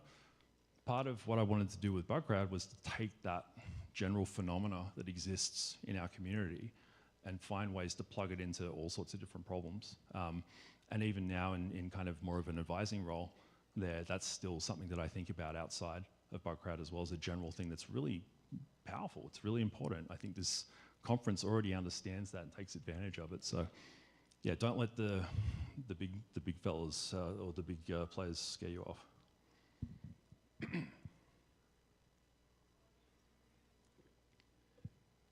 And then last bit here is Yeah, who's submitted a vulnerability just to have it go off into a black hole? We heard about a few before, but right, it's still a thing. Unfortunately, 2024, it's still a thing. In terms of ways to encourage, another solution, I think to some of the problems that Trent was calling out in his talk earlier around just like the variability in response that you get, is actually normalizing vulnerability disclosure as a thing that everyone just should do. And as I mentioned before, some of that comes from top-down regulatory change, like the whole thing with changing the charging rules on CFAA. That happened in February of 2023. We've been pushing the DOJ for that for 8 years. So it was a combination of talking to them, finding the right people, educating them on the problems and what needed to happen, finding allies, building all of that stuff up, but then using stuff like Disclose.io to make it easy enough for everyone to adopt and safe enough for hackers to actually accept that you create this sort of pincer move on what's happening in the market. So yeah, really what the Disclose.io project is about is all of those different things that I just mentioned, like how do you make adopting a vulnerability disclosure program with safe harbor that protects the security researcher in a way that the company proactively puts on their website, so you know as a hacker before you submit a bug how you're going to be treated. How do you make acceptance and adoption of that as easy as possible? Part of the challenge with even that part is that when lawyers get introduced to this idea for the first time, they freak out because they've never seen it before. The whole idea of like, I've been trying to keep hackers and people that want to do the wrong things with my systems and IP away from the company for so long. Now you're asking me to invite them in. That doesn't make sense. The unfortunate thing is that a nervous lawyer is a verbose lawyer, which is their job. But if you're a hacker on the other side who's not a lawyer or maybe even doesn't speak English as a first language, you end up in a position where you can be actually committing crimes without realizing or intending to do that. So that was one of the big things that changed with CFAA. It's basically, if you're operating in good faith, they now have to prove good faith before they can put together a federal felony case. And obviously, not a lawyer. If I was, I'm not your lawyer. So if that's relevant to you, then you should speak to someone like that. But this is the kind of stuff that we all get the opportunity to actually influence and change as a community. Other pieces, the threats database as well. I think that's something that, this is all like not-for-profit, open source. Jump on if you want to contribute and help out with it. But there's literally a list of all of the different threats. It's basically a carry-on from attrition.org and some of the work that Jericho did back in the day, because he kind of stepped back from that. So we decided to try to pick it up. And yeah, the threats piece is wild when you go and look at what's still happening. There's a lot of pretty gnarly stuff going on. Basically where these kind of legislative and tort law mechanisms are being used to suppress, security research. The problem with it fundamentally for me, aside from getting annoyed because it's my hacker fam in a sense who's getting kind of kiboshed by this stuff, the only people that listen to those laws are the good guys. So if they're being used as a control, like you are doing it wrong. So like how do we have these things modified to reflect the fact that we're actually here trying to help and continue to have that adopted? I think that's a really good thing for folk to get involved in pushing if you can. So how's that idea coming along? In summary, yeah. So I appreciate the everyone kind of coming in and doing the afternoon thing here, and appreciate the kind of return to speaking thing as well. It's actually been quite cool to just hang out. I'm going to be around to catch up afterwards as well. I've got stickers and swag and all those different things, and open for questions as well, because I know some of the combos that happen with Trent. I'd love to dive into some of those too. But in summary, hackers have a seat at almost every table now. We have the option to use this. I know that our day jobs are hard, and some of the things that we do feel like a grind, but when it comes to actually trying to push this whole thing forward for a safer internet, for our ability to be more effective at that, for all those different things, I think people are listening, and it's good for everyone to know that. Good things happen when you step out. My story with Bugcrowd is an example of that. There are lots of other examples of that around. But I did want to try to tie that narrative back in with some of the things that I think have happened and that we've been able to help contribute to catalyzing at a macro level as well, because the work's not done. We are by no means done. I think the the shift to people being open to the idea of accepting help to hackers, that was a big boat to turn around. And I do feel like a lot of that work is approaching the point where we can say, yeah, that's done. But in terms of standardizing that and having people like actually lean into that instead of just being open to the idea, that's the next part, I think. And there's urgency, there's a window of opportunity, and you're in a willing community of people that just want to think about cool stuff and ways to transform what's the status quo to make it better as you go forward. So use that, because you're all here. The innovation's all around you. Sorry, that sounded very Silicon Valley, but you get what I mean. Henceforth and be rad. That's it.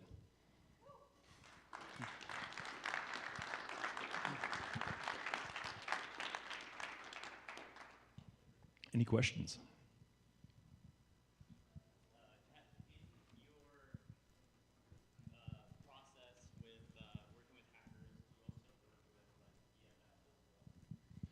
Yeah, definitely. EFF, so yeah, sure. Mike was asking, in the process of working with hackers, do we work, like the royal we, I guess in this sense, work with the EFF and others?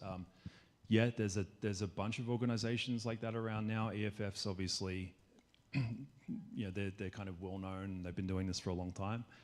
You've got the Hacking Policy Council and the Security Researcher Defense Fund, which has just kind of popped up over the past, I think, 2 years. So we're a founding member of that.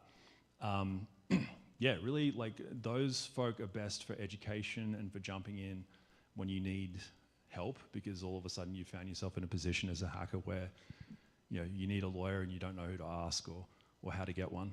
They're really handy for that type of thing. But I think in terms of policy influence, there's Hackers on the Hill, which I mentioned before, and that's literally just a bunch of people going to Capitol Hill, and talking with policymakers, with staffers, with Congress people. You get kind of a boot camp on how to have those conversations and what they're interested in.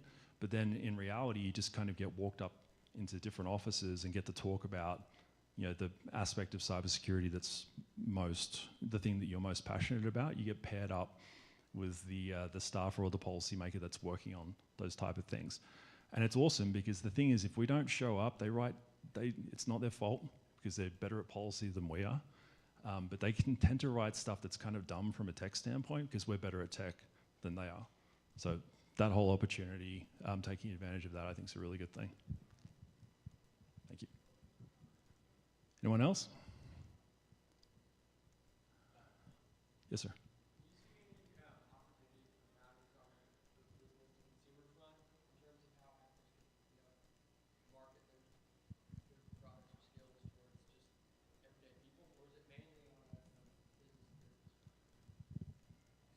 Yeah, that's a great question. So he asked, do I see opportunities around hackers being able to market their skills B2C as opposed to B2B, so business to consumer, directly to the user, as opposed to the business itself. It's one of the reasons, honestly, I did a marketplace with BugCrowd, because I wanted to do both. This whole idea that like being able to address the hacker and the supply side of things, but then influence the people that ultimately need to adopt this, right? That was kind of how I thought about it. I do think generally with B2C, users are kind of the final frontier, right? Because ultimately a lot of the overall budget and the overall care in terms of action ends up in companies that build security products or build products that need to be secure or need to be seen to be secure. So that's where the bulk of the industry attention goes. And yeah, small business and users miss out.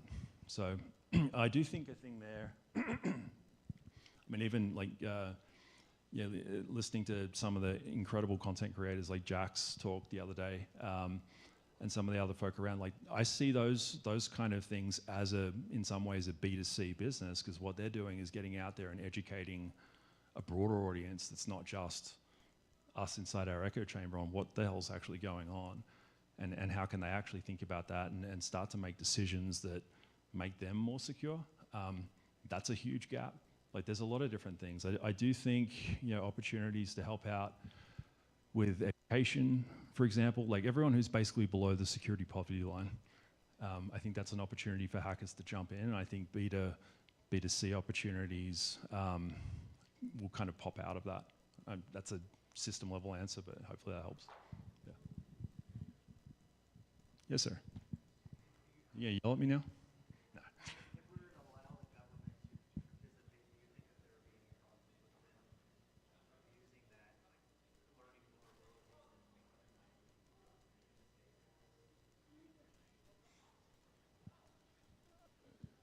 Okay, I'm trying to figure out how to rephrase that question. So you're saying if we have governments jumping in and thinking about accepting and kind of sitting in the middle of security research, how do we make sure that they don't weaponize that and use it for offense? Is that kind of roughly it? Yeah, you don't. That's the short story. I think the way to get involved in actually having an opinion on how that works is to, again, operate through policy or operate through those agencies directly and actually contribute to vulnerability equities programs. Because that's what happens when a vulnerability comes into someone who might have also an offensive charter alongside a defensive one. There's a process where they decide, is it in the public's best interest? Is it more towards the public's best interest for us to hold on to this thing so that we can use it for surveillance or for whatever it is they might need to get done? Or is it better if we push it through? That's in reality how it works. So there is a challenge to that. If you're morally uncomfortable with that, totally understand. There's all sorts of different kind of sets of thinking around that whole thing, but that's how it works. So yeah, that to me would be the answer to that, is understand how VEPs work. That's VEP, Vulnerability Equities Process, not VDP, Vulnerability Disclosure Program. Sorry, acronyming myself into a corner here. And yeah, influence them wherever you can, like have conversations about that. I think that's the whole idea of vulnerability research for offensive use, actual offense, as opposed to offense for the purpose of defense. I think that's a lot easier to have as a conversation today than it was, even in 2020. Like you think about when it came out that Azimuth was involved in the San Bernardino piece, that stayed secret for 5 years before it came out, because at the time it wasn't something that would have been a good thing to talk about openly. But so much happened between when that actually went down and when it was revealed to be Mark & Co. that it was celebrated. They were like an Australian startup success story at that point. So I think the opinion and the understanding of the fact that surveillance and those sorts of things are still necessary functions, we've just got to figure out the inconvenience of that in how we think about these sort of broader issues. Those are conversations that you can have in public now in a way that you couldn't before. So joining in on that, I think, is probably the best way to do it. Anyone else? We'll wrap it up. Alrighty, cool. Thank you.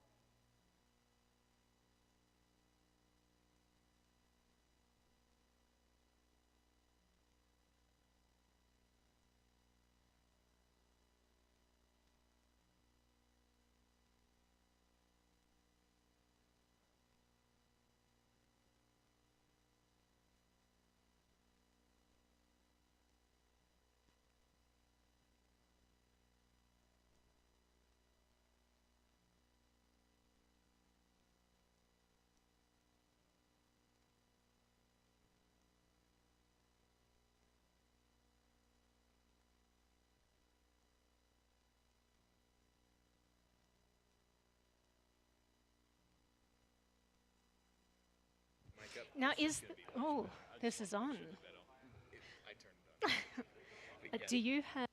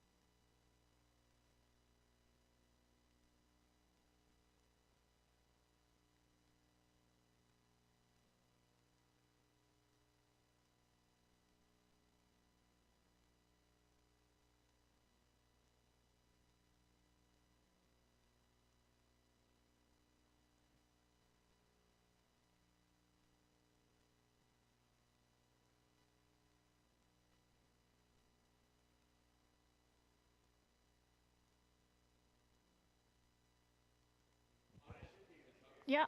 Is that turned on now? Wonderful. Perfect.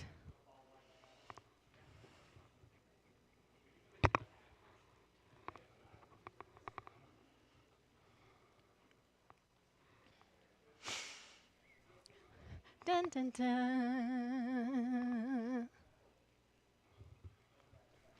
Take off my privacy screen because I can't see my screen from over here.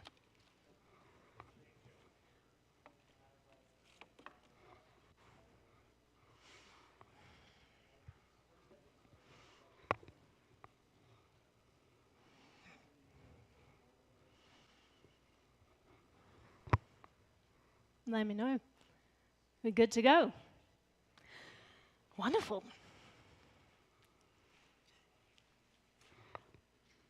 All right, welcome everyone. Thank you for showing up in the afternoon here. My name is Naomi Brockwell, and I run a research and media institute called Ludlow Institute. And our mission is to give people more control over their digital lives. So we release educational content across a bunch of different platforms that is focused mainly on online privacy. So today, I want to talk about privacy accelerationism. Who has heard this term before? There's like 2 of you, and I know you watch my content. You're the ones who watch it. Great. So, I want to talk about why I think the future of a free internet rests in the hands of this community. This is not hyperbole, and my talk today is a genuine appeal for your help.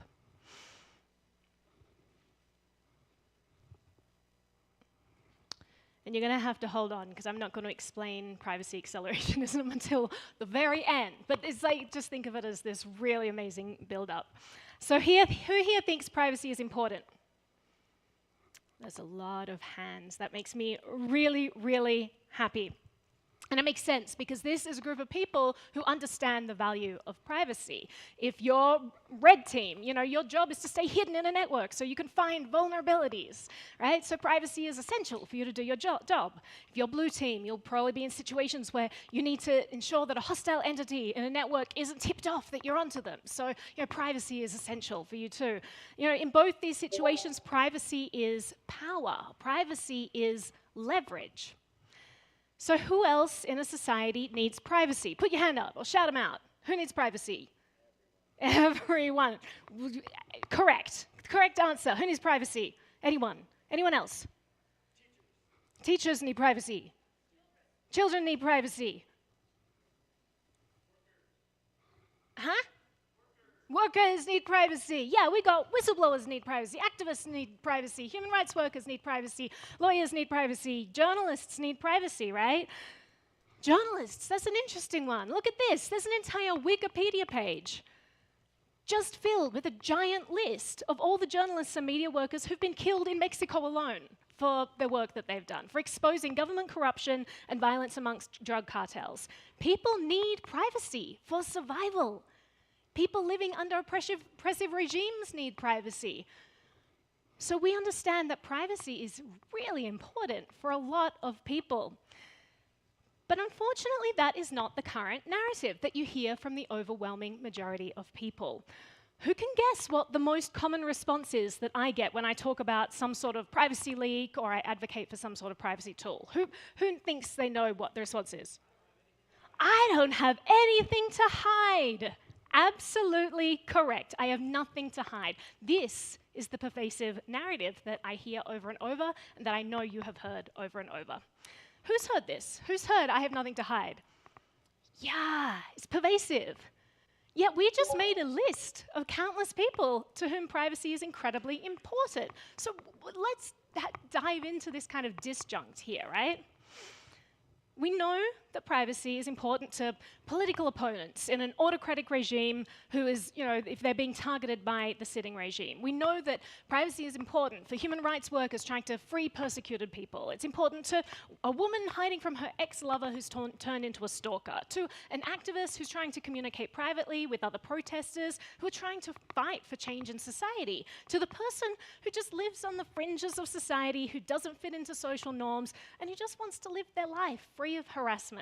Privacy is important to all of these people. privacy matters. So we know that all of these people need privacy tools because sometimes it's a matter of life and death. And yet, when we try to protect privacy or promote privacy, promote its importance, we're met with constant resistance. They say, why should I care, or I have nothing to hide. And sometimes this is due to ignorance. And I don't think we can blame these people because it's really hard to understand a lot of tech.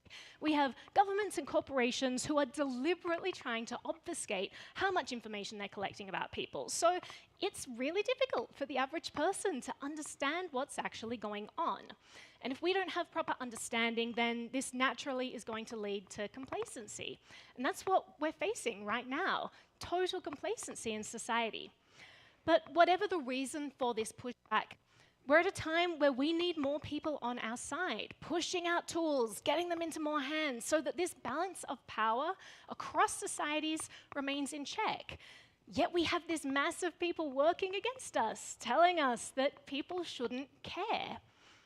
And I'll go a little further, because sometimes I think that it's not just ignorance or complacency that is the cause. We have had a cultural shift over the past decade where renouncing privacy became this form of virtue signaling and this popular form of public shaming. Has anyone else noticed this? It's gradually, slowly seeped in. Think about it. I have nothing to hide. What sort of language is that, right? When did privacy stop being about protecting our information and having the right to choose for ourselves who gets access to it? When did we start using shameful language around privacy, about having something to hide, about demanding that people should have to justify wanting to be able to have a say in who gets their information? This slowly shifted, and I'm sure a lot of us didn't actually notice it was happening. And I'm going to get real with you for a moment. And I promise this is the last real ranty part of the talk, because I do want to move on to productive solutions about this and how you guys are the key. But first, the rant, because I think that this quip, I have nothing to hide, it's made by someone who has never faced injustice.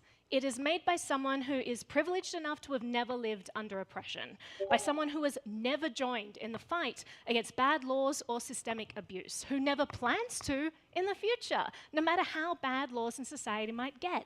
It's an admission that they always plan to conform to the status quo, no matter what happens tomorrow. This is the worst kind of virtue signaling. They're essentially saying that because they don't feel the need for privacy today, they're uninterested in protecting the option of privacy for those who do, or in safeguarding privacy for their children. They're happy to let it slip away because it doesn't personally affect them right now. Now, we all just recognize that privacy is a necessary tool for protection for so many vulnerable people in our society. We know that people need to have the ability to communicate privately without fear of retribution, to feel safe organizing in opposition to powerful forces, to expose corruption without putting their lives in danger, because a society without the ability to organize against a bad government or power group is a doomed one. But privacy is in danger. Governments, malicious actors, corporations, they are all actively working to undermine it. Surveillance capabilities basically double every 2 years, in line with Moore's law. AI makes data collection easier than ever by aggregating disparate data sets and drawing ever more inferences from the patterns that are revealed. Every year we see more and more legislation that wants to ban end-to-end encryption or mandate backdoors in every chat app. Is anyone following what's going on in the EU right now? And Hungary just reintroduced this chat control that basically is going to do just that, mandate backdoors. It's crazy. It's relentless. And if you're in the policy space, it's just this numbing, constant battle to stop this stuff from taking hold. Now, this narrative about privacy not being important is insidious, and it is hurting society. Developers don't feel compelled to work on privacy tools because it just doesn't seem that pressing. Or they're scared of developing privacy tools because they're told that this is just for criminals, so it seems too risky. And fewer people feel compelled into activism against bad legislation because we as a society are just not treating this threat seriously enough. So people say they have nothing to hide, but we shouldn't be tempted to dismiss the importance of privacy simply because we personally feel that we have nothing to hide. What matters is whether we have the choice of privacy if and when we need it. And we're dangerously close as a society to eliminating that choice for everyone, because we're not advancing privacy technology fast enough to keep pace with those who are trying to strip it. So I need your help. I need your help to change the future that we're currently writing. And the people in this room are uniquely qualified to protect the future of privacy. And there's a reason why so many of you care about privacy. At the start, I asked, who cares? I think everyone put your hand up. I'm not going to ask if you didn't put your hand up because I don't want you to embarrass yourself. But so many of you already care so much about this issue. Because think about that exhilarating feeling when you write a line of code that works, or the thrill of solving a complex problem that seemed insurmountable, or the satisfaction of uncovering a vulnerability and discovering the inner workings of a system. That sense of empowerment, of control over the digital realm. This is emblematic of what privacy offers us. It allows us to navigate the vast expanses of the digital world on our own terms, free from unwanted surveillance, manipulation, or coercion. So you guys already get it. And actually, history is filled with examples where hackers and security researchers have been at the forefront of technological and social change. You have disrupted the status quo. You have exposed injustices. You have empowered individuals. We just heard some great talks today about these programs with people making a huge difference in the security of billions of people in the world just by reporting these vulnerabilities. You guys are making a huge difference. You have the skills, the knowledge, and the ethos required to lead the charge in reclaiming privacy, and in doing so, reclaiming our autonomy in this digital age. Who better to address and counter these challenges than the people right here? And if you don't believe me, let's just take a little look through history. Hacktivism in the 1990s, early 2000s. The internet was this new frontier ripe with possibilities and uncharted territories. It was akin to the Wild West, a place where the rules were yet to be written. And the only limits were those of our own imagination. And now it makes sense that pioneers and visionaries and curious minds who like to break things apart and understand them would be attracted to such a world. But it also attracted those who sought to exploit this world and control it. Governments and corporations around the world began to see the internet's potential for surveillance, for data collection, for the exertion of power. And the battle lines were drawn between those who envisioned the internet as an open, free space for collaboration and creativity, and those who saw it as a new domain to assert control and profit. Who's heard of this organization? Yeah. Cult of the Dead Cow. It was one of the most influential groups during this era. This group started in the mid-80s, and it was more than just a hacker collective. It was a movement that fused technology, politics, and culture. And their mission was clear: to promote human rights, to protect the free flow of information, and to challenge the burgeoning surveillance state. Now, in 1998, they released a groundbreaking tool. Does anyone know the name of this tool? Yeah, what a hilarious name. It makes me giggle. It was intended to expose the glaring vulnerabilities in Microsoft's Windows operating system. And at the time, Microsoft was the dominant OS, but they were negligent in addressing security flaws that left millions of users at risk. Back Orifice was a wake-up call to the industry and the public, and it forced Microsoft and other software companies to take security seriously. The CDC's activism spread the idea that security and privacy should not be afterthoughts, but foundational principles in software development, and they were instrumental in changing computer security culture. They termed the coin hacktivism, blending hacking with activism for this fight for social justice, free speech, and human rights. They proved how this kind of community can be a powerful tool for positive change. The Clipper chip. Who's heard of this? Oh, yeah. So around the same time, the US government introduced the Clipper chip initiative. It was a proposal to embed government-accessible backdoors into consumer electronics. It was marketed under the guise of national security and crime prevention, but the Clipper chip posed a significant threat to personal privacy and the integrity of secure communications. The hacker community, alongside civil liberties organizations like the Electronic Frontier Foundation and the Center for Democracy and Technology, mobilized against the Clipper chip. They wrote technical critiques, they organized public forums, they engaged policymakers in rigorous debates. Prominent cryptographers, including Whitfield Diffie, Ron Rivest, and Matt Blaze, provided detailed analyses exposing the inherent flaws in the Clipper chip's design. They demonstrated that any backdoor accessible to the government could also be exploited by malicious actors, undermining the very security that the chip purported to enhance. And they argued that mandating such backdoors would set a dangerous precedent for government overreach, and they eventually succeeded.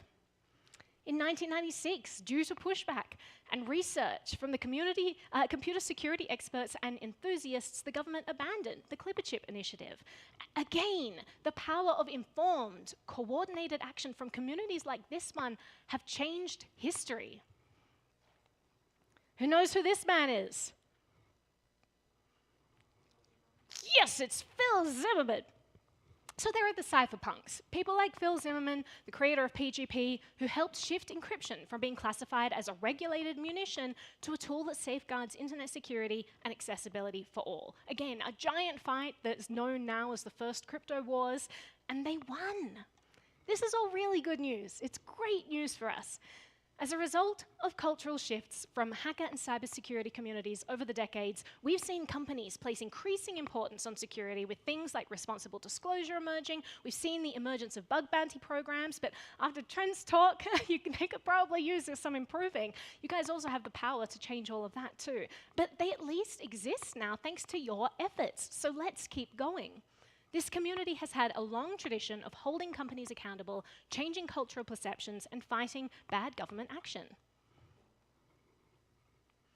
And now we need your help on the privacy front.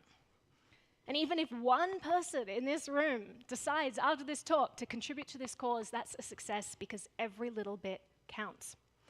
So first, we need more people building privacy tools.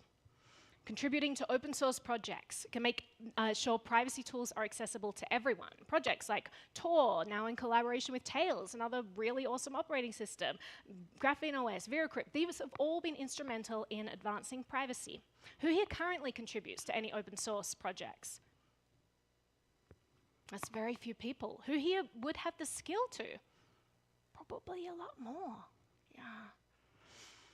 Open source communities lack funding, they lack contributors, they lack auditors, and these projects need more visibility to get into more hands. So if you're an engineer, help them build and debug.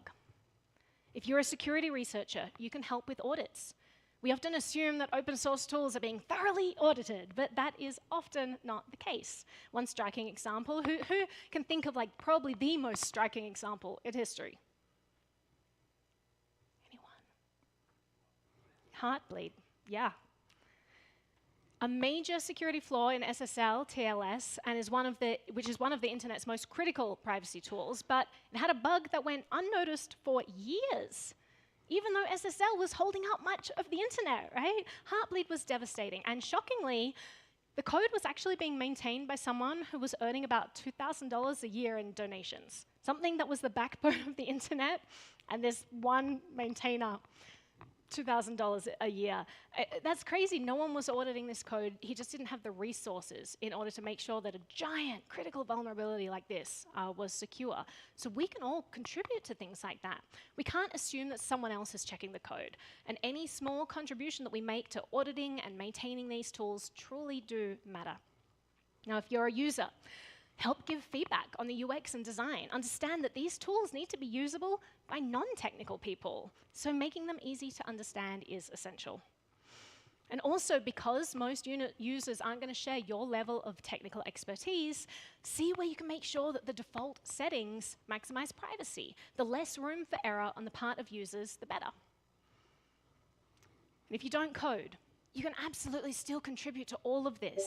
Maybe you can help improve user manuals and translate guides into other languages to expand access globally. Clear guides can empower people that need strong privacy but don't have the technical know-how to use these tools safely on their own. Missteps can have severe consequences, even the difference between life and death for some people. So your efforts to simplify these tools can actually have life-saving implications.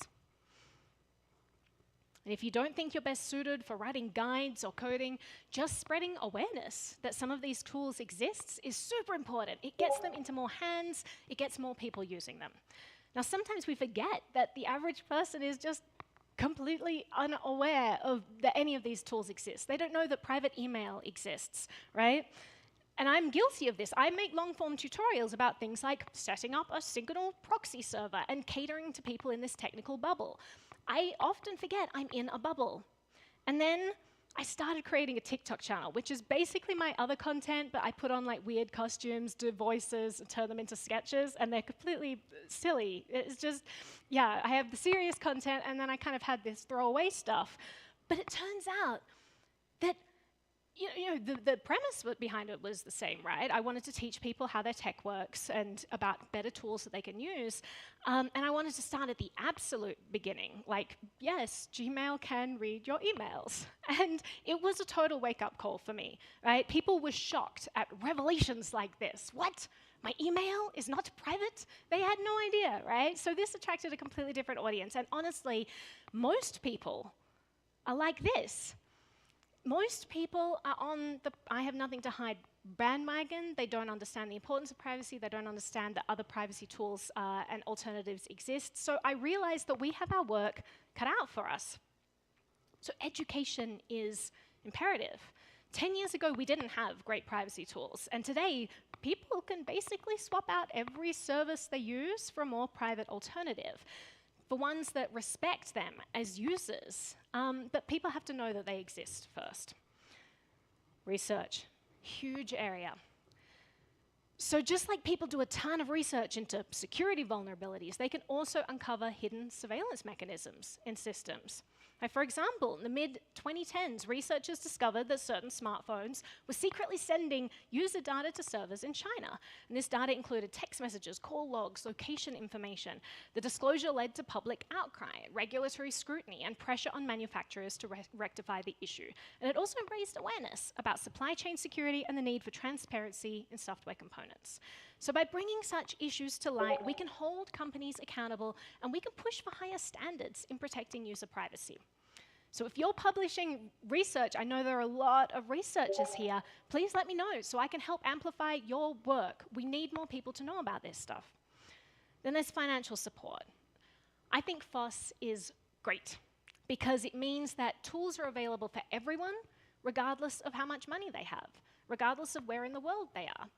So if you're someone who can afford to pay for these tools instead of using them for free, I think that's really important too. I think it's super important to be donating to these people who are maintaining these tools so that they can continue to be available to those who need them the most. Now, privacy isn't just for those who can afford it. We can support the builders in this community so that billions of people around the world can also reclaim their privacy.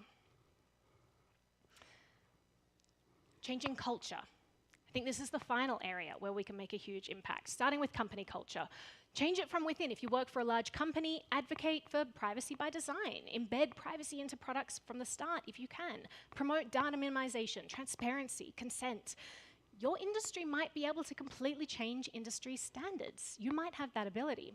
Support R&D into cutting-edge privacy tools, things like zero-knowledge proofs and homomorphic encryption. These are things that allow data analysis on data without actually exposing the raw data itself. It can do compute on data without ever revealing that data. That's a really powerful privacy tool. So see if there's a way your company can contribute more to the privacy landscape there. Policy. Laws around technology are constantly passed whether we like it or not, and often lawmakers do not fully understand the technology they regulate. So having technically competent voices in this arena, shaping inevitable policy on privacy and surveillance, can also help prevent unintended consequences that are harmful. And if you don't think that's for you, support organizations like EFF. We've heard through talks all through today the kind of work that they're doing. So it's just great that they're out there advocating for good legislative change. Who here works for a top secret government program? Thought it was worth a try.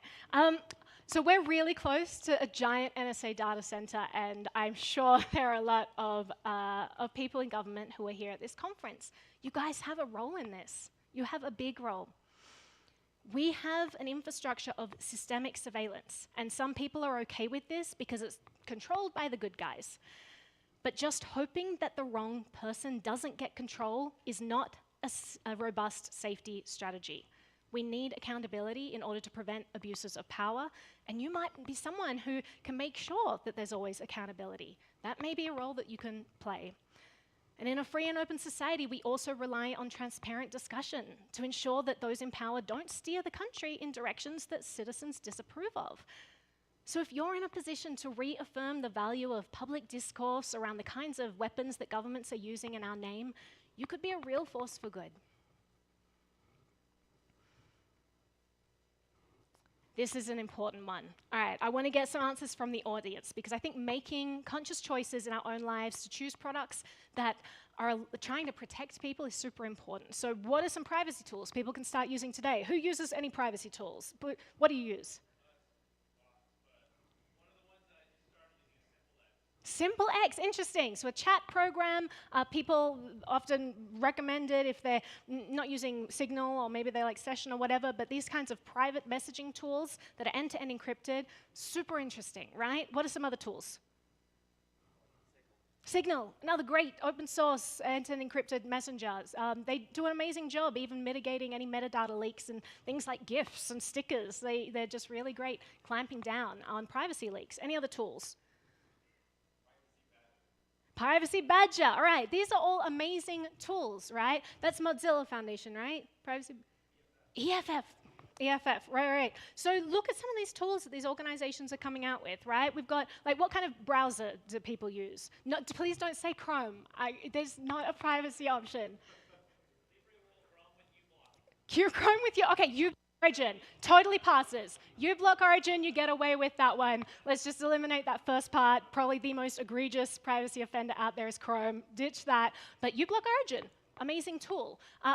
Brave browser, amazing tool. It's also a search engine. If you guys wanted to check that out, they have a private AI. If you guys are like, oh, AI is going to collect my data and use it in the training models so that my prompts are now integrating in this complex data set and can never be removed, you might want to try out something like Brave's AI Leo. It's a very cool tool. VPNs. Who uses a VPN? Great. Malvad, yes, probably one of the best VPNs. There are a lot of scam apps out there. Just looking in the App Store, I would say over half of those apps are scam shell companies that are collecting all your data. And if you just look into the permissions that a VPN should not have, you can start to get transparency into that. But I've known some people who've reverse engineered a lot of this code. A lot of these things are collecting mouse movements, logging your keys, doing all kinds of stuff. VPNs are essential, but making sure that you're making informed choices about your VPN, even more essential. I'd say Proton's another great VPN if you wanted to try out that. So email, Proton Suite, we've got that. Other private email providers. What was that, Fastmail? That is not end-to-end encrypted as far as I know. Braxmail. Right, yeah, listen. Do some digging, find private email alternatives, but a lot of them out there are great. I would say Tutor is one of my top ones. They have an entire Office suite that they're building out. They just launched end-to-end encrypted calendars as well. Proton also has an entire suite that has collaborative docs, Drive, encrypted calendar, email. So try out these tools. Word processor, I'm kind of shocked, like, as I do research into these things, how much egregious data collection there is, and even just using something like Little Snitch can kind of help reveal all this telemetry and all this connection with external servers that's going on. It can get pretty daunting, and like things like Microsoft Word, I'm thinking, well, I'm not going to use Microsoft 365. That was banned in Germany a couple of years ago because of the privacy violations, so I'll just use the software offline on my computer. Who knows whether I'm actually offline, and is any of my data being collected in a locally hosted Microsoft Word program on my computer? Anyone know the answer to that?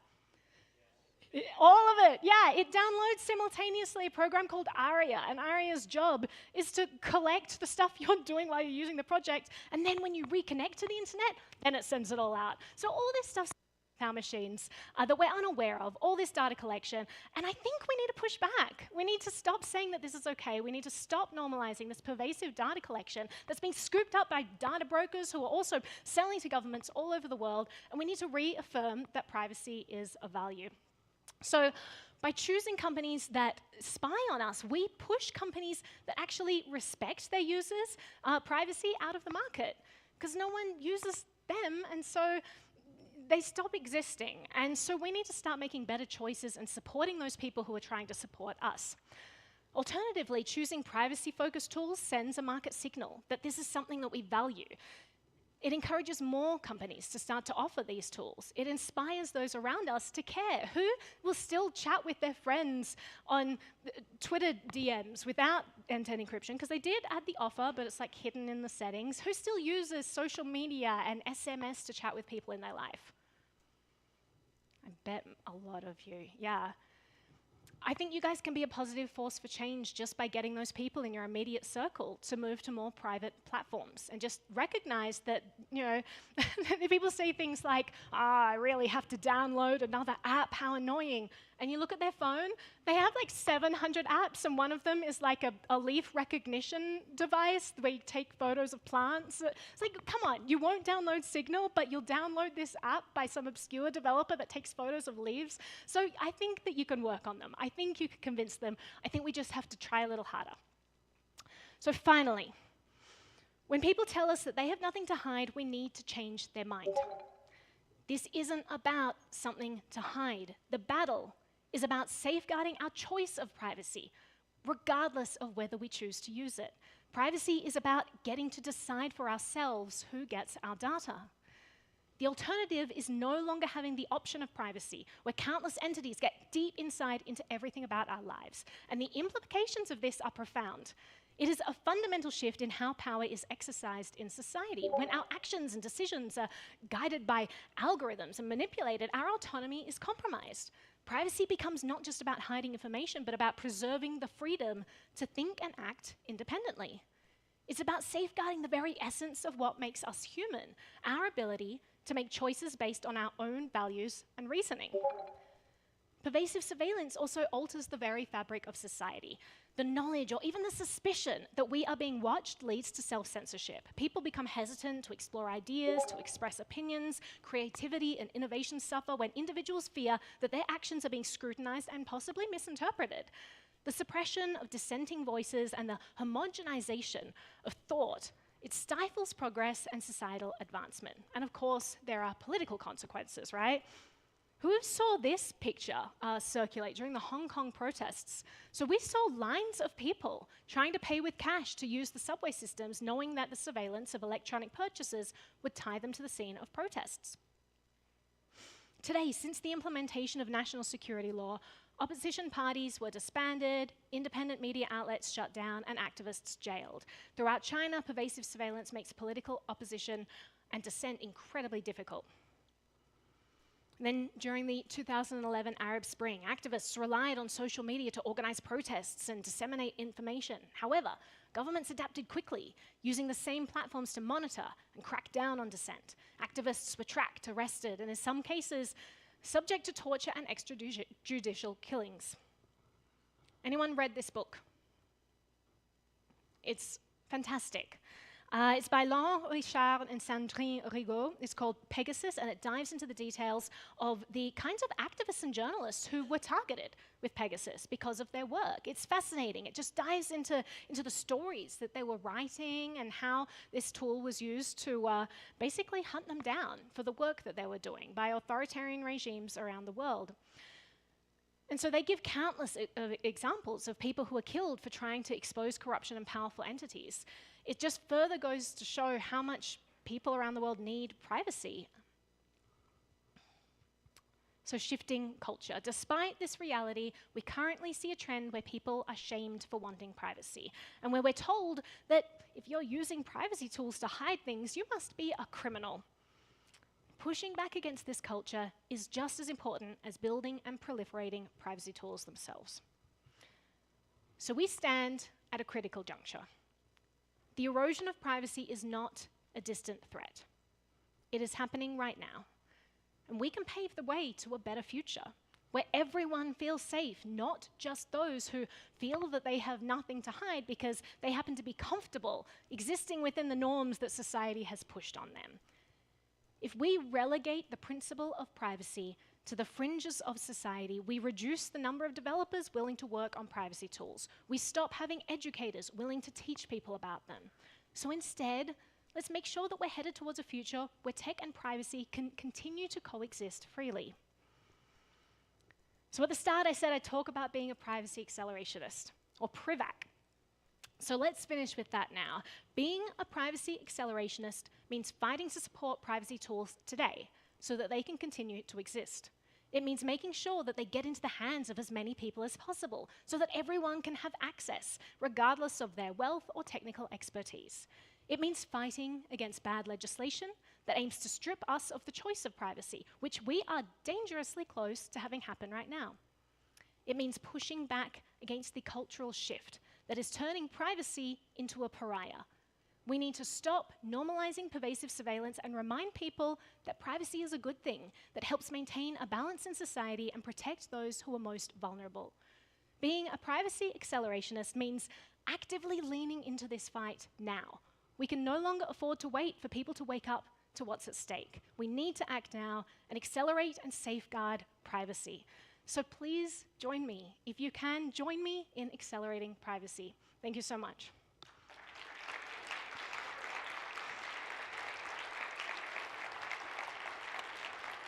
So we have time for questions in case anyone wants suggestions. If you want to share suggestions for privacy tool, or if anyone has other questions about things that I'd recommend, or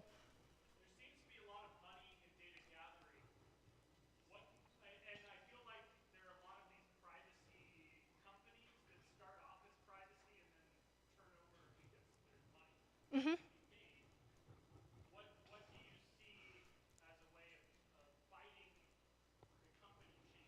That's a huge thing. I think a big part comes down to funding.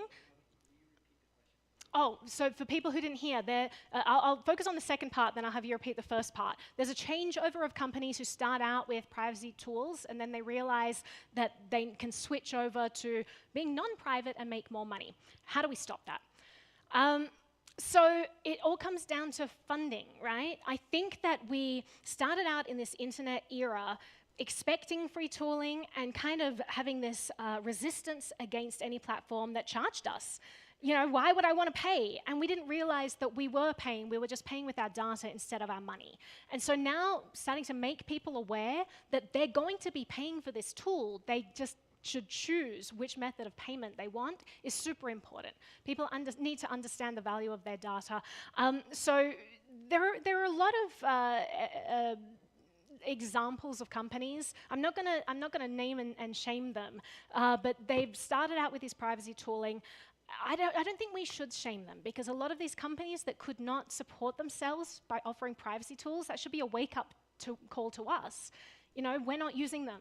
We're not giving them patronage. We're not supporting them. How are they expected to always exist if they can't afford to pay their developers? So I think it's up to us to start choosing products that align with our values so that more people will build these tools, more will offer them, and that we have choices in a society, because otherwise we're just going to lose them. There's an interesting thing I want to mention about this whole money being made in the data brokerage industry, because I have kind of a hot take on AI. A lot of people see AI as this tool that is going to destroy our privacy. And it is. But tech is neutral. It's a double-edged sword. It's also going to save us. Because if you think about the data brokerage industry, it's like we've suddenly become aware as a culture, like, oh, AI, they're getting information about us, they know about us, surveillance, they're starting to get scared. That's great, but this stuff has been going on for over a decade. Data brokers know everything about you. They have for a really long time. They've been using incredibly advanced compute to draw inferences, aggregate data sets, combine different data sets. They are already doing this. But suddenly, we have access to powerful compute ourselves. That's pretty cool. Because that means that in a world where you can no longer tell the difference between deep fakes and what's real, that's actually kind of cool for privacy. We now have incredibly advanced computational tools that we can host locally on our machines that can generate so much noise about us that we could render the entire data brokerage industry obsolete. We can poison data sets. We can create noise about ourselves and completely eliminate this business model. Their entire business model rests on them being able to sell accurate information about us so companies can target us for things. Target us for consumer choices, purchases, target us for political content to get us to think in a certain way, target us for all kinds of insidious purposes. We can actually have the power to stop that. So I'm really excited. I saw a talk by Eric Hughes at ThoughtCon a couple of years ago, and he was talking about this, that this era of AI, like one of the cool tools people can be developing right now are things that help give people back privacy by obfuscation. We had this very asymmetric balance of power for a long time. Suddenly we started to equal the playing fields, and we now all have access to these tools. Now's not the time to be scared. Now's the time to lean into these advanced tools we all have in our back pockets and start to use them to our advantage and rebalance those scales. What was the first part of your sentence? Because that was it. Great. That's wonderful. Fortuitous. Anyone else have a question?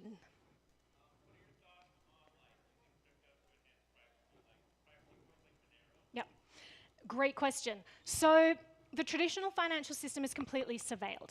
The governments around the world have have deputized banks and financial institutions for investigatory purposes, not compensating them. All of those costs then trickle down to the consumer. It ends up in higher bank fees as they have to do all this compliance regulation. But we have a completely controlled and surveilled financial system. It's really hard to have privacy in this world, right?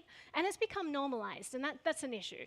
Back in 1970, when the Bank Secrecy Act was first introduced, keep in mind, at that time, the Bank Secrecy Act basically said, you're allowed all your financial privacy, but if you make a purchase over $10,000, then the bank has to keep information about that and file a report. And there was outcry about this. Everyone was like, this is unconstitutional. You have no right. We have the Fourth Amendment. It should protect me from, unwarranted invasive searches and seizures. You shouldn't have access to what I privately purchase as an innocent citizen in society. $10,000 was considered such an egregious amount that when this went to the Supreme Court actually ruled and said, well, that's such a life-changing amount. It really isn't an invasion into everyone's daily lives. Anyone know what $10,000 could buy you in 1970? A new house, yeah. Several Corvettes. If I was buying a new house for cash today, that'd seem kind of weird. I can understand that justification of that person's paying all cash for that giant, expensive, $5 million house. Let's do some further investigation. But today, it's not the case.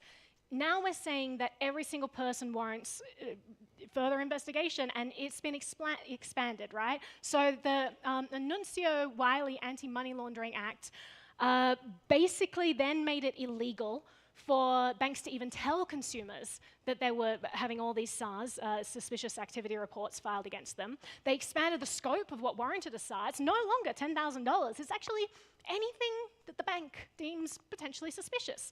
And now all the liability is on the banks, right? Because if they miss something, they're going to get in trouble from the government. So they're like, oh, Naomi came in today. She had her hand in her pocket in a wheelway. Seemed kind of suspicious. Let's just report it anyway. So we have this egregious system where just like all of these reports are being filed. It's a haystack of ridiculous amounts of data being collected. And I think that's a really dangerous situation. It's actually being used to stifle free speech in terms of consumer choices. There are lots of industries that get shut down. There are choke points throughout the industry where people have stopped payments to WikiLeaks, where people have stopped payments to medical marijuana facilities, to gun shops, to whatever. There are all kinds of sectors of society that have been targeted because of this. And I've done a lot of research into, well, is there a way to make private transactions today? Because I think it was last year they passed another law that said if you use a payment processor like a payment app like Venmo or PayPal, and at least $600 is passed through that in aggregate across all purchases in the year, then now you have to report all that financial activity to the government. That seems wrong to me. I don't understand why we don't have the ability to make a digital payment that is private anymore. $600 is nothing. That's basically eliminating all barriers, right? Let's just collect every single piece of activity if you use an electronic payment rail. And I understand the flip side. I understand that this is a tool that is used to, track people and to find bad people and hunt them down. But it is also targeting an entire innocent population. And I worry about that balance between targeted surveillance and saying, well, this tool of mass surveillance is going to make things easier. Let's do that. And the mass people, they'll all be fine. All the innocent people, I'm sure they'll be fine because we will never have anyone abusing that power ever in the future. So I think it's a scary situation. What options do we have? Cash. Great for in-person transactions. I'm so happy that Utah, there are so many cafes that accept cash everywhere I go. You pay cash. They give you a discount. Give it a try. You're going to save money, right? Just try that out. Whoops. Try that out because just keep throwing it around. Oh, no, now it's stopped working. All right. Well done, Naomi. You really aced that. I'll hold it here. I don't trust myself. Try paying with cash. Try leaning into that environment. I feel like a complete criminal when I use cash. It's perfectly legal, right? We have to remind ourselves that. But I'll go into the Mac store and buy a new computer, and I'll pay with cash. I'll give them $4,000. And they kind of look at me. They're like, you are a crazy person. What person did you murder to get this money?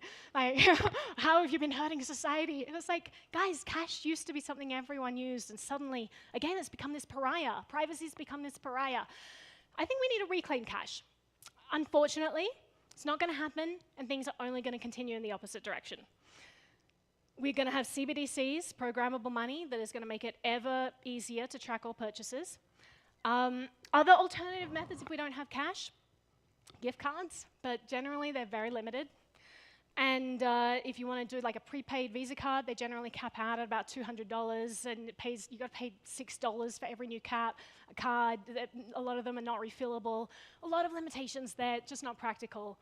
So then if you think, is it possible to make a financial transaction? Again, completely legal financial transaction in the digital age.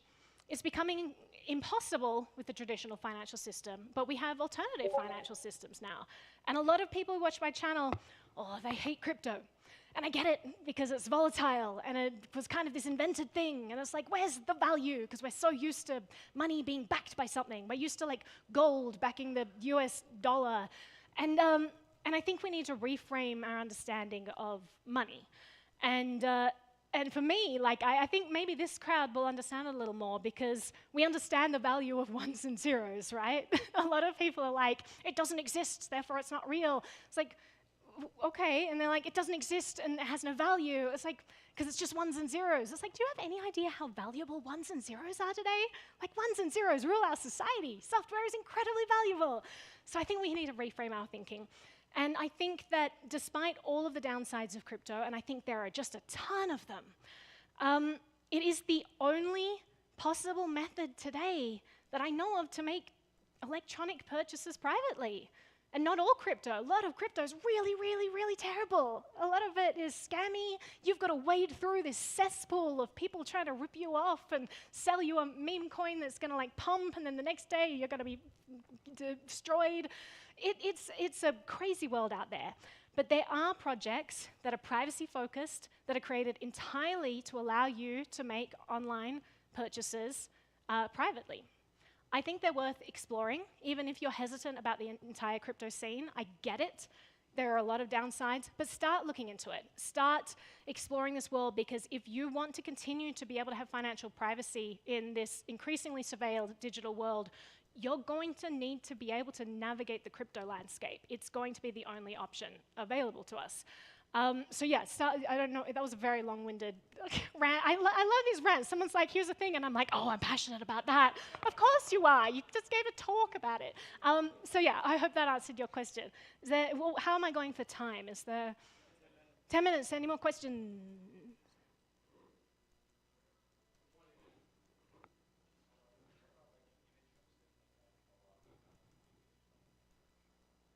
Yeah. That's a really good question, because there are some really cool tools that are not yet quite replicated in private alternatives. So some of the tools that I use to host images and share it, so I mentioned Proton Drive earlier, which is an end-to-end encrypted drive. There's also CryptPad is another tool that I use, which end-to-end encrypts files so you can host. There's also a collaborative document suite. Keep in mind, a lot of these tools are not going to have that same facial recognition stuff built into it that is going to super easily allow you to tag this stuff. I've seen some cool products start to emerge. So Entei is a company that a lot of people love. Disclaimer, I haven't looked into it yet, but I plan to, but it's been recommended by a lot of people that I like. So I plan to look into it, and apparently they've started to do things like that. They've started to make search easier, search by place as well as by person, as well as by name, integrating a lot of these things locally instead of you sending your information in the clear to a cloud provider so they get to see all your private photos. I think getting off things like Google Photo is great if you can do that. A lot of people use iCloud thinking that it's private, but never actually turned on the end-to-end encryption for it, so you're probably operating under a false sense of security. You actually have to go through and change a lot of settings if you want to turn on advanced data protection for iOS ecosystem and for Macs. So if you want to do that, you have to set up a recovery key. You have to understand that if you lose access to your account, you can't type in "forgot my password" and have Apple help you. This is all on you. That's what the end-to-end encrypted ecosystem is kind of like. You take on a lot more responsibility, but you also reclaim a lot more of your control over this stuff. So yeah, I would look into switching iCloud at least to end-to-end encryption. It's not a terrible option. Apple does a lot of good stuff for privacy. They still collect a lot of data, so it's not the most private option. I would opt for something like Proton Drive or Entei or something like that if you want to optimize privacy. But for normies, it can be a good middle ground if you're sharing photos with people who want the easiest system possible and something that they're familiar with. Yeah.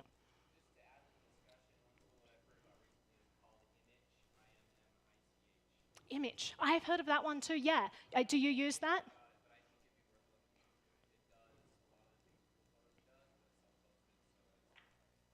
All right, for the audience, self-hosted photo service that does a lot of things that Google Photo does, but is private. So that's really, really great. Image is the name of that one.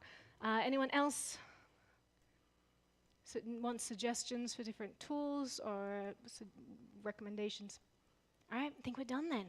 Thank you so much for coming. And if you guys want to become privacy accelerationists, come talk to me. I also have a bunch of stickers to hand out, so come say hi. Thank you so much.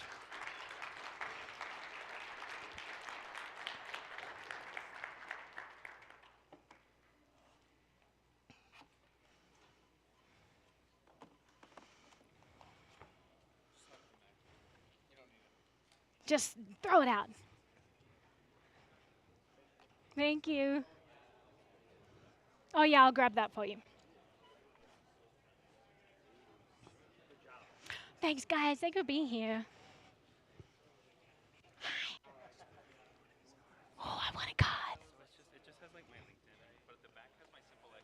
Great. I will definitely reach out on SimpleX and not on LinkedIn.